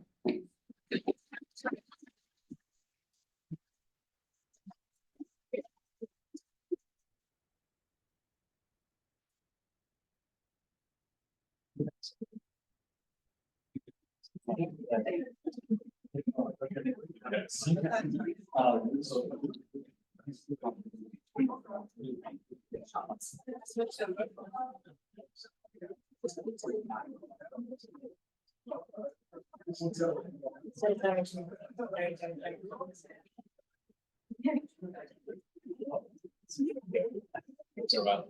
How are you, Claudia? Yeah. Would you prefer to just make comments? I prefer some comments. Doesn't mean I'm the final slide. Hello. Yeah, we were here. Very nice. Thanks for joining us. So I think you all start by asking.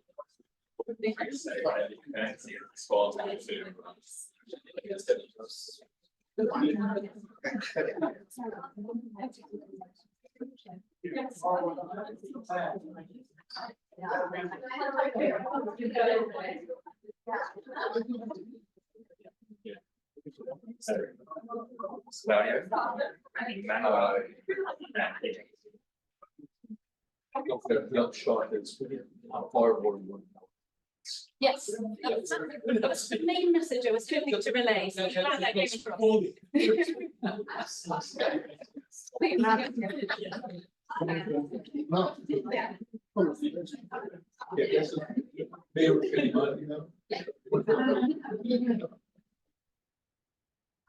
terrific.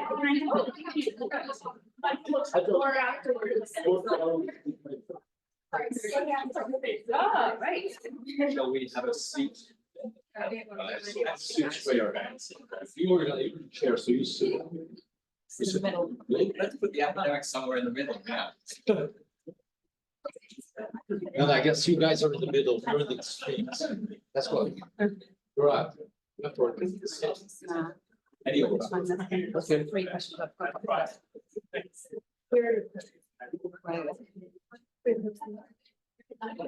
Jess, how are you? It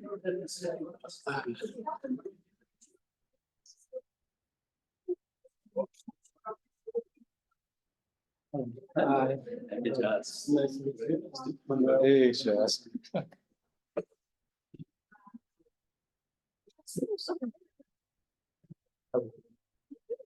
Okay, so for the next hour, we're going to have a policy panel. We've heard from the academics who have told us the things we do know and the things we do not know about natural disaster insurance. And now we're going to talk to some of the people who are on the ground and are actually trying practically to respond to these issues, what their experience is. So in the black, we have Manuel de Araujo, who is the mayor of Quelimane in Mozambique. It is a coastal city, so it faces many of the flooding issues that we have heard about. We have Claudio Christak, and he is the IGC director for Mozambique.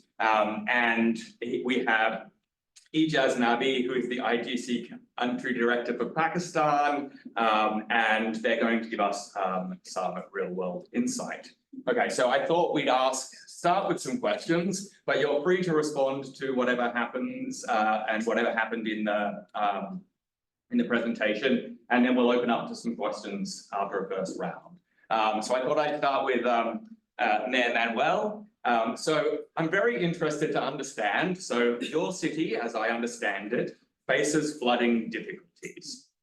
For example, there are raising coastal sea level, but also just flooding in informal settlements that are relatively, they have little infrastructure to dissipate water. So what I'd like to know is, what are the levers that you think of as a mayor in responding to those events? And do those include things like insurance? Do these insurance products come up in your discussions? And if they do not, why do you believe that that isn't the case? Thank you. Well, thank you very much. Indeed, as you just mentioned, Quelimane is a coastal city. It's actually one of the most vulnerable cities, not only in Mozambique, but in Africa. Quelimane also is under sea level, so the likelihood of getting flooding is quite high, both from the rainfall, but also from the sea level rise. And actually, most of the times when the waves are coming in from the sea, we get both kind of flooding. And one of such example was on the 12th of March last year, when Cyclone Freddy hit my city. Actually, the point of entry was exactly my city, because it was raining so much, but also at the same time, the winds were so high and the level of waters came in some areas like up to 1 meter inside the houses. That was something unprecedented, and we are really caught off guard. And of course, in the aftermath of the cyclone, we got all the attention from the world. Even the president of the republic, he came to our city, made a televised address promising funds and support and all other mechanisms, but also the international community, both OCHA, the World Bank, and the European Union, and all other those international bodies represented in the capital, which is Maputo. They came to my city and they witnessed. So we, at that point, we felt that, wow, it looks like the world is with us. But that was it. Like, up to now, it's almost 1 year and 18 months. The level of the investment is so low that we are forgetting about any kind of international or national support that we are supposed to be getting. What we've been doing is really like to look at local instruments that will be available. For example, most of the schools were destroyed, most of the health centers, the ceiling, including my own office, was like flooded and so on. So we waited and we lost our hope of getting external support because of the bureaucratic nature of these processes. Of course, a World Bank team came, they went around, we put most of our efforts in working with this team in the hope that a quick response will come. But like 18 months have gone, and actually, under normal circumstances, we would have got a second cyclone because the rainy season is on now, and the likelihood of when the available resources come, probably the level of damage is so high because we will be compounding the first cyclone which we got with the current ones. So, well, in a nutshell, we never considered insurance because it's not yet in the policy menu available to local governments and even at national level. What we are informed of is that for the first time last year, the Mozambican government applied for an international insurance, and the national government got certain amount of money. But up to now, we haven't heard of it at local level. And for example, 4 years ago, the second city of Mozambique, which is the city of Beira, was also hit by cyclone Idai. But up to now, and actually when I was coming today, I managed to speak with some officials from the Beira office and even with the mayor, and they haven't been contacted about anything to do with that insurance money that came. So it's still at the national level, and of course, we also have challenges in terms of coordination between local authorities and the national authorities, especially for those cities which are not aligned with the national government, because unfortunately, for example, unfortunately, the city of Beira, which is the second biggest city in Mozambique, and the city of Quelimane, they are both run by opposition mayors. Therefore, the likelihood of getting support for the central government is very, very mean. I don't know if I answered your question, but that's fine. May I just, I did prepare some notes, but let me just add one piece of information. The World Bank has this mechanism, sovereign insurance and so forth. So this year, 2024, Mozambique got $5.4 million. So that's the scale. So there is a bit of a mismatch, if you want, okay, between the payout. We're hearing this before. Gareth, may I just intervene? Yeah, go for it. Okay. Okay, well, first of all, thanks so much for the invitation. I just have like 3-4 comments. One, very hard act to follow, you know. After this master lectures, you know, it's plural. It was fantastic. You know, I'd like just to congratulate you. There's an enormous amount of information packed in an hour, or even less than that. Okay, but the bottom line, from our perspective in the field, quote, or however, which I understand is that there's tremendous amount of work that has to be done, and it's not there yet. So we appeal for PhD students and so forth, for postdocs.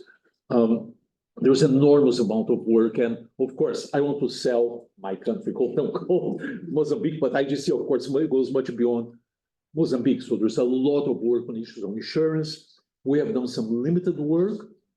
It's very hard. Sometimes the data isn't available and so forth. But the government in general does understand in principle the importance. I would just like to share with you something that most of you might know, but you know, because data is sometimes so dramatic still. Sorry, I'm selling Mozambique. First of all, we all know it's a very poor country, but it's a very poor country within poor countries. Okay, so within this gradient is in an extreme. Income per capita 2022 is $558. So it's on a very, very small. And a population roughly 33 million people. And is at the same time, as Mayor Araújo pointed out, not only Quelimane, but the country as a whole is one of the countries most affected by the extreme climate-related events. The so-called climate risk index, MZ is considered the most climate risk-prone country in Africa. So this is just, and coastal areas in particular, and Quelimane, of course, is exactly coastal areas. It's not the only city in the significant city in the coastal area, but Quelimane is a significant city with 350,000 population approximately. There is an additional issue about Quelimane, if I may. Yes, please. Is there's a lot of climate and non-climate related, but this climate related movement of people, IDPs, internally displaced people, which means that the city of Quelimane is growing at a rate of 5.7% a year, which is an enormous rate. I mean, if you think, how compound interest rates or compound rates work, it's very high, which means, so in a sense, you're being hit on the one hand by a tremendous pressure on your labor market, and of course, the provision of services. And at the same time, you're being hit by the extreme events. And of course, they are not unrelated. They are related because some of those people to displace are from the extreme events. So then the issue, what can be done about this? One is to try to structure, basically, and deepen to the extent possible markets for insurance markets. Yes, this is extremely important. And many of our countries have not done enough. Basically, I think we need more, we did a better understanding of what the barriers, the nature of those barriers, and what can be done at the policy level. The second thing, which are not mutually exclusive for obvious reasons, is to really mobilize resources, and particularly mobilize domestic resources. So a lot of the work the IGC is doing is how to mobilize, more resources, how to mobilize at the local level. In particular, because there's sometimes, well, first of all, there's a lot of competition for resources. It's a very poor country. So the central government competes for scarce resources with the provinces, and the provinces with the cities or the municipalities. So there's one issue which, as we say, what is short? I mean, your cover is short, or whatever. You don't have, we just don't have enough resources. Second, how to mobilize resources at the municipality level, at the city level, given that the tax base in particular is so narrow. And we're doing some work in this regard. And at the end of the day, I'm not sure if that's a good message or bad message, I'm sorry. But at the end of the day, many of our countries will have to lift themselves up by their bootstraps, as we used to say many decades ago. Okay. And of course, part of the lifting themselves through their own bootstraps is to structure markets with the support, of course, of international organizations, so forth, but at the end of the day, they have to do on their own. This figure of 5.7 million, 5.4 million, up to now, 2024, up to this month, it's a bit telling that despite efforts to set up sovereign structures, still the payout, even for Mozambique, which is a very poor and high risk prone country, is very limited. Sorry, I didn't even hear the question. I'm kind of a subversive force, I guess, here. Thank you.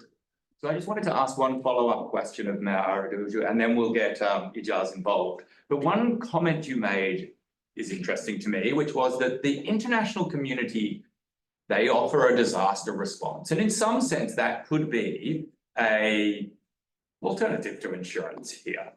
But the thing you've highlighted is that it is not by right and it is not timely. So it's not credible. It's not credible, yeah. So what do we know about whether financial versions, insurance companies, do actually follow through on their payments on the disaster insurance markets that we do see? Are they timely and are they credible in their repayments? Do they do better than the international community? I'm asking the researchers, I guess.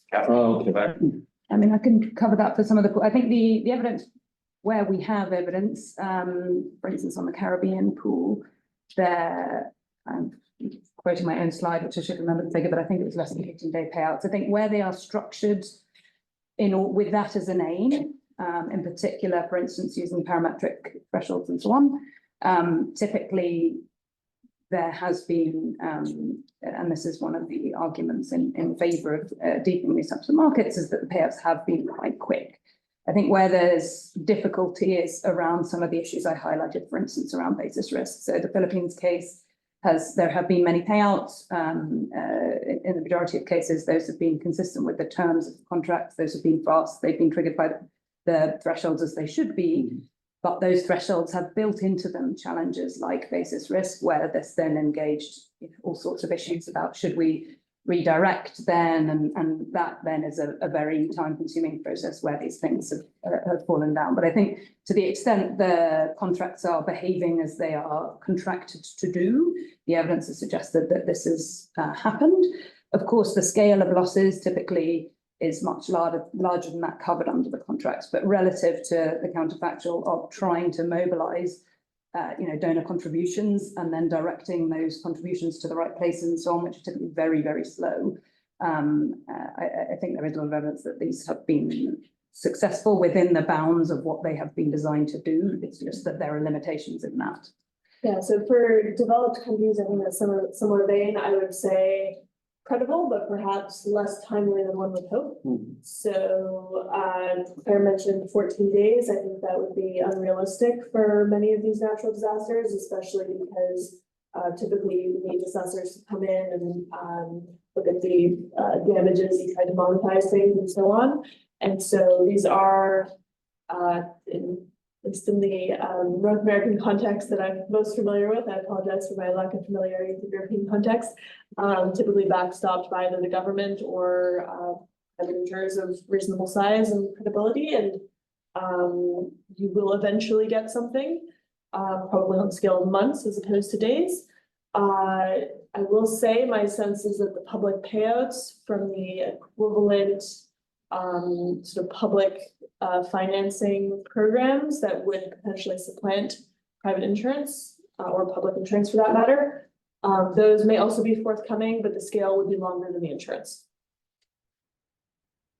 The other thing, sorry, just one more point on that is the level at which it's targeted, of course. So there's payouts to sovereigns, how far that then finds its way. Many of these are also, so the Philippines product, for instance, is provincial level, so there can be more, but we're not talking about household level contracts and indemnity contracts which engage many of those issues.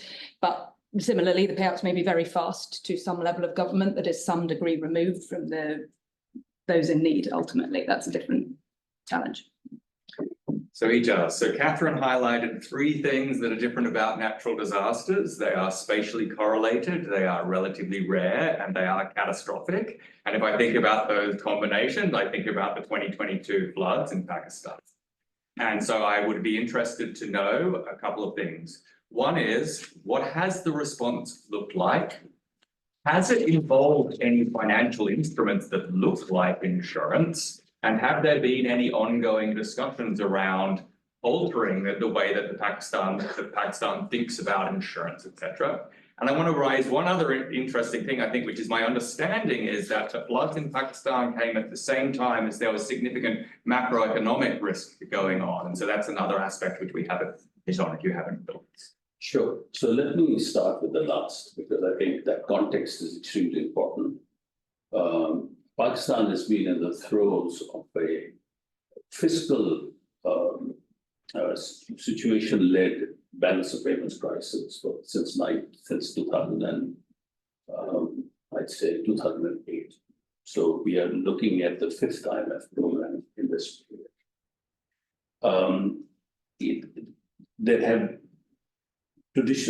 There's a humongous energy expenditure, subsidy on energies. And that expenditure has never been covered by sufficient revenue streams. That results in the government ending up borrowing, and that borrowing then causes its own problems and results to balance of payments crisis. So in this setting, and we also had a situation in 22 when the first time there was a vote of confidence for the sitting government, and sitting government lost it, first time in Pakistan's history. And that was at the heavy intervention of powers much more forceful, powerful than the elected representatives of the parliament. As a result of which the prime minister lost the government. And the new government that came in didn't have the political mandate to carry out the difficult decisions that needed to be taken to strengthen revenues and get rid of subsidies. So it was in this setting that the monsoon of 22, the deluge associated with the monsoon of 22 happened. I was very interested in listening to the presentation, the first presentation, because it was a very nice paper, very nicely structured. But I kept thinking that, when floods are predictable, people are smart. They already have developed adaptation methods. We can fine tune them, but it's really when floods are not predictable that you have disastrous consequences. And we really need to worry about how to respond to those kinds of situations. The deluge of 22 was exactly that. The normal monsoon pattern in Pakistan is that in the month of June, July, hot weather heats up the winds coming from the ocean. They carry a lot of water. The winds fly towards the Himalayas. They're high, so they turn back. And as they turn away from the hills, there's a lot of rain on the upper parts of the northern plains of India and Pakistan. That's the traditional pattern. And all of the drainage system developed through the rivers and other drains has responded to that over the years. And habitations have developed as a result of that drainage system. The entire irrigation network of Pakistan, which is one of the world's largest canal irrigation systems, has come out of that hydraulic system. And Pakistan's hydroelectric energy also comes out of that system. And in fact, that system has helped lift Pakistan out of poverty. And poverty in Pakistan is down in the single digits as a result of that hydraulic system. But that's normality. And the system had got adjusted to that normality. What happened in 22, and this is why it's related to climate change and therefore lack of predictability, is that in 2 months, Pakistan received 200% more rain than it has received in the past. But even that would have been okay had it rained on the upper northern plains. The hydraulic system, the natural hydraulic system would have handled it.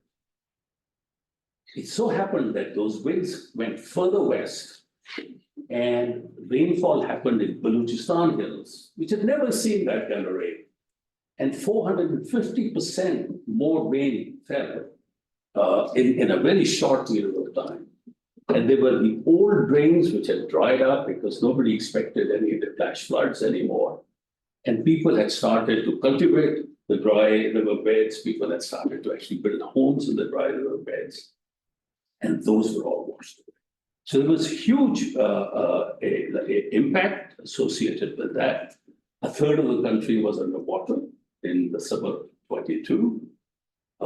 15,000 people died. The flood, the damage to human lives is a lot less than to property, the other way around in earthquakes. 50,000 people died. 2 million homes were destroyed. 13,000 kilometers of roads were destroyed. 439 important bridges were destroyed. Remember, the old hydraulic system had been harnessed to deliver. So there were barrages, there were bridges, there were dikes. All of these came in the way of this new flash flood. And a lot of it was destroyed. The overall losses are estimated at anywhere between 3 to 5% GDP. Now, initially, of course, it was all over the newspapers. There's no insurance. None of this is covered by any insurance. I mean, I don't think it could be covered by any insurance, given the catastrophic nature. There was a lot of media coverage, and there were lots of pledges. And the reason why I said it's not credible, because I didn't really see those pledges come to fruition.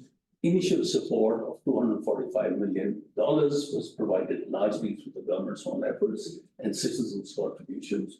additionality of funds came in afterwards, and something like 400 to 500 million additional dollars came in, but that was later. An exercise was done to estimate what it would cost to rehabilitate, given the loss of infrastructure and property. And it came to $31 billion. COP27 was heavily influenced by the Pakistan floods, and the rhetoric was one of generosity, and huge amounts of money were pledged. But very little actually came into the country. Now, I had looked at with another colleague, I had looked at access to all of this is concessionary finance. So I looked at access to concessionary finance following the $630 billion fund that was set up after the Paris Agreement. Of the $630 billion, about 70 billion were transferred to East Asian economies, not the poorest countries in the world. 20 billion went to poor countries. There was a tiny fraction, the total amount of money that was committed following the Paris Agreement. Following the COP27 and then a huge event in Geneva to give traction to the pledges at COP27, the pledges again were huge. But that whole discussion has gotten lost into what kind of institutional arrangements need to be put in place for that money to actually go from the rich to the poor countries. And whether the existing multilateral institutions are adequate for making these transfers, or we need to create a whole new institution. And that in turn gets tied up to this whole question of whether we are talking about adaptation or we are talking about reducing emissions. When you're talking about reducing emissions, the poor countries have nothing to do with it. Pakistan's contribution to global emissions is negligible. So then the question is, okay, so what are we going to fund with it? But if we focus on adaptation, then of course we know that we need to develop new technologies, and this is where today's discussion has been so exciting. How do you develop new technologies so that you can? Today's discussions are focused largely on response to the disaster, but yesterday we talked about, hopefully in the next session we'll talk about agriculture, etc. So how do we adapt existing technologies, whether it's agriculture or it's how we manage the cities or how firms carry out their manufacturing? How do we adapt those technologies so that the poor countries whose response has to be adaptation and not reduction of emissions can begin to utilize these funds? And for that, we have existing mechanisms. They're not perfect. World Bank and the Asian Development Bank and the African Development Bank, they're not perfect, but it's the best thing we have.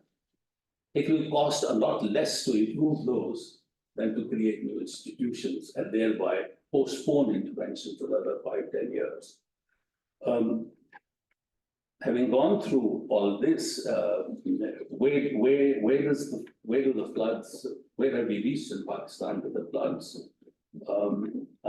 I was asked by Brookings to write a note on that, and I did last year. So this is as of 23.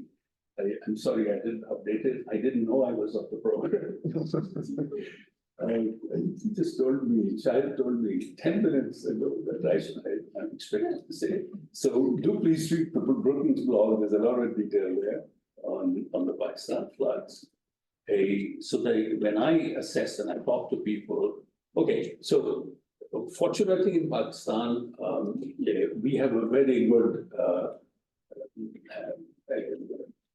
income support program, which was developed in 2008. It is very extensive. So the data existed and mechanisms for giving funds, cash funds to the poor households existed. So that way, at least the initial response was quite effective. We also had very large public institutions such as the Pakistan Poverty Elimination Fund, which helps in reconstruction of basic infrastructure. So PPAF got activated. So in that sense, the institutional framework existed to respond to these funds. Nevertheless, we have a huge backlog across the board.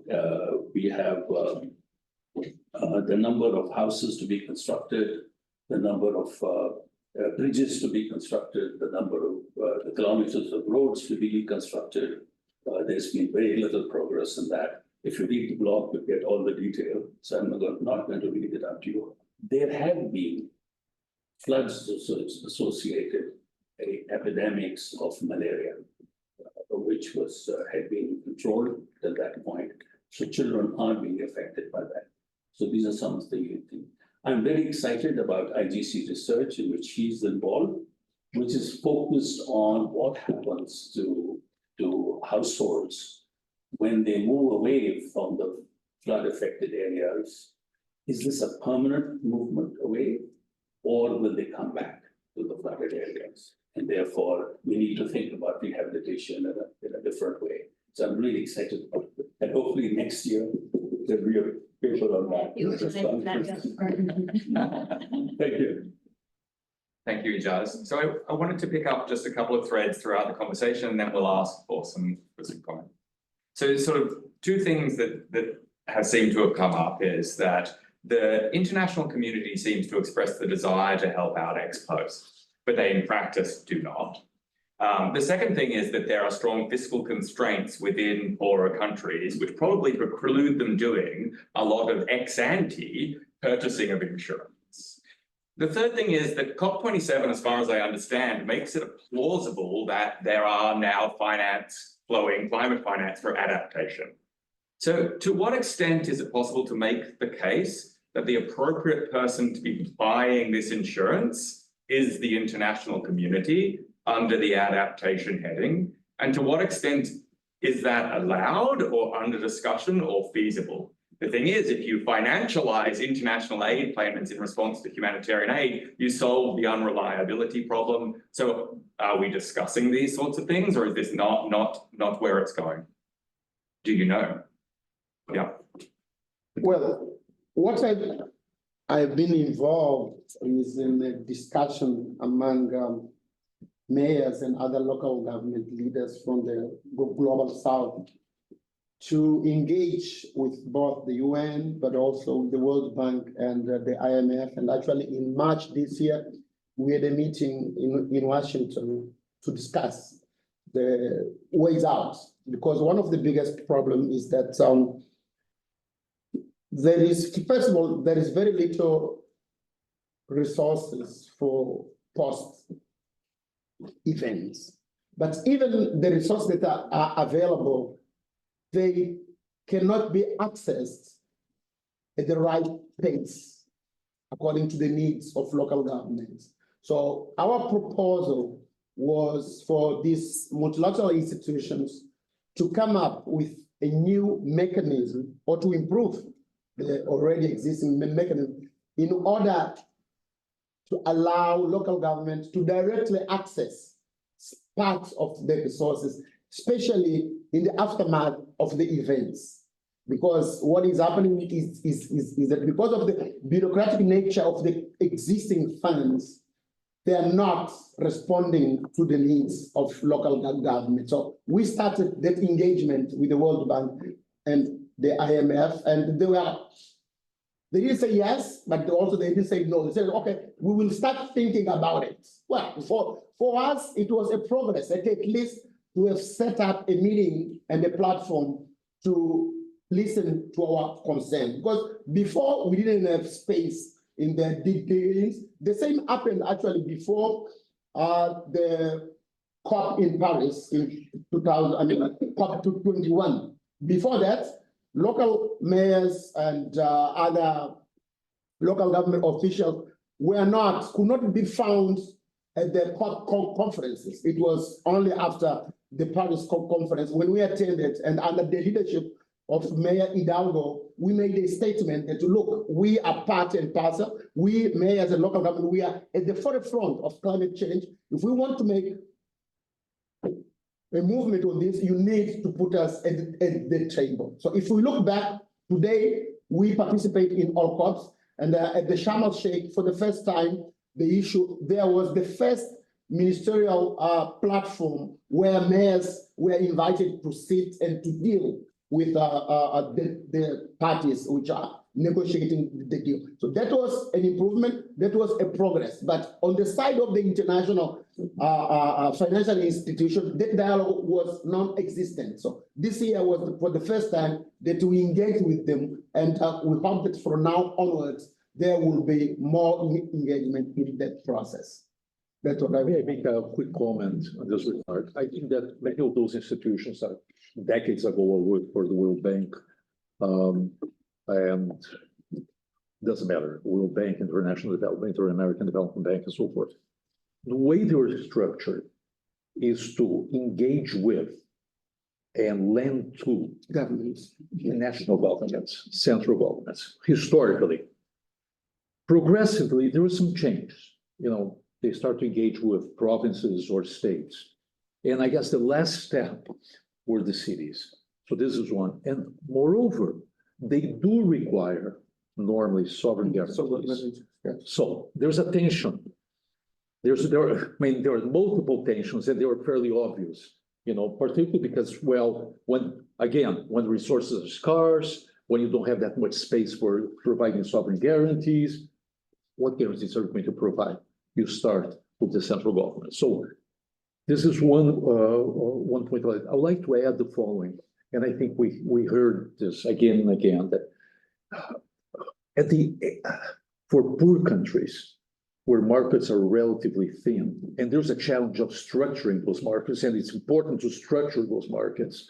At the end of the day, the backstop is the government, meaning backstop is the public sector. So, and there is an issue, and I think you mentioned yourself, Drought, I says, okay, they are fiscally constrained. So how can they provide, you know, effective backstop under a very fiscally constrained environment, which many of our countries are, like Mozambique, but not only Mozambique, others. In a recent, you know, major flooding in Brazil, it's my own country, in Rio Grande do Sul, it's an incredible event, you know. Okay, so who came on board?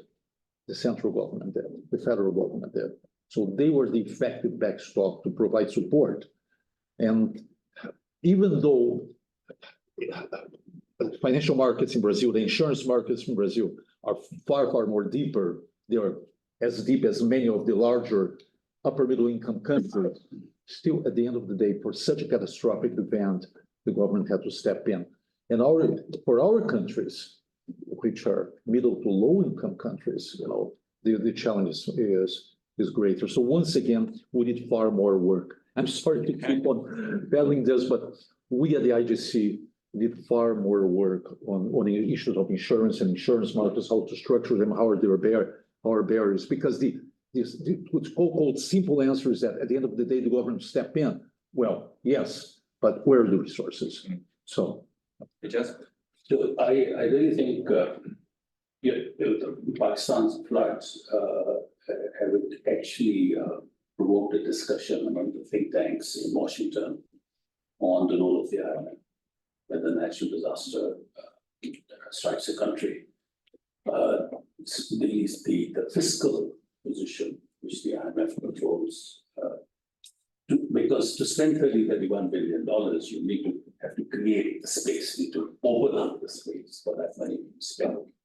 So the question is, how do you fine-tune IMF programs so that that kind of fiscal space is created for countries to spend the money? The key in that is going to be expenditure tracking. Make sure that the money actually is used for what it is intended for. And I think to some extent, some of the work that IGC is doing at the micro level does amount to expenditure tracking and money reaching the households or not. But I think we need to take it up from the central government to the provincial government to the local situation. Expenditure tracking, if we can demonstrate that, perhaps that will facilitate the IMF creating that fiscal space for the money to be spent. And if there's an IMF program going on, and if the program is not moving satisfactorily, the World Bank will not let. That's how the two institutions are structured. So for the IMF to create that flexibility to respond to natural disasters is going to be a very important issue and something that the Washington think tanks are thinking about, and I think so should the IGC, the LSE. How can the rich countries help? I think what you guys are doing here is extremely important. Just expanding the pool of knowledge so that the countries can start thinking for themselves. And all of this work and Robin's work in the energy sector, Robin and Michael Greenstone's work, we keep pushing the doors. You know, there's a lot of resistance. We keep pushing. Sometimes the doors don't open. We may be on some such point, but I've been saying that for many years. But I'm optimistic. So the knowledge that gets created because there are the resources, both human as well as financial resources, to do the kind of work that the ICC does. It's going to be critical for the developing countries. I don't know if you allow me just for two minutes. I mean, I do agree with what Claudia is saying, because like, you know, the role of central government will always be of a paramount importance. But what I wanted to concentrate was like on the aftermath, immediate aftermath of an extreme event. And I wanted to share the example of the city of Beira.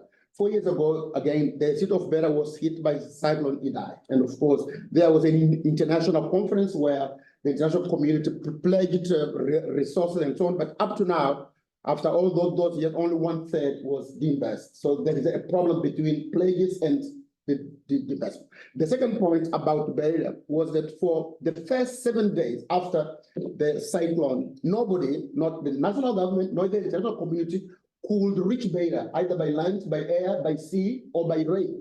So like the first 7 days, it was the local government and the local mayor with his staff who had to find ways to keep the city running. And for all 7 days, it was, and according to statistics and studies, those first 7 days are crucial. If no action is there, then like the level of mortality, as the previous section was talking about, and so on, will be very, very high. And also, as it was mentioned here about the Pakistan case, the inaccessibility of, for example, water and drinking water and safe drinking water and so on will create waterborne diseases that would really like create situations like malaria, as the case of Pakistan and so on. But also there is the issue of political, which I would call like kind of the political economy of the structures of the country. And we need really to look at it, because when these pledges in the case of Beira were made,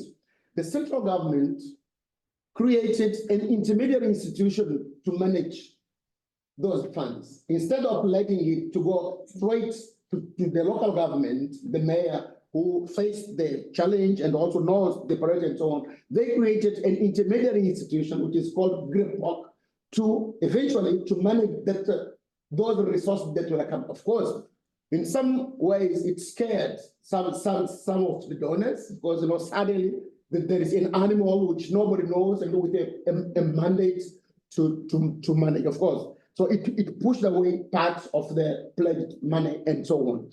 The last issue I wanted to share here is also the issue between the multilateral institutions and national governments. For the case of Mozambique, there was a difficulty because during the period of these two cyclones, Mozambique was suspended from the international financial institution because of a bond scandal.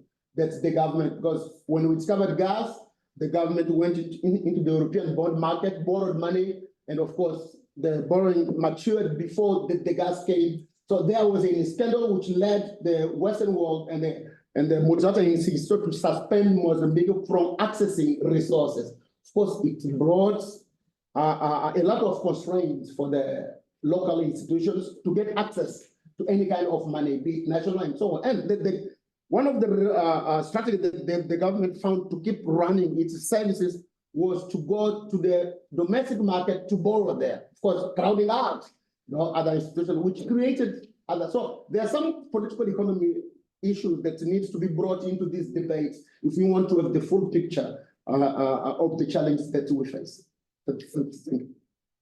So we have 5 minutes left, and that probably means perhaps we could have a couple of questions from people in the audience if people have some questions. Go first.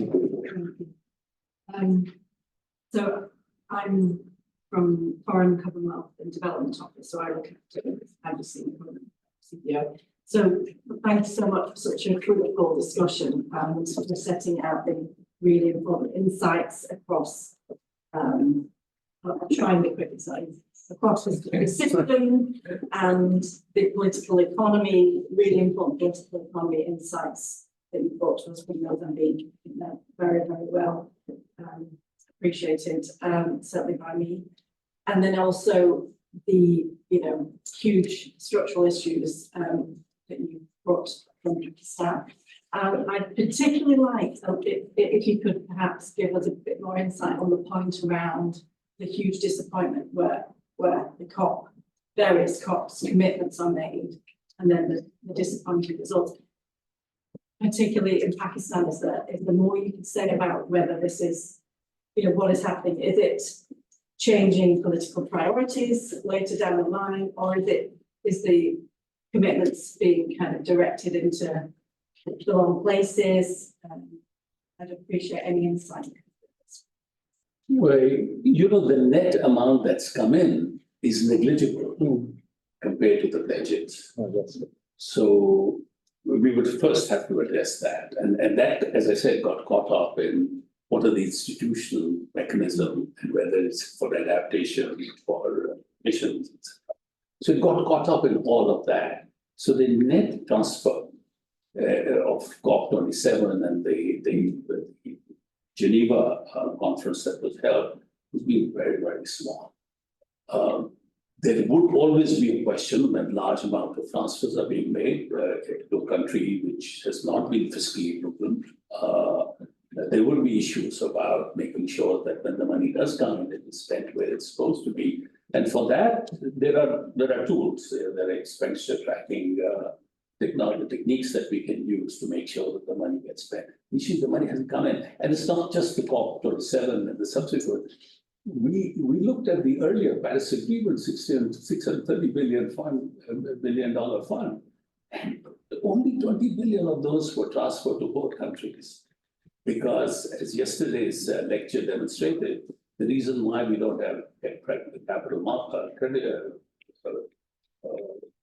carbon markets is because there isn't enough information to monitor whether there's actual compliance or not. So it's those kinds of issues have affected the transfer of those kinds of funds. The question is, how do you improve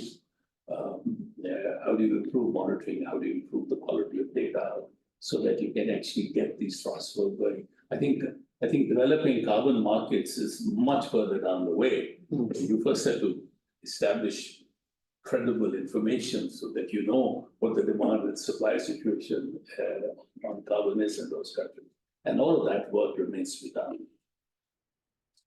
May I just try to address in a way some of, I think, well, first of all, just to repeat what you said, the funds negligible. However, when you're not negligible, I guess the experience, correct me if I'm wrong, is that individual countries, Norway, have actually pledged and shelled out. And actually, this is like the Amazon Fund, in this case, is in Brazil.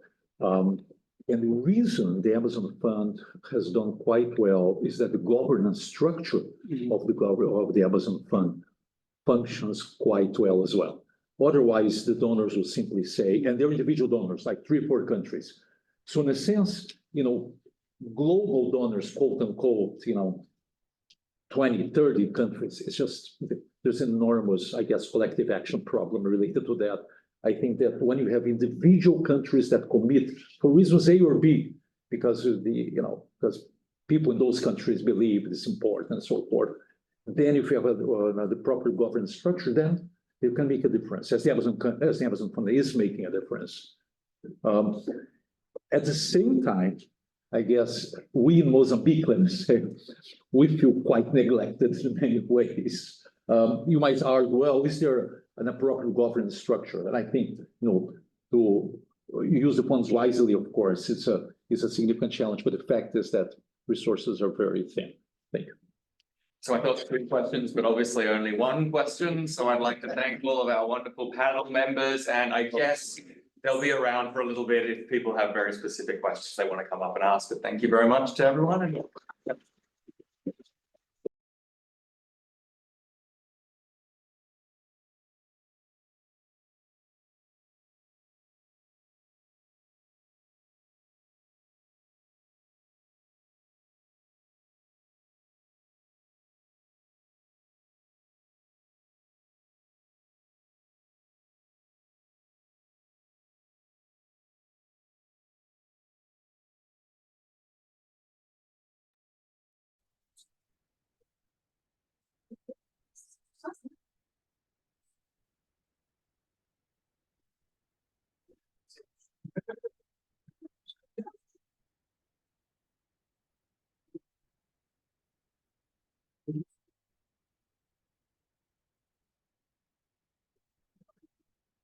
What did I do?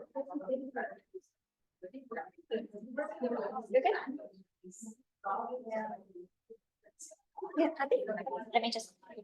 All right, we're going to come back to the last session today. We've got 3 talks. I'll be down here. Yeah, good. We can take it away. Thanks. Thank you very much, everybody, for joining in. And since this is the last session, a special thank you for everybody to be here, even after a long day. I am Disha Gupta. I am from Indira Gandhi Institute of Development Research, India. And today I'll be presenting on pricing farm electricity, water use and efficiency, and I will be talking about paddy cultivation in Punjab, India. So India is the world's largest user of groundwater for irrigation. And among all the states, Punjab has been doing the worst in the sense that the groundwater extraction exceeds the recharge by about 66%, according to the most recent estimates given by the Central Groundwater Board. And some of the factors that contribute to the over-extraction of groundwater resources in this state are believed to be the policy of free farm electricity pricing and cultivation of water-intensive crops such as paddy. Now, since this is an international audience, I just thought of showing you where Punjab really is. So that's India, and the region in red is Punjab that we are going to look at today. So this graph shows you how the cropping patterns have been changing in Punjab in the Kharif or the monsoon season. So notice that in the 1970s and the 1980s, there was substantial area under maize and cotton cultivation, as you can see by the red and the green bars over here. But over the years, area under rice cultivation has gone up tremendously.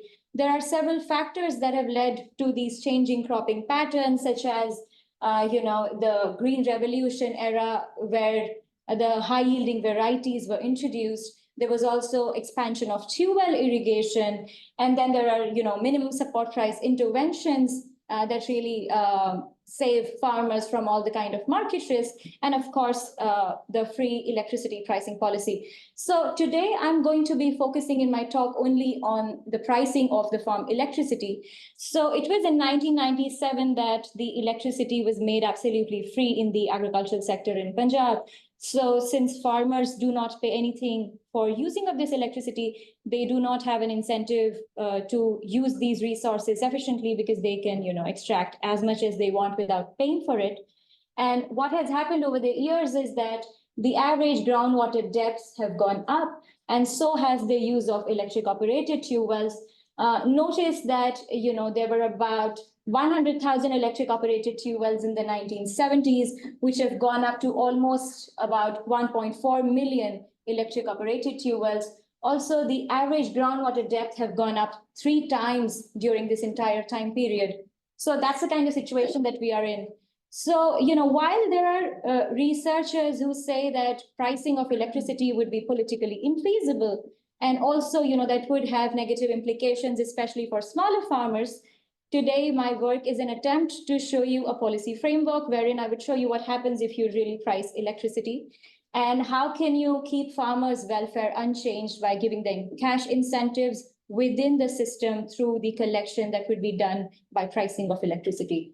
So there are broadly two objectives of my study. The first one is to estimate reduction in groundwater pumping under volumetric pricing of farm electricity in Punjab. Now, how I'm going to go about doing this is that I would be estimating a production function for paddy cultivation to get at the estimates of the marginal productivity of water. And from there, I'm going to get the estimates for the optimal use of water when you change the price of electricity. I would also be quantifying what happens to other inputs as well as paddy yields due to this unit price induced change in groundwater pumping. And secondly, I would be quantifying the lump sum transfer that would be required to keep the welfare of the farmers unchanged. So the main source of data that I would be using over here is the cost of cultivation surveys. This is the data that's collected by the Directorate of Economics and Statistics, Ministry of Agriculture, Government of India. This is collected using a three-stage stratified sampling design. It is a 3-year rotating panel, which gives data on agricultural output and several inputs, such as labor, machine, irrigation, fertilizers. And all these are there in both monetary as well as physical units. So you have details about each of the crops and all the seasons. So this is quite an extensive data set. So this portion of the data is publicly available, while I would also be using data on irrigation hours by pump type and horsepower rating of the pumps. This is the data that's not publicly available and has been requested from the ministry. And that is why, my sample is taken from years 2011-12 to 2013-14. Some of you must be knowing that, there's a real struggle in getting some of this proprietary data out from the government. And that's the reason that I have a little older data set. But I don't think that, humongously anything has changed with regard to paddy cultivation since then.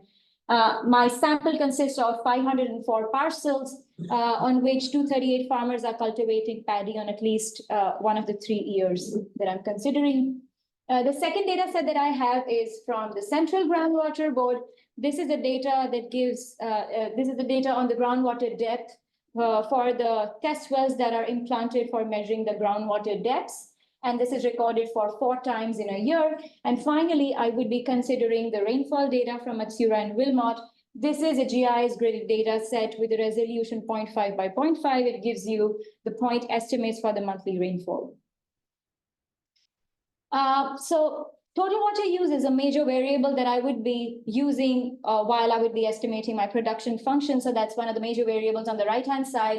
The total amount of, this gives you the total amount of water from all the sources, which includes, water from groundwater extraction as well as rainfall. Notice that over here, I have not taken into account canal irrigation because I don't have the measurements for canal water, and neither do I have, the GIS coordinates of the plots in my data set.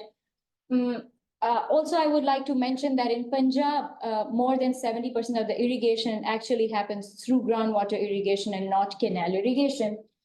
So before I come to this weird looking formula, let me just, give you an intuition as to from where I get this. So lifting any mass against gravity requires energy, which is power applied over time. I've just rearranged those terms and I've, written down this stuff.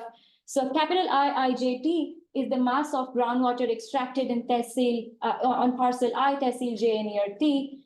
Small g is the acceleration due to gravity. GWJT is the groundwater depth at the level of tehsil. So I've just taken a simple average of the groundwater depths of all the wells in a particular tehsil to get at the tehsil level groundwater variable. EK is the efficiency of pump type K. Now, irrigation pumps are not 100% efficient. There could be energy losses due to friction.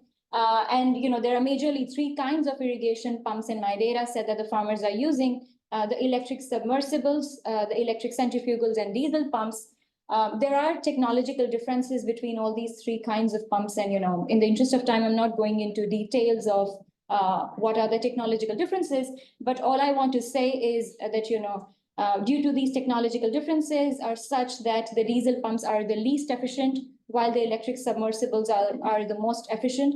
I have taken some assumptions with regard to the efficiency, but I have done a sensitivity analysis and I'll show you that even though you change the efficiency of these irrigation pumps and the water volumes would change, but qualitatively the results would remain similar, even if you take different pump type efficiencies. This is the horsepower rating and the irrigation hours are used on each other parcel. So from here, I get the mass of groundwater extracted, which can be converted into cubic meters of water per hectare. Then I compute the tehsil level rainfall, which is the weighted average of the grid points which lie within the 50-kilometer radii of the tehsil center, and the inverse of the shortest distance between the tehsil center and the grid point is taken as the weight. And I combine these two numbers, and aggregating these two, I get the total water use, which I would be using in my production function. So these are some of the summary stats. The average paddy yield in my sample is 65 quintals per hectare, and the average crop area is 1.75 hectares. Notice that this is greater than the national average. So, in Punjab, you have larger size plots. Also, on an average, the farmers are richer in the sense that almost everybody is owning an irrigation pump, which is not a feature that you would see in other regions of the country. Also, there are no groundwater markets over here because everybody has a pump, and every time they do not get a water, they are these rich farmers, they would bore another well and get water out of it because they don't have to pay for it, remember. So another number that I would like you to notice is the average water use, which is 38,000 cubic meters per hectare, and the majority of it comes from submersible pumps, which is also not very surprising because the depths are so deep that the farmers have to use submersible pumps. So centrifugal pumps, whether electric or diesel, can only be used up to a depth of 8 to 10 meters. If there is greater depth, one needs to use submersible pumps in order to have an access to groundwater, and that's precisely what's happening in Punjab. Also, as I was telling you, the average HP for the submersible pump is 12 horsepower, and for non-submersibles is 5, and for diesel it's 8. So submersibles are the most powerful in terms of extraction of groundwater. So on majority of the parcels, farmers are actually making use of electric submersibles, and that's the feature because of greater water depths. And diesels are being used on minimum number of parcels. There is also a few parcels on which there is a combination of both electric and diesel, and most of these are larger farmers that keep diesel pumps as a standby. So whenever there is no electricity, one could actually use diesel pumps for extraction of water. All right, so moving on to the production function estimation, there are econometric issues pertaining to the estimation of the production function because input used by the farmers is a choice variable, and it depends upon several factors such as quality of the land, elevation of the parcel. And while these factors are observed by the farmer, they are unlikely to be observed by the econometrician. And so these factors are all, they go down into your error term, and there might be a correlation between the input use and the error term. So the inputs are endogenous. Because I have an unbalanced panel over here, I have taken advantage of that by putting in the parcel fixed effects, which takes care of the time invariant unobserved heterogeneity. But there still might be some unobserved factors which vary across both time and space. And in order to deal with them, I use an instrumental variable approach. So there are several instruments that I would be using here. The first set of instruments come from the input demand function. So I have data on input prices because I have expenditures and quantities of all the inputs that go into the cultivation of these crops. So I would be using input prices. So there's a negative relationship between input prices and the amount of input chosen, so that they satisfy the relevance and they impact output only through the production function. So that's exogeneity being met. Moving on to the specification that I've used, I began with the translog specification, but all the higher order terms, that is, the square terms and the interaction terms, were jointly insignificant. So I chose the Cobb-Douglas specification. All the terms are in logs. The left-hand side are the paddy yields, and on the right-hand side, I have human labor, machine labor, water use, which was computed in a way that I showed you 5 minutes back. Fertilizers. I also have insecticides and seeds, but that's not there in my preferred specification, and I'll talk about it in a moment. There's time trend, there are parcel fixed effects. So over here, just to be specific, I have casual labor wages being used as an instrument for human labor. And, labor is divided into 3 portions. So there's casual labor, family labor, and attached labor. Attached labor is very little, it's less than 10%. And family labor wages are imputed on the basis of prevailing wages of the casual labor in that area. Since it's not the actual paid out cost, in terms of the instruments, I have actually considered the actual paid out cost. So for human labor, I have casual labor wages. For machine hours, similarly, I have hired machine rent. While for irrigation, I have own irrigation machine charges. Now, why not hired? Because every farmer in Punjab has their own pump. And given that the price of electricity is zero, what do these own irrigation machine charges capture is the maintenance cost of these pumps. So every time, the pump doesn't work and you have to go back to repairing it, that goes up into your own machine irrigation charges.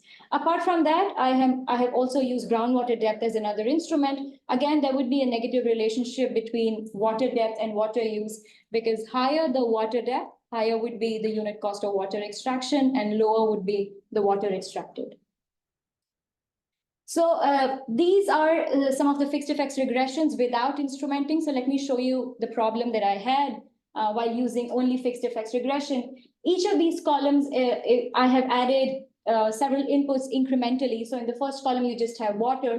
In the second, you additionally have labor and machine. And in the third one, I incrementally add fertilizer. And in the fourth one, I also have insecticides and seeds. Notice that, when I add up insecticides and seeds in the specification, comparing columns 3 and 4, the coefficients of labor and machine are not impacted by a lot. And also these are pretty small and highly insignificant. So my preferred specification is where I have labor, machine, water, and fertilizer. Also notice that greater are the number of terms on the right-hand side, more difficult it is to estimate a production function, given that one needs to also take care of the endogeneity issue over here. So there is definitely a trade-off. Talking about the FEIV regression, here I'm instrumenting. So one of the features that I wanted you to notice from this table is that, I was getting a negative coefficient for the labor, which is an unusual thing, which says that there was some kind of endogeneity that I was facing over here. So there was something that was correlated to the error term in this case. So in here, the first 3 columns are the first stage regressions, wherein labor, machine, and water are taken as a dependent variable, and the fourth column are the production function estimates. I also want to mention over here that fertilizers in my regression are taken as exogenous, because there's a specific schedule that the government gives according to which farmers are using fertilizers. So I've taken that as exogenous. Notice from the first stage, the way you would expect, there's a negative relationship between my instruments and the endogenous variables. In order to test for weak instruments, I have used the Sanderson-Wynn-Niger F statistic, which is relevant in the case of multiple endogenous variables, and that goes through. So I would be using the estimates in the fourth column to get at the estimates of the marginal product of water and use these in the simulation exercise. So this is nothing but just the Cobb-Douglas production function written in the exponentiated form and differentiating that with respect to water. I get the marginal product of water. The average marginal product of water for the parcels in my sample is 0.34 quintals or 34 kilograms per 1,000 cubic meters of water. This is pretty low. So let me show you when I plot it, what I really get is a very flat curve. So this is the marginal product of water that I've estimated using the production function. So as you would expect, this is convex, but it is relatively flat, especially at the average water application by the farmers. It's relatively flat, which shows that with additional units of water, the paddy yields would not go up by a lot of amount. Also notice this region over here are, most of the inefficient parcels lie here. And, I checked for it. So most of the larger farmers are lying on the right-hand side. So which means that the farmers who have larger plots of land are, more extensively cultivating paddy, which is water intensive, and thus they are extracting greater amount of water as compared to the smaller farmers. So coming to the simulation, here I would be estimating the reduction in water use when electricity is priced. So one of the assumptions that I've taken in the simulation exercise is that farmers are profit maximizing agents, so that the unit cost of water under free electricity is estimated using this optimum condition, wherein I equate the unit cost of water with the value of marginal product of water. PT is the price of paddy and MPW is the marginal product of water. So this is the case of free electricity. So with every unit of increase in the price of electricity, it would get translated into the incremental cost of water. Now, how do we understand this? Let me illustrate this by giving you just a very, quick example. Suppose that the price of electricity increases by ₹1 per kilowatt hour, given that 1 horsepower is roughly equal to 0.75 kilowatts. This would translate into ₹4 per hour of extraction using a 5 HP centrifugal pump, which is the average horsepower rating of a centrifugal pump, or ₹9 per hour using a 12 HP submersible pump. So from here, the incremental cost per hour of water extraction, and we also know the volume of water that's extracted per hour. So you can get at the incremental cost of water that's extracted per unit of water. So using this and the estimates of the production function, one can get to how water use is going to change when there is an increase in the price of electricity and what happens to the paddy yields. Just to illustrate this further, suppose that initially my unit cost of water was at C, so that the equilibrium water use was at W. And suppose now we increase the price of electricity so that the unit cost of water goes up to C prime. What happens is that my new equilibrium would be somewhere at the left side, so there is a reduction in water use. Simultaneously, in the other input markets, I'm just showing you labor here, but this would happen in all the other input markets simultaneously. What's happening is that the value of marginal productive labor, machine, fertilizer, etc., is going to shift inward so that there would be a reduction in the use of other inputs, and there would be a simultaneous inward shift in the value of marginal product of water, so that the reduction in the water use would be much higher if there is an adjustment of all the other inputs. So let's just see the snapshot of the results that I get from the simulation exercise. So to begin with, I'm assuming in this table that the pump efficiency for the diesel pumps is 25%. For electric centrifugal is 40%, and for submersible electric pumps is 80%. Using that, if you increase the price of electricity from 0 to ₹5 per kilowatt hour, which is roughly about the average cost of provision of electricity by this given by the State Regulatory Commission during this time period, notice that the average water extraction goes down from 33,000 cubic meters per hectare to 8.6 thousand cubic meters per hectare, which is about a 70 to 73% dip in the water use. While the dip in paddy yields is from 66 to 45 quintals per hectare, which is roughly about a 30% dip. Also notice that your labor, machine, and fertilizer also go down by about 31 to 32%, and there is an increase in the price of electricity to ₹5. So, what do we really get from here? This is not very surprising that there is a huge dip in the water extraction, and the dip in paddy yields is little after we saw the way I've estimated the marginal product of water curve. So there can be huge savings in water if there is an pricing of electricity. There would also be a dip in paddy yields. The freed up resources could be used by the farmers in for cultivation of less water intensive crops. Of course, that's the crop diversification is another exercise that the government is trying to push in order to reduce the groundwater depletion in the state. But in this exercise, I'm not really proving it, how that shift takes place, given that in my data set, I don't have enough plots for cultivation of the other less water intensive crops in this state. The other thing that I would like to mention over here is that there is also a reduction in farmers' profits by roughly about 10 to 11,000 rupees per hectare, which is also equivalent to how much the state electricity boards would be making if the pricing of electricity is done. So in some sense, the reduction in the profits can actually be compensated by the collections that's done by the state electricity board when pricing of electricity is done in this manner. Let me also show you what happens if I change the efficiency of these pump types to some other numbers. So in the first left-hand side figure, I've taken all pump efficiencies to be 25%. There are studies that have taken all pump efficiencies to be 40%. These are generally the studies that do not know each of the pump types. So everybody has assumed the pump type efficiencies to be the same, although in reality it isn't. And let's reduce the submersible, electric submersible pumps efficiency from 80 to 50%. Notice that even with that, your reduction in the water use is again, much steeper, and your reduction in paddy yields is much flatter when you price electricity, even if the pump efficiencies are different. Yeah, so this was the result that I was talking to you about. Again, changing the pump efficiencies. The average gain made by the state electricity board is shown by the blue bars, and the reduction in the profit of the farmers are shown by the red bars. Notice that when you're pricing electricity, you can actually finance the reduction in the profits of the farmers by paying back to them in terms of cash transfers using these collections that are done by the state electricity boards. So part of the effect you're estimating would be offset because of the rise in the price of paddy rice, right? Especially given Punjab is such a big source of the national supply. So that you should be also trying to.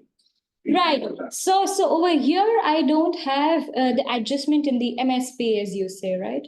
So again, as the cost of cultivation goes up, MSP is 1.5 times of the A2FL cost, right? So your MSP would presumably go up.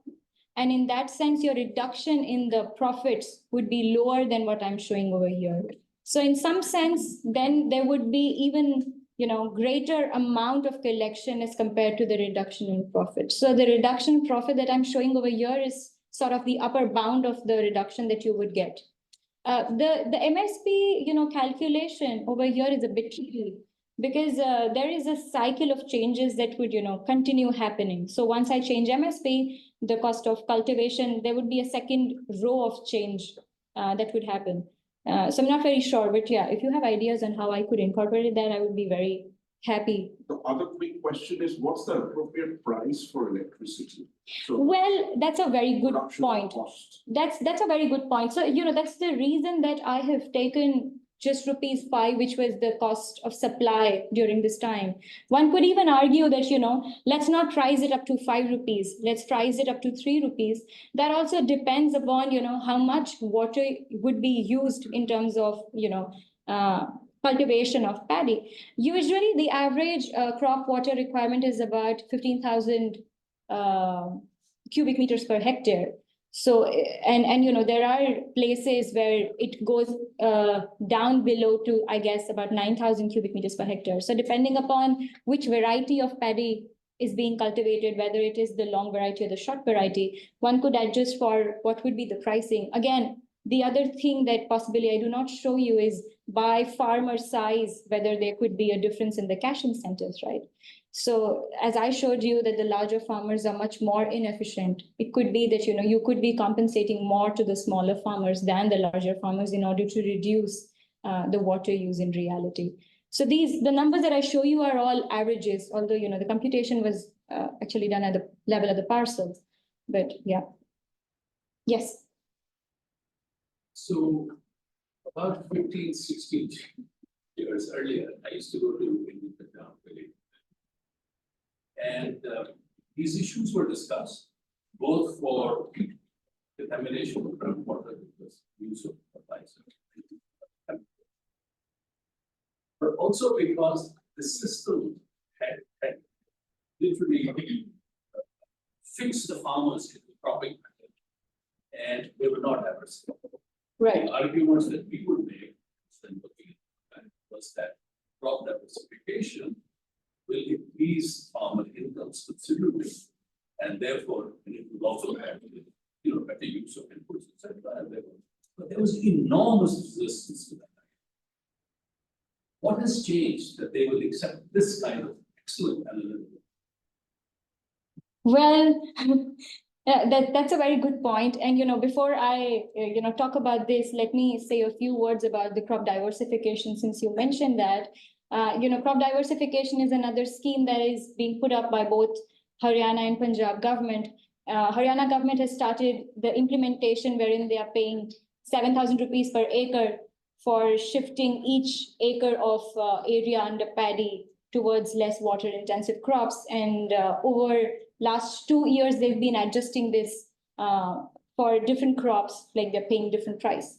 In Punjab, there was something announced, roughly about 23,500 rupees per hectare for shifting area from paddy to less water intensive crops, although I'm very unsure whether that has practically been implemented or not. I'm writing a paper on crop diversification also with a co-author from EMI. And what we really find out is that the cash incentive that is being announced or being offered to the farmers is not sufficient enough to beat the profitability of paddy. So in some sense, what we find is that the paddy yields are very, very high. And the yields from all these less water intensive crops on an average, if you look at all the states in India, Punjab and Haryana are somewhere in the middle.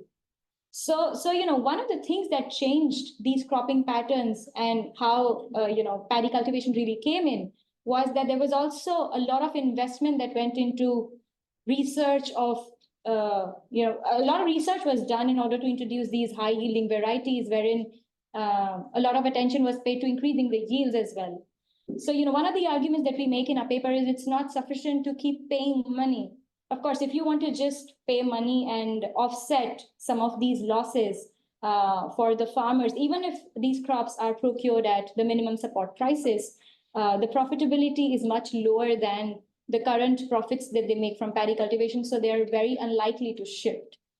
Right. So one of the also the state revenues depend on the excise tax put on crops sold by the farmers to the center.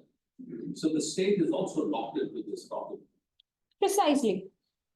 So yeah, there are several ways that people have tried. There are several papers. So for example, one of the first studies was done by Ram Fishman in Gujarat, wherein they had offered cash incentives, and a similar pilot scheme was run in Punjab. And I think there is some work still being done wherein farmers are paid money for saving electricity. So there's some pre-specified threshold of electricity units that are given to the farmers. And for each unit of electricity that they save, they are actually paid back. So there are several ways that have been tried, and none of them have been, kind of sort of successful in shifting this up. Of course, every time the pricing comes in place that, there's going to be any pricing, remember that we don't have any metering in this state, right? So in some sense, we are not capturing the volumes. If you would see, I have myself estimated some kind of volumes in here. And of course, that's another struggle, right? Because there's a lot of engineering things that are involved when you look at irrigation technology. So in general, we don't have the exact volumes that would be that are being extracted. But definitely there's an overuse in the sense that, when you're not paying, then you're extracting as much as you can and everything is paddy. Okay, we're going to leave it there. Thank you very much. Thank you so much.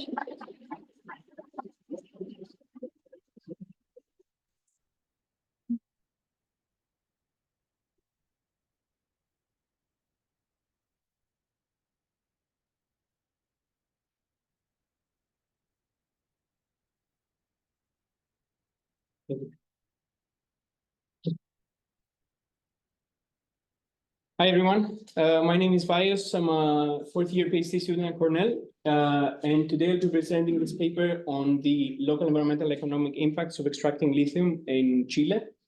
And this is joint work with Leo, who is actually my cohort mate, and with Gonzalo, who is a geologist and has given us valuable help with the technical side of things. As you're probably all aware, one of the large building blocks of the green transition over the past year has been sustainable transportation, and therefore we've seen a huge spike in the sales of electric vehicles. And this has brought also sort of a need for energy storage. Therefore, we see a similar sort of trend in the demand for lithium, specifically for electric vehicle batteries, a trend that is not followed for demand for lithium batteries overall, like for electronics, and other uses. And we do expect this trend to continue in the years to come, especially as policies like the European Green Deal and the Inflation Reduction Act provide tax incentives and further push for the adoption of electric vehicles. Throughout the world, we have two main players in the production of lithium, Chile and Australia, followed by other countries such as China and so on. And the main ways in which they do that is through either hard rock ores or through continental brines. Today, and you can see that the sort of trend of production follows this the trends that I showed you before in terms of electric vehicle sales. And today we will be focusing on Chile, where the main sort of source of producing lithium is continental brines. Here I'm showing you what has come to be known as the lithium triangle, since this sort of demand shock for lithium caused by the rising sales of electric vehicles drove what is known as the lithium rush in this area. And the lithium triangle is basically enclosed by 3 very large salt flats in Argentina, Bolivia, and Chile. Today's presentation is going to be focusing on the Atacama salt flat, where most of the extraction takes place. And we're going to be looking at the sort of local effects on populations surrounding the Atacama salt flat. In short, as I briefly already mentioned, what we do is we study the effect of the lithium demand shock on local indigenous populations around the flat and the extraction site. We show that lithium extraction caused the reduction in freshwater levels because this is a very water-intensive process. We demonstrate that there was a subsequent negative effect on vegetation, which, as I will show you, is a good proxy for cultivated area, and we argue that this resulted in a drop in economic activity and an increase in out-migration from those areas.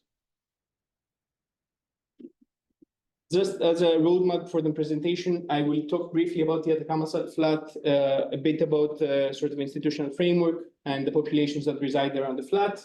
I will briefly go over the relevant literature.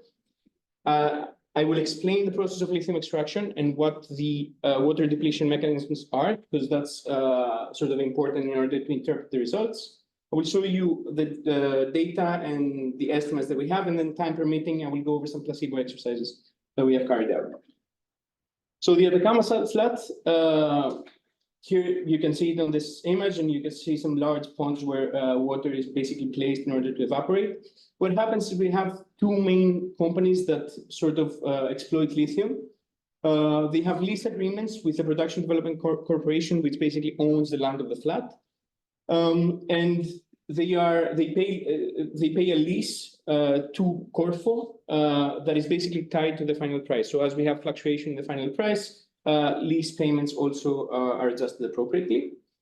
And secondly, we have the General Water Authority of Chile that allocates rights for water use, both for the use of the brine as well as for freshwater use. And I will explain that in a bit. And historically, that's important to keep in mind. Water consumption has been well below the stipulated levels, despite the negative effects that we see. So this is important to keep in mind in order to understand and moving forward, set the optimal levels of water use. And lithium carbonate in general constitutes a very important natural resource shock for the country. The exports of lithium carbonate amount to 2.5% of Chile's GDP. So it is a very important positive shock. What we do here is we try to look at the distributional effects of that shock.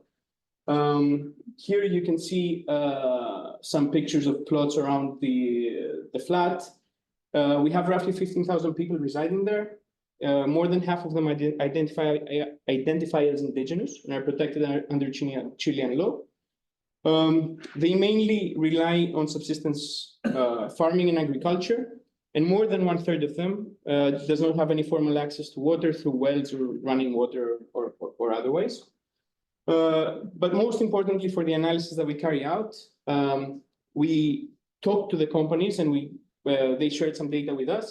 And from what they told us, only 2% of the people that reside around the Atacama salt flat are actually employed in the operations. And this is important to keep in mind when we consider this sort of positive income and employment shocks of the lithium rush in the area. Excuse me. Yeah. How do these farmers farm if they have a large share of them do not have access to water? It's rainfall based farming. So yes, and also many of the plants are foraged and are endemic in nature. So many of them have very deep roots that directly feed from groundwater. So that's another mechanism. In terms of relevant literature, we have like 4 strands that we have in mind that we could contribute to. There's a large body of literature on the impacts of natural resource shocks. The effects are not always clear. There are positive income and employment shocks, as I mentioned, but there are also negative effects in terms of mainly pollution. And also to the literature on the impacts of water availability on agriculture and local communities. What we want to do here is we want to sort of provide some causal evidence that this external shock from the sales of EVs is contributing to reduced water availability. And this is another mechanism, like this anthropogenic reduction is another mechanism through which local communities can be affected. And also this flourishing literature on the sort of north-south displacement effect of environmental policies imposed within some developed country. And I want to briefly mention this natural sciences literature that specifically looks at the impacts of lithium extraction in the Atacama Subflood. They look at the sort of variation in the many environmental variables before and after lithium extraction started. They often fall into identification issues, and that is one thing that we want to address in this paper. The process of lithium extraction is quite simple. So we start from the brine, which is basically very old water, very rich in many types of salts. This is extracted using extraction pumps, and it's basically placed into evaporation ponds and moved from the left ponds to the right ones. These ponds are, you can think of them as very large football fields. And as water evaporates, lithium precipitates. We reach a concentration of up to 6%. Whatever water has not evaporated is reinjected into the brine in order to minimize any losses. We have some byproducts from the discussion with those companies, and from our understanding, these are not like harmful in any way. So it's mainly salts that are disposed of. And the lithium that has basically precipitated is carried to a chemical plant, which through some processes, chemical process with chemical additives, is transformed in what is known as battery grade lithium, which is then exported and is used as raw material for various types of batteries, including other electronics, but mainly for electric vehicles over the past year, because this is what has driven essentially this rapid increase in the exports. Now, throughout this process, it's a very water-intensive process. So we have two mechanisms for water depletion, one indirect mechanism and one direct one. The indirect mechanism is the extraction of brine from the salt. You can think very simplistically of the groundwater as having like three layers: the fresh water, the mixing zone, and the brine. And as we extract water from the lower level, the brine level goes down, and therefore fresh water permeates the mixing zone, reducing the availability of fresh water.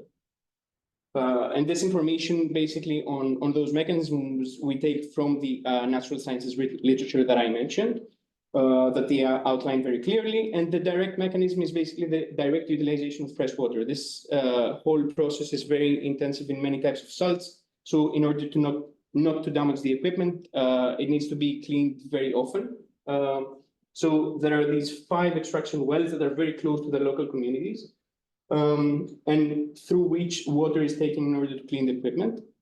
We do not take a stance on which sort of mechanism is dominant here. What we say is that in any case, any effect would be apparent as an outcome on the level of fresh water, which is our outcome variable when we talk about water availability. So that's what we are going to be focusing on.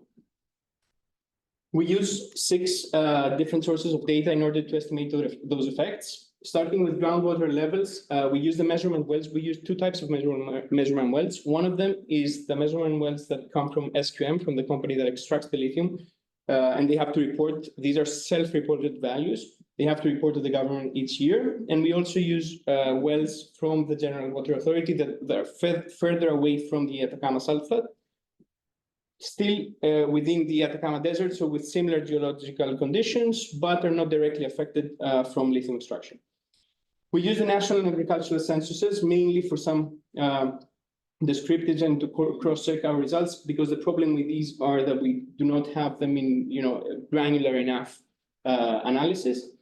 And for the main environmental and economic variables that we look at as a result of the reduction in water availability, we use indices. We use the normalized difference vegetation index, as a proxy for cultivated area. We use the nighttime light radiance or intensity that we also saw about earlier today. And we also use the global human settlement layer, which is basically a project that was launched by the European Commission.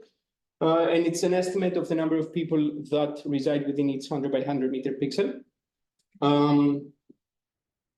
It's worth noting that this is a combination of, it takes into account nighttime light radiance, but it also takes into account the censuses and also self-reported information from various countries. And lastly, we use the global EV sales through the International Energy Agency, mainly for Europe, the US, and China. One thing that is important to note is that, or you might be wondering about, is that these are all indices that sort of proxy some sort of environmental or economic variable. So it's important to understand whether or not they actually are good proxies of what they're trying to proxy.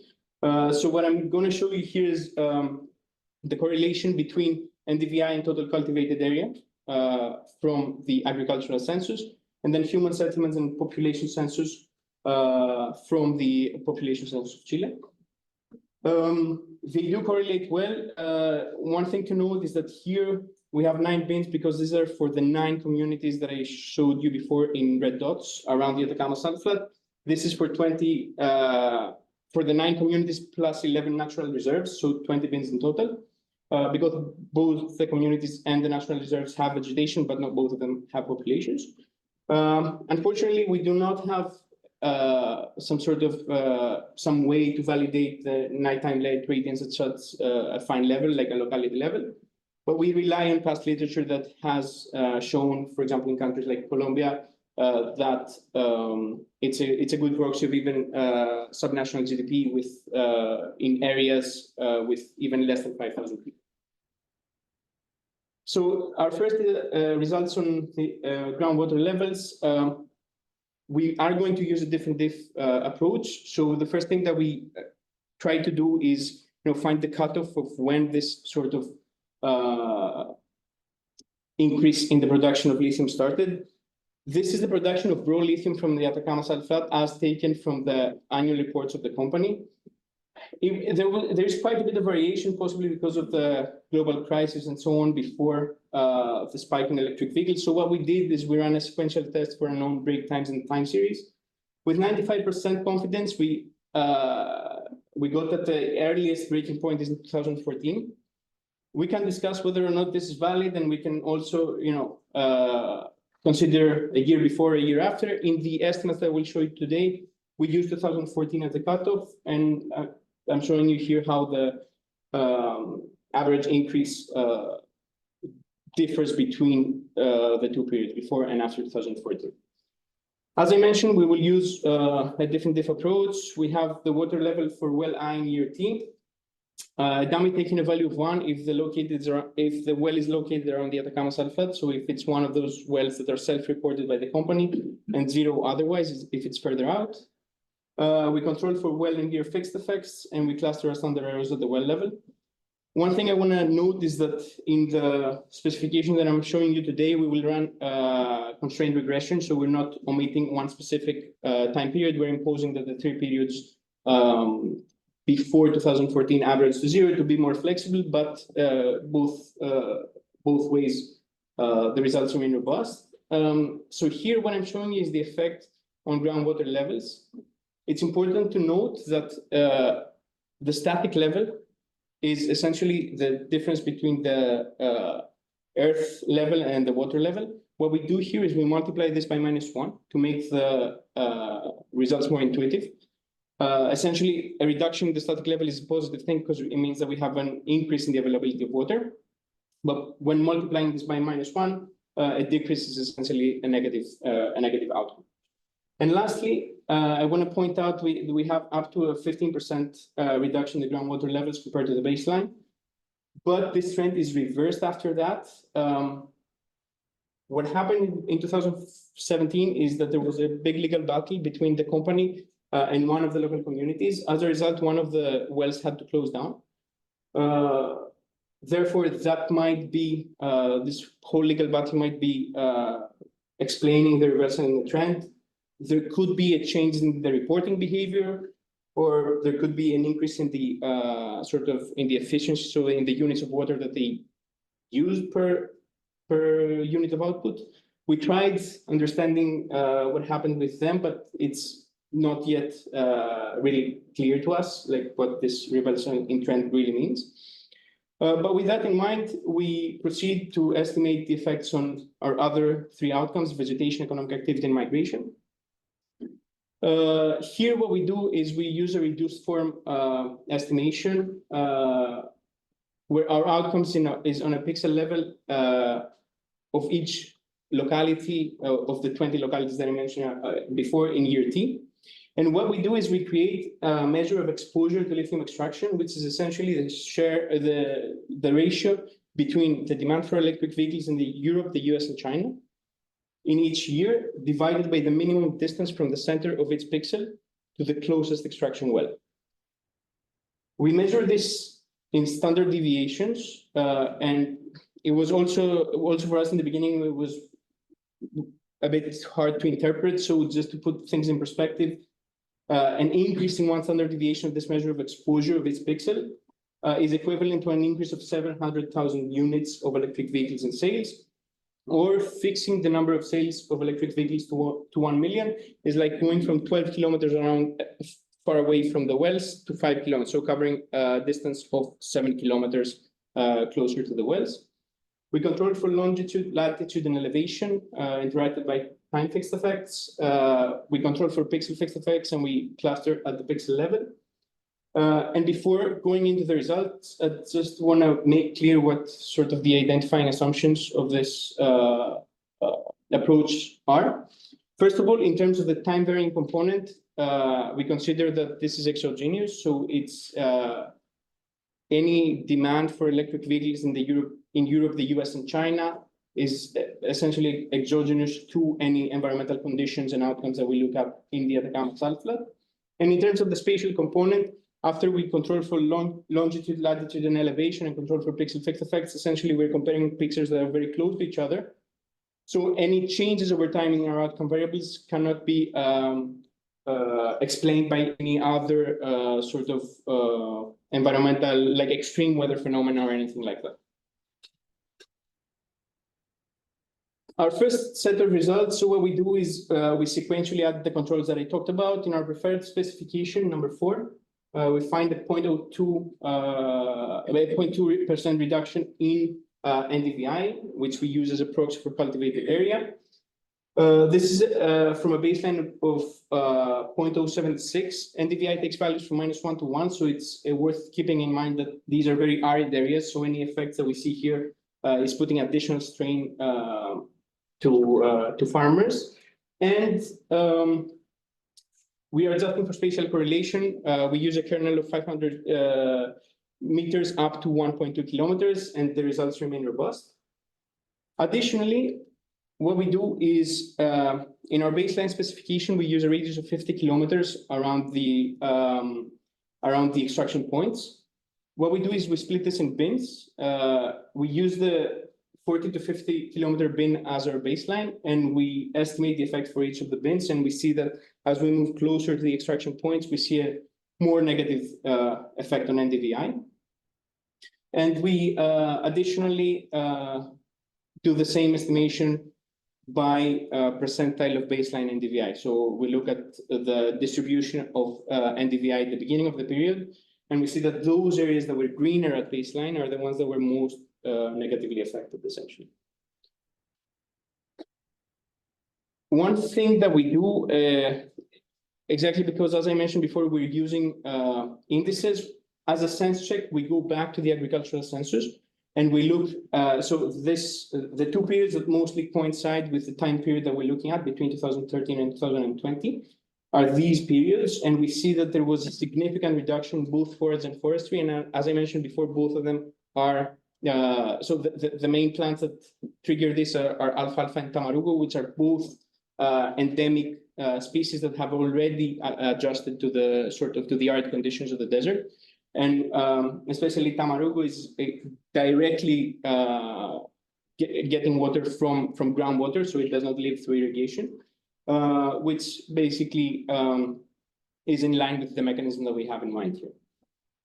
Next, we look at the effect on economic activity. We see a 2.6% reduction in economic activity, which is again after the effect remains after we adjust for spatial correlation. And in this case, we again go back to the agricultural census and we look at employment. We see also a significant reduction on both temporal and permanent employment in agriculture, which is in line with the estimates on the reduction on nighttime light radiance, a proxy for economic activity.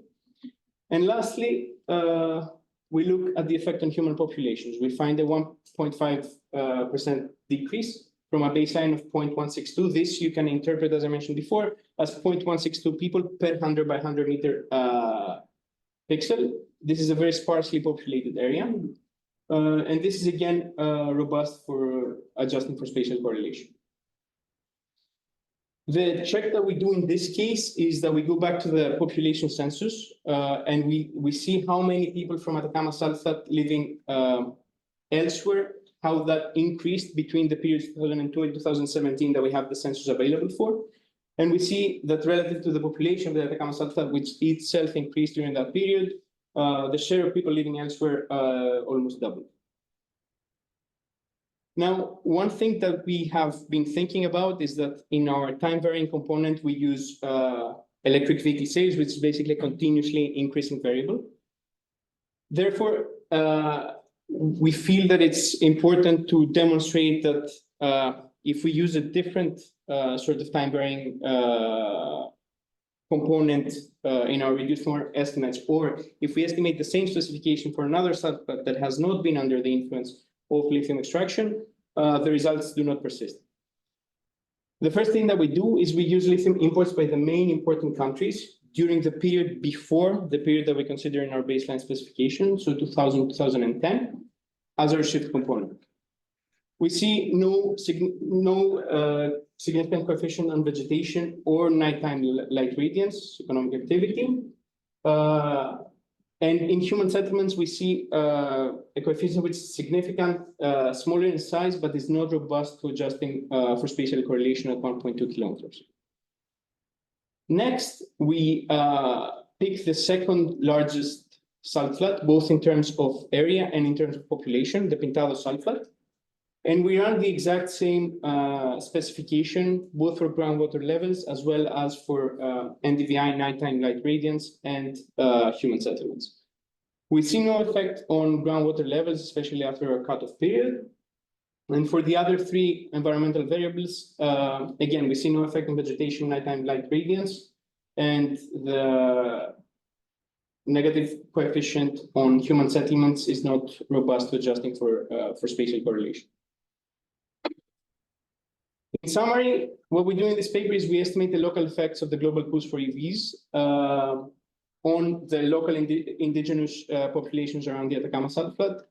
We find significant reductions in groundwater levels and vegetation.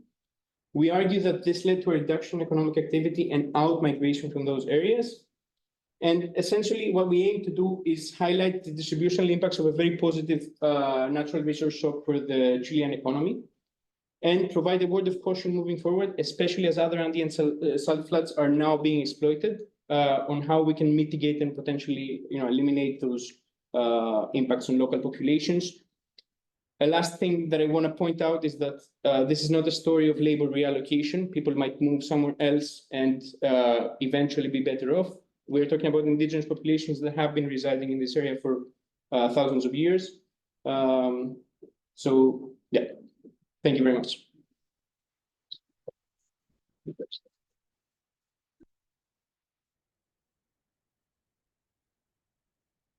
Thank you.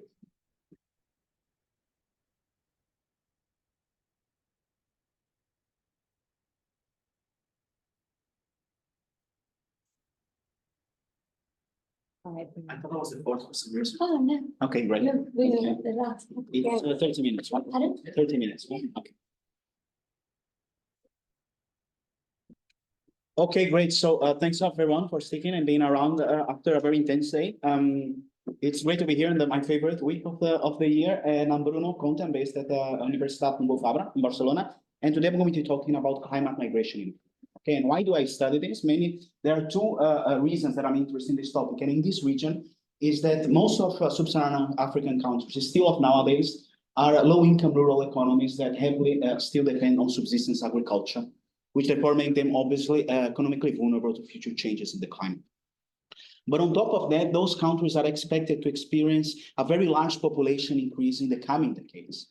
And understanding then where this growing population could be geographically reallocated in a future where agricultural productivity might not be as the same as of nowadays, has been at the center of the policy research agenda. And in fact, many sort of policy outlets have highlighted how concerning future climate migration could be in sub-Saharan Africa, and actually coined this potential process as the great climate migration that could arise in that setting.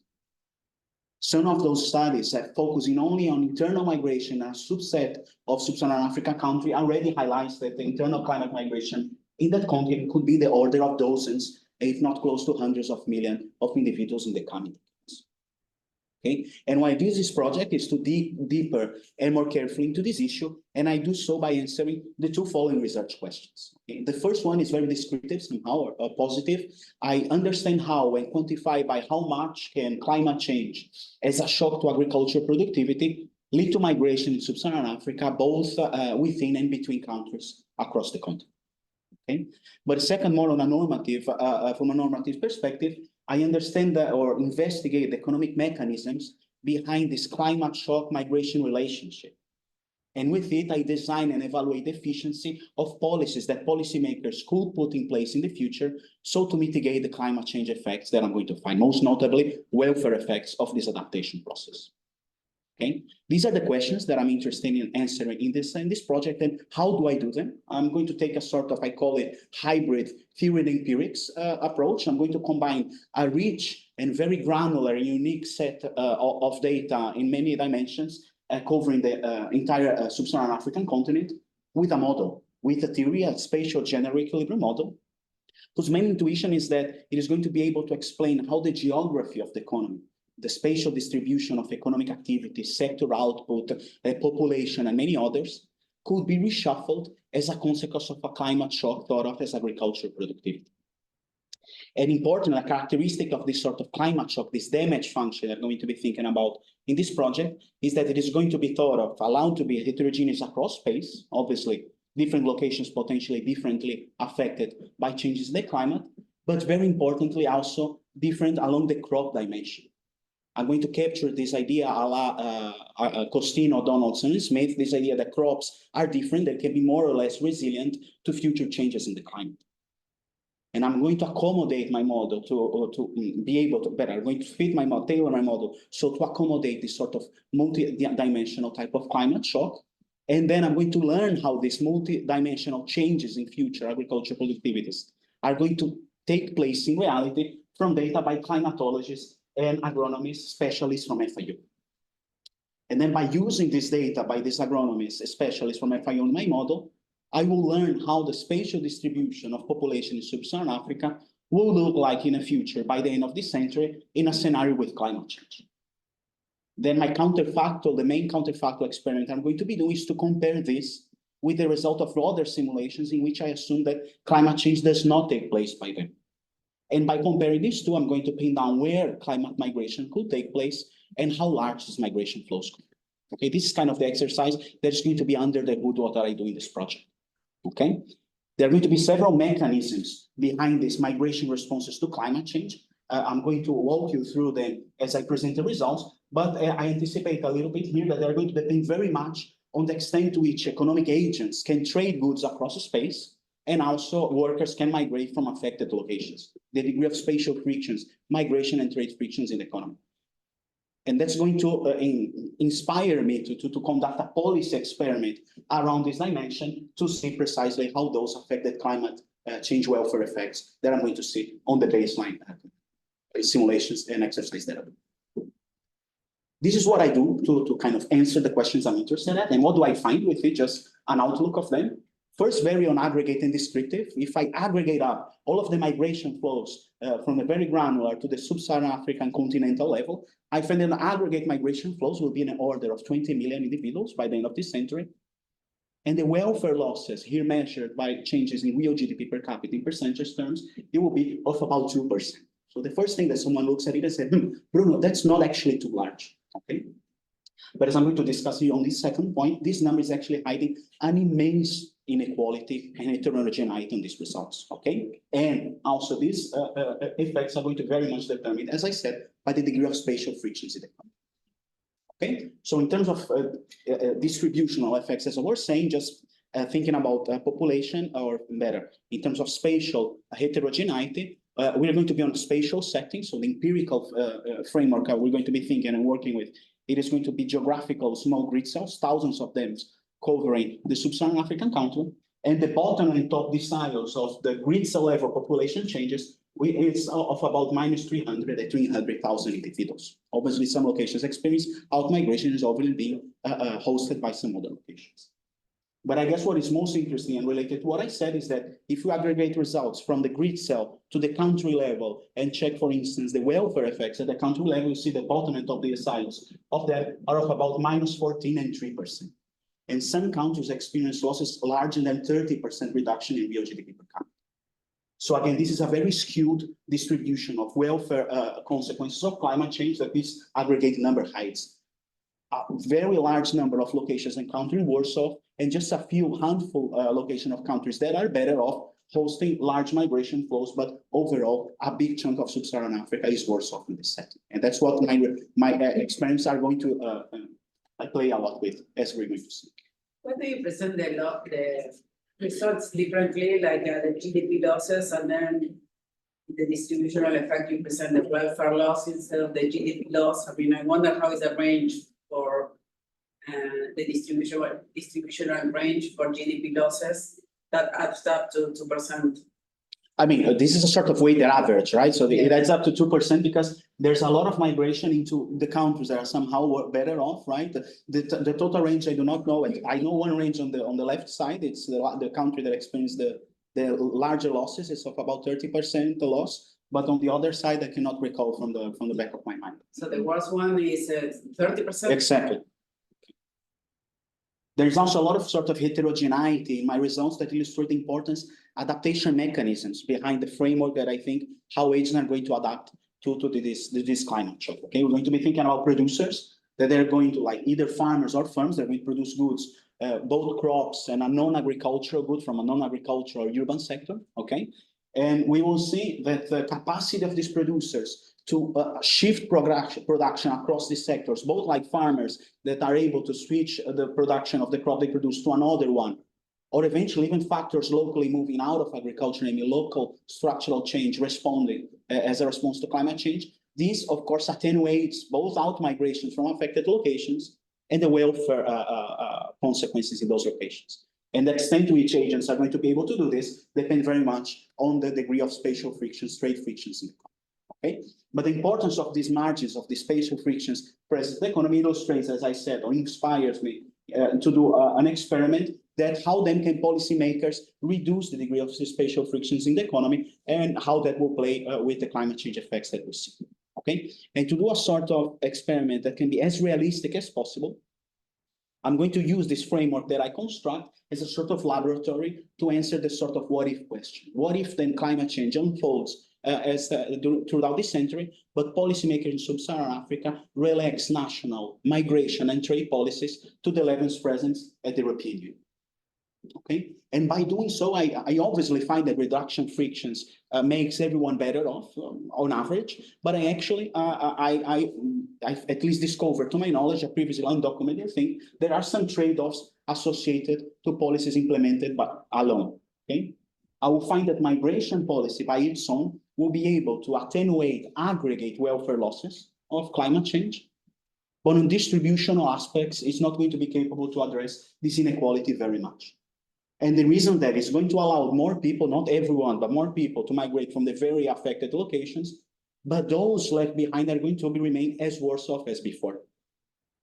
And then by combining this policy with another policy from the trade dimension, reducing tariffs, barriers to international trade in this setting, it would allow these people in these locations left behind to adapt in a more efficient way and be less worse off, so reducing the inequality of the climate change effects. And this is sort of the combination of these policies and the trade-offs associated to the policies alone, which is a sort of new thing, at least to me, that I'm presenting with this. Okay, and I hope to convey this message and with more details as I concluded. Okay, this is more or less the paper in a nutshell. So how do I then obtain these results? Very quickly, just in terms of a few pieces of data that are important for us to understand what I'm going to be doing here. I'm obviously not going to be able to show everything, okay? As I said, I'm going to divide Sub-Saharan Africa in a set of about 2,000 small grid cells, geographical squares. For each of them, I'm going to collect data in GDP and population for several time periods obtained from different data sources, okay? And I'm also going to construct a data transportation network connecting more than 4 million grid cell pairs combinations, okay? But one important empirical piece that I'm going to devote a few seconds here to explain is this agricultural data that I use from FIU. For each of these grid cells, I'm going to retrieve what are called the potential yields from this GAZE program, which are a hypothetical measure of yields that will be attained in a certain grid cell if its entire surface were to be devoted to grow a specific crop. And I'm going to collect this measure for the 6 main grain crops that are produced and consumed by the subsistence rural economies in this continent. And these potential yields is, I'm sure that many of you are familiar with it, but just to make sure we are on the same page, is a hypothetical measure of yields that will be attained, TFP that will be attained in these locations based only on natural characteristics, okay, orthogonal to sort of economic decisions in each of these locations. And the beauty of this data that Arnaldo Costino and co-authors exploit in the JP paper is that this data is available for several time periods. At the beginning of the century, which is going to be my baseline period, as well as a period very back a generation ago in the time. I'm going to use these changes in the validation of my model. I'm not going to speak about anything here today, but just so that you are aware. But the nicest part is that they are also available for the future. And these estimates for the future use how these climatologists and agronomists project the changes in the climate that are going to take place in the future, both temperature, rainfall, humidity, and many characteristics, how that will map to this measure of TFP. How we will see this visually, I think this conveys the idea that what is going to be the main counterfactor I'm going to do, or the main mechanisms that we have in mind in the framework that I develop. Here I'm showing to you on the left-hand side the estimates for one of the crops I have in my sample, cassava. Each of those squares are each of the grid cells in my setting. Darker colors are locations that are more naturally suitable, have larger comparative advantage to grow cassava. And your right-hand side, I guess you get the picture, are the estimates from the future by FAU. So here we stare at this picture, we see, okay, what we're going to be thinking are going to be this climate damage that locations such as Congo, DRC, initially very suitable to grow this crop, are not going to be suitable anymore, or the Sahelian region in Western Africa, right? We're going to interpret how this is going to affect the Sub-Saharan African economy from a very Ricardian point of view. Okay, so just to fix ideas, suppose that cassava is the only sector that the Sub-Saharan African economy produces. These locations here in Congo DRC are not going to be capable to produce anything else. So what is going to happen? Very Ricardian reallocation of production towards other regions. Potentially these regions that surprisingly even become better off, right, if we see. But then obviously, factors that are going to move out from here, including labor population, out migration from there. Three mechanisms are going to interact with this. That first, if there are other crops that still can grow here, farmers here will not necessarily need to live there. Or eventually, if these locations here or others affected are productive enough in the urban sector, in the non-agricultural sector, they will be able potentially to just structurally change, right? Just move outside of agriculture. And then this will only happen if in these locations, they are able to then import food from locations that are producing agricultural goods elsewhere. So this idea of a food problem when structural changes as adaptation to climate change is going to be present in my framework. Okay, the only final sort of addition that I complement Ishan's great study and many others related to that is that I also have migration in this setting. Okay, so eventually some locations that in a setting without migration, they will be caught in a poverty trap because these people will be just caught up there in a very unproductive sector. These people would also migrate from the sector. These are the mechanisms that are going to be under the hood of the formal model that I developed, that obviously here today, for time reasons, I'm not going to go over the formalities of that, but just intuitively, what is the model that's going to generate these mechanisms that I explained? Is going to be a static multi-sector spatial generic equilibrium model that contains the kind of key ingredients of this so-called quantitative spatial economics. Okay, we're going to have from the preference side agents with law for varieties for all of the sectors, all the crops and the non-agricultural sector that I have in the setting. This generates dispersion forces, namely economic incentives for economic activity to spread across space, and then trade taking place in this very Ricardian manner, as I explained. But of course, subject to frictions. There are going to be trade frictions in my setting that are going to generate agglomeration forces. Incentives for economic activity to take place in the locations that are better connected to others, have higher market access. Or workers that are going to be able to, also going to be mobile across space. They're going to be able to decide, there's going to be one of the choices of them, where to migrate, but subject to many congestion forces. Frictions to migrate, locations that are further away are going to be more costly to migrate. If you cross an international boundary when migrating, you're going to pay an additional utility cost that will reflect like the strictness of this hosting country against foreign migrants. All of these congestion forces are put more broadly. The interaction of the agglomeration and dispersion forces in this spatial model is going to yield the spatial distribution of economic activity, which intuitively is going to be such that the locations most productive in each of these sectors are going to specialize on those, and they are going to be trading with one another. And climate change is going to affect this comparative advantage, this evolving comparative advantage is using an Augustinus notation, and this is what we're going to exploit in the counterfactors. In order to estimate those costs of crossing borders, I guess you also need data on refugee flows to be able to. It's here. I'm going to talk about this in a second. Yes. And what about technology outside of agriculture change or? My main counterfactor exercise takes as this urban non-agricultural sector, everything fixed, and I just shock the economy with that.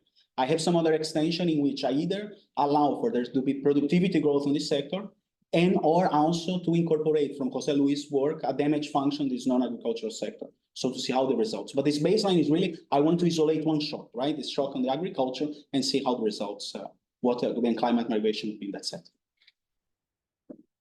Just these 6 crops you have, can you give me like a flavor of how much of the agricultural sector? Absolutely. Now, this is a great question. It is, here the focus it is, of course, any rural economy produces much more than the 6 grains, right? My focus, decision to focus on those is that those are the main grain crops that are used as subsistence in the continent. They account for about 55 to 60% of the calorical intake in sub-Saharan Africa.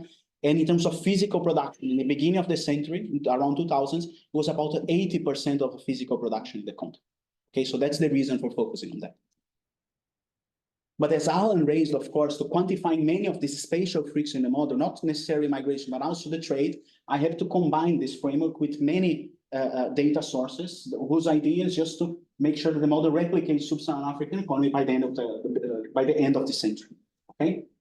And the ingredients that are very important in this setting is how to discipline this migration, these spatial frictions. For that, what I do is that I'm going to combine both bilateral country-to-country migration data to pin down like this strictness of countries towards foreign migrants. And then we use an internal migration from censuses, from this new source. This is something that I recently added to the project. There we go. Data for about 60% of my countries. All of those I have data on internal migration from censuses to calculating bilateral metrics of internal migration and discipline this idea of how costly migration becomes as you migrate further away. So that's why how I'm able to separate these two things and have this sort of additional destination country fixed effect as a shifter on the migration cost.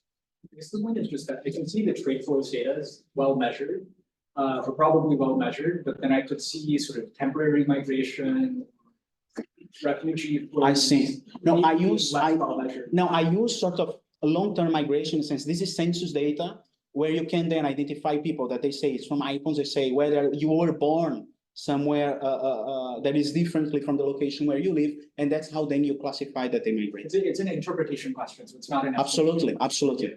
But I use this sort of thing precisely because short-term migration is subject to many return flows, right? In this sort of. But any migration you assign to the productivity. So No, the way I quantify it is that I'm going to observe Yes. the sort of steady state in the beginning of the 21st century, whereby there was also migration that I learned from this data, internal migration, and also from international migration, using as the steady state distribution of productivities in the beginning of the century. I'm going to quantify these migration frictions, and I'm going to hit the economy, the productivity shock that I showed, and based on these frictions, how the economy is going to adapt. Not only in terms, I just conclude this point, I get your question, okay? Not only in terms of migration frictions, yes, thank you, but also in terms of trade frictions. And I use here also a new data set that I incorporated recently to this project.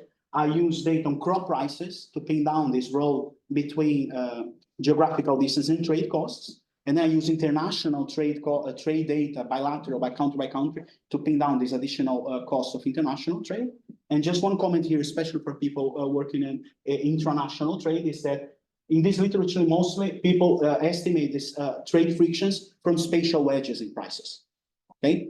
But observing these spatial wedges and a continental scale, trust me, is impossible to obtain this data set. And for this goal, I found this data that is actually great. It's very granular, but gives us the local price of specific crops in these locations. And this can be interpreted as the sectoral price index. And then I develop a method in which you can use the dispersion, the second moment of price index, as a moment to pin down this relationship of distance of trade costs, okay? And then it doesn't require to observing price wedges, the price of good in the origin, the location of production, location of consumption. So it sort of expands the applications in which you can use price data to infer trade costs in developing. Okay, these are only like a few new pieces of data that I implemented in the project. And then, as you might have got the idea, what is going to be the main counterfactor that I conduct there? It is that with this quantified model that replicates sub-Saharan African. I'm sorry, I forgot the question. Sorry, no, go ahead. Sorry, apologies. Do you consider endogenous policy in this context to increase migration? No, absolutely not. What I do is that I have in some extension, this is a question that comes very often, is that I do some experiments in which I either increase or decrease the sort of migration barriers that I estimate for the future, because one can think, I guess it's your point, that eventual countries are going to receive a lot of migrants, they're going to shut down their borders, right? So the most strict countries become even stricter in this setting. But some other people say that, Bruno, one other thing that happens is that over time, this migration estimate in the beginning of the century, they can become less binding. So I also do another exercise where I can somehow reduce them. And of course, the result, they go in the direction that they should. Do you see any evidence that migration flows are increasing a lot over this century? The period I use the migration data for to quantify migration frictions is the kind of end of the 20th century. So from 1990s to 2005, 2010. And but this is kind of estimating in the cross section. And that's why I have a validation exercise. I do not have the results here, in which I do a backcasting exercise. I forecast my model back in time, so to predict the changes in population driven by changes in this kind of damage function that I showed, but back in time, and I show that my model predicts well not only population flows but other non-targeted moments. You can't sort of see what's actually happened in the migration data, say, taken up to today. Well, I could. This is an exercise that I could definitely do. People would ask. Absolutely. Absolutely. The thing is that there are many mechanisms also in place in reality, right?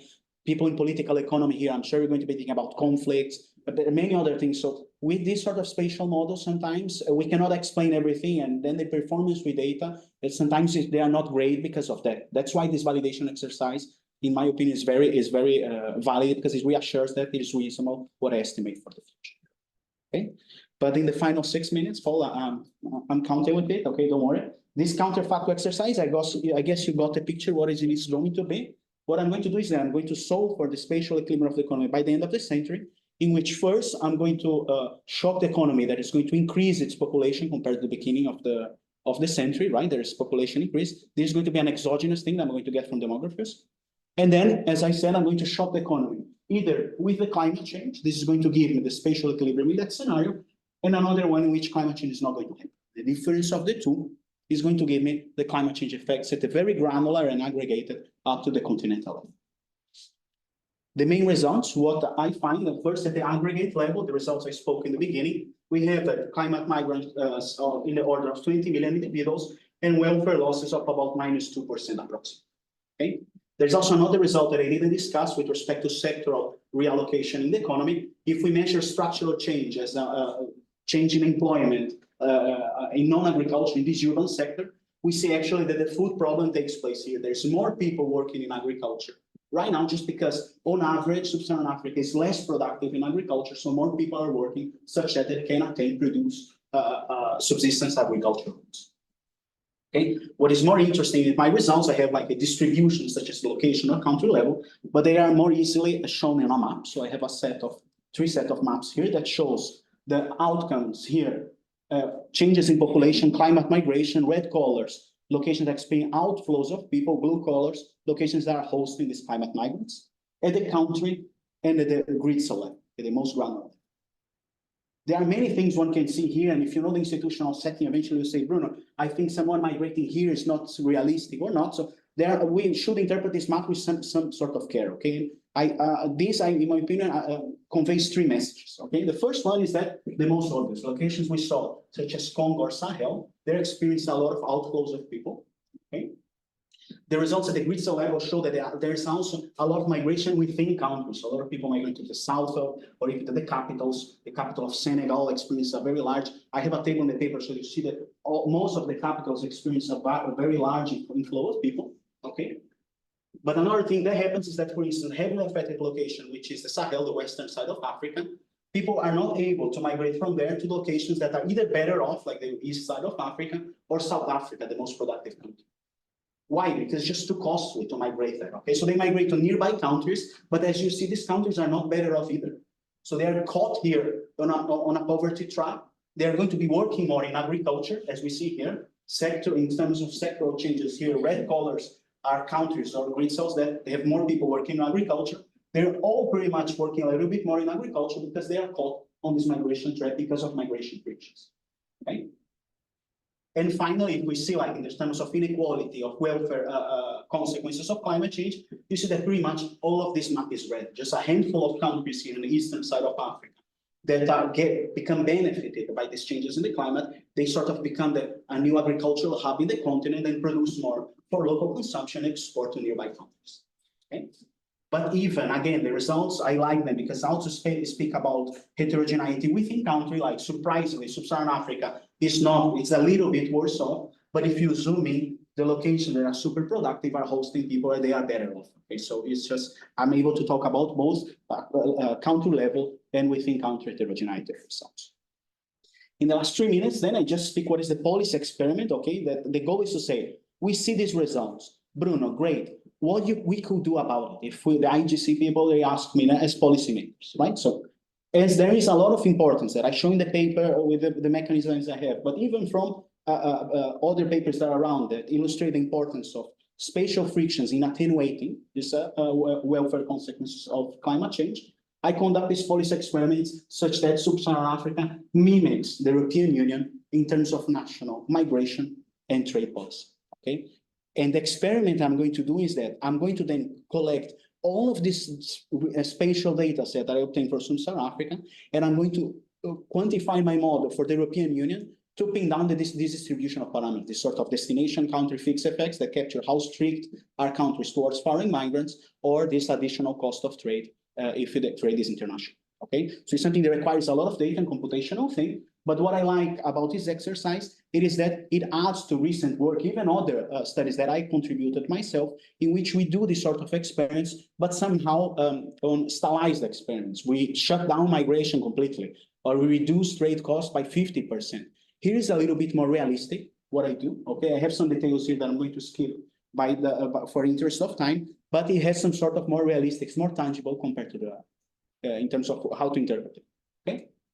So what will be then? Last minute, Paul, I'm on it, okay?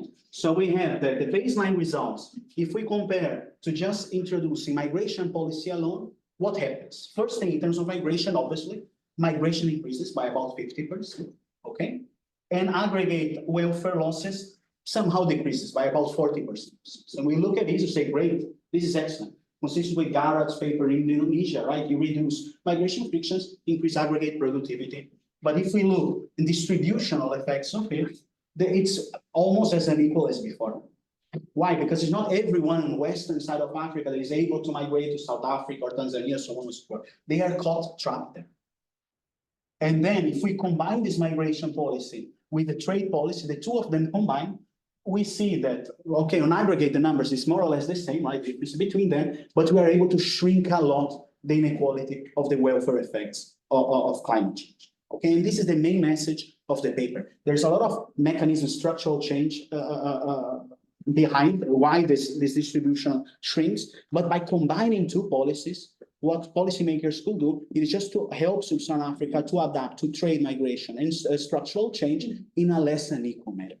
And this is the message I hope I convey with you. It looks like it's more your trade policy, sorry to interrupt, right? So if you look at trade only and both of them, it looks like what it doesn't help is migration policies, like. Not quite, because these are still, and especially here, what we see, here in terms of sector specialization, you see that both policies combined, it really helps a lot to the economy to be more efficiently allocated.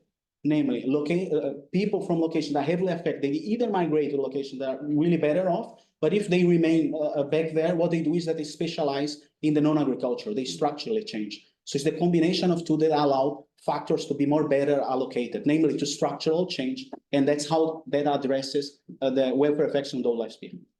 I see that there are some questions, but just in the interest of time, I'm going to conclude and I'm going to be more than happy to keep chatting, okay? So what I do in this project is precisely to address this question with a spatial framework combined with rich spatial data, and I hope to have convinced this point that policymakers do have to help Sub-Saharan Africa to adapt to climate change in a less unequal manner. Thank you.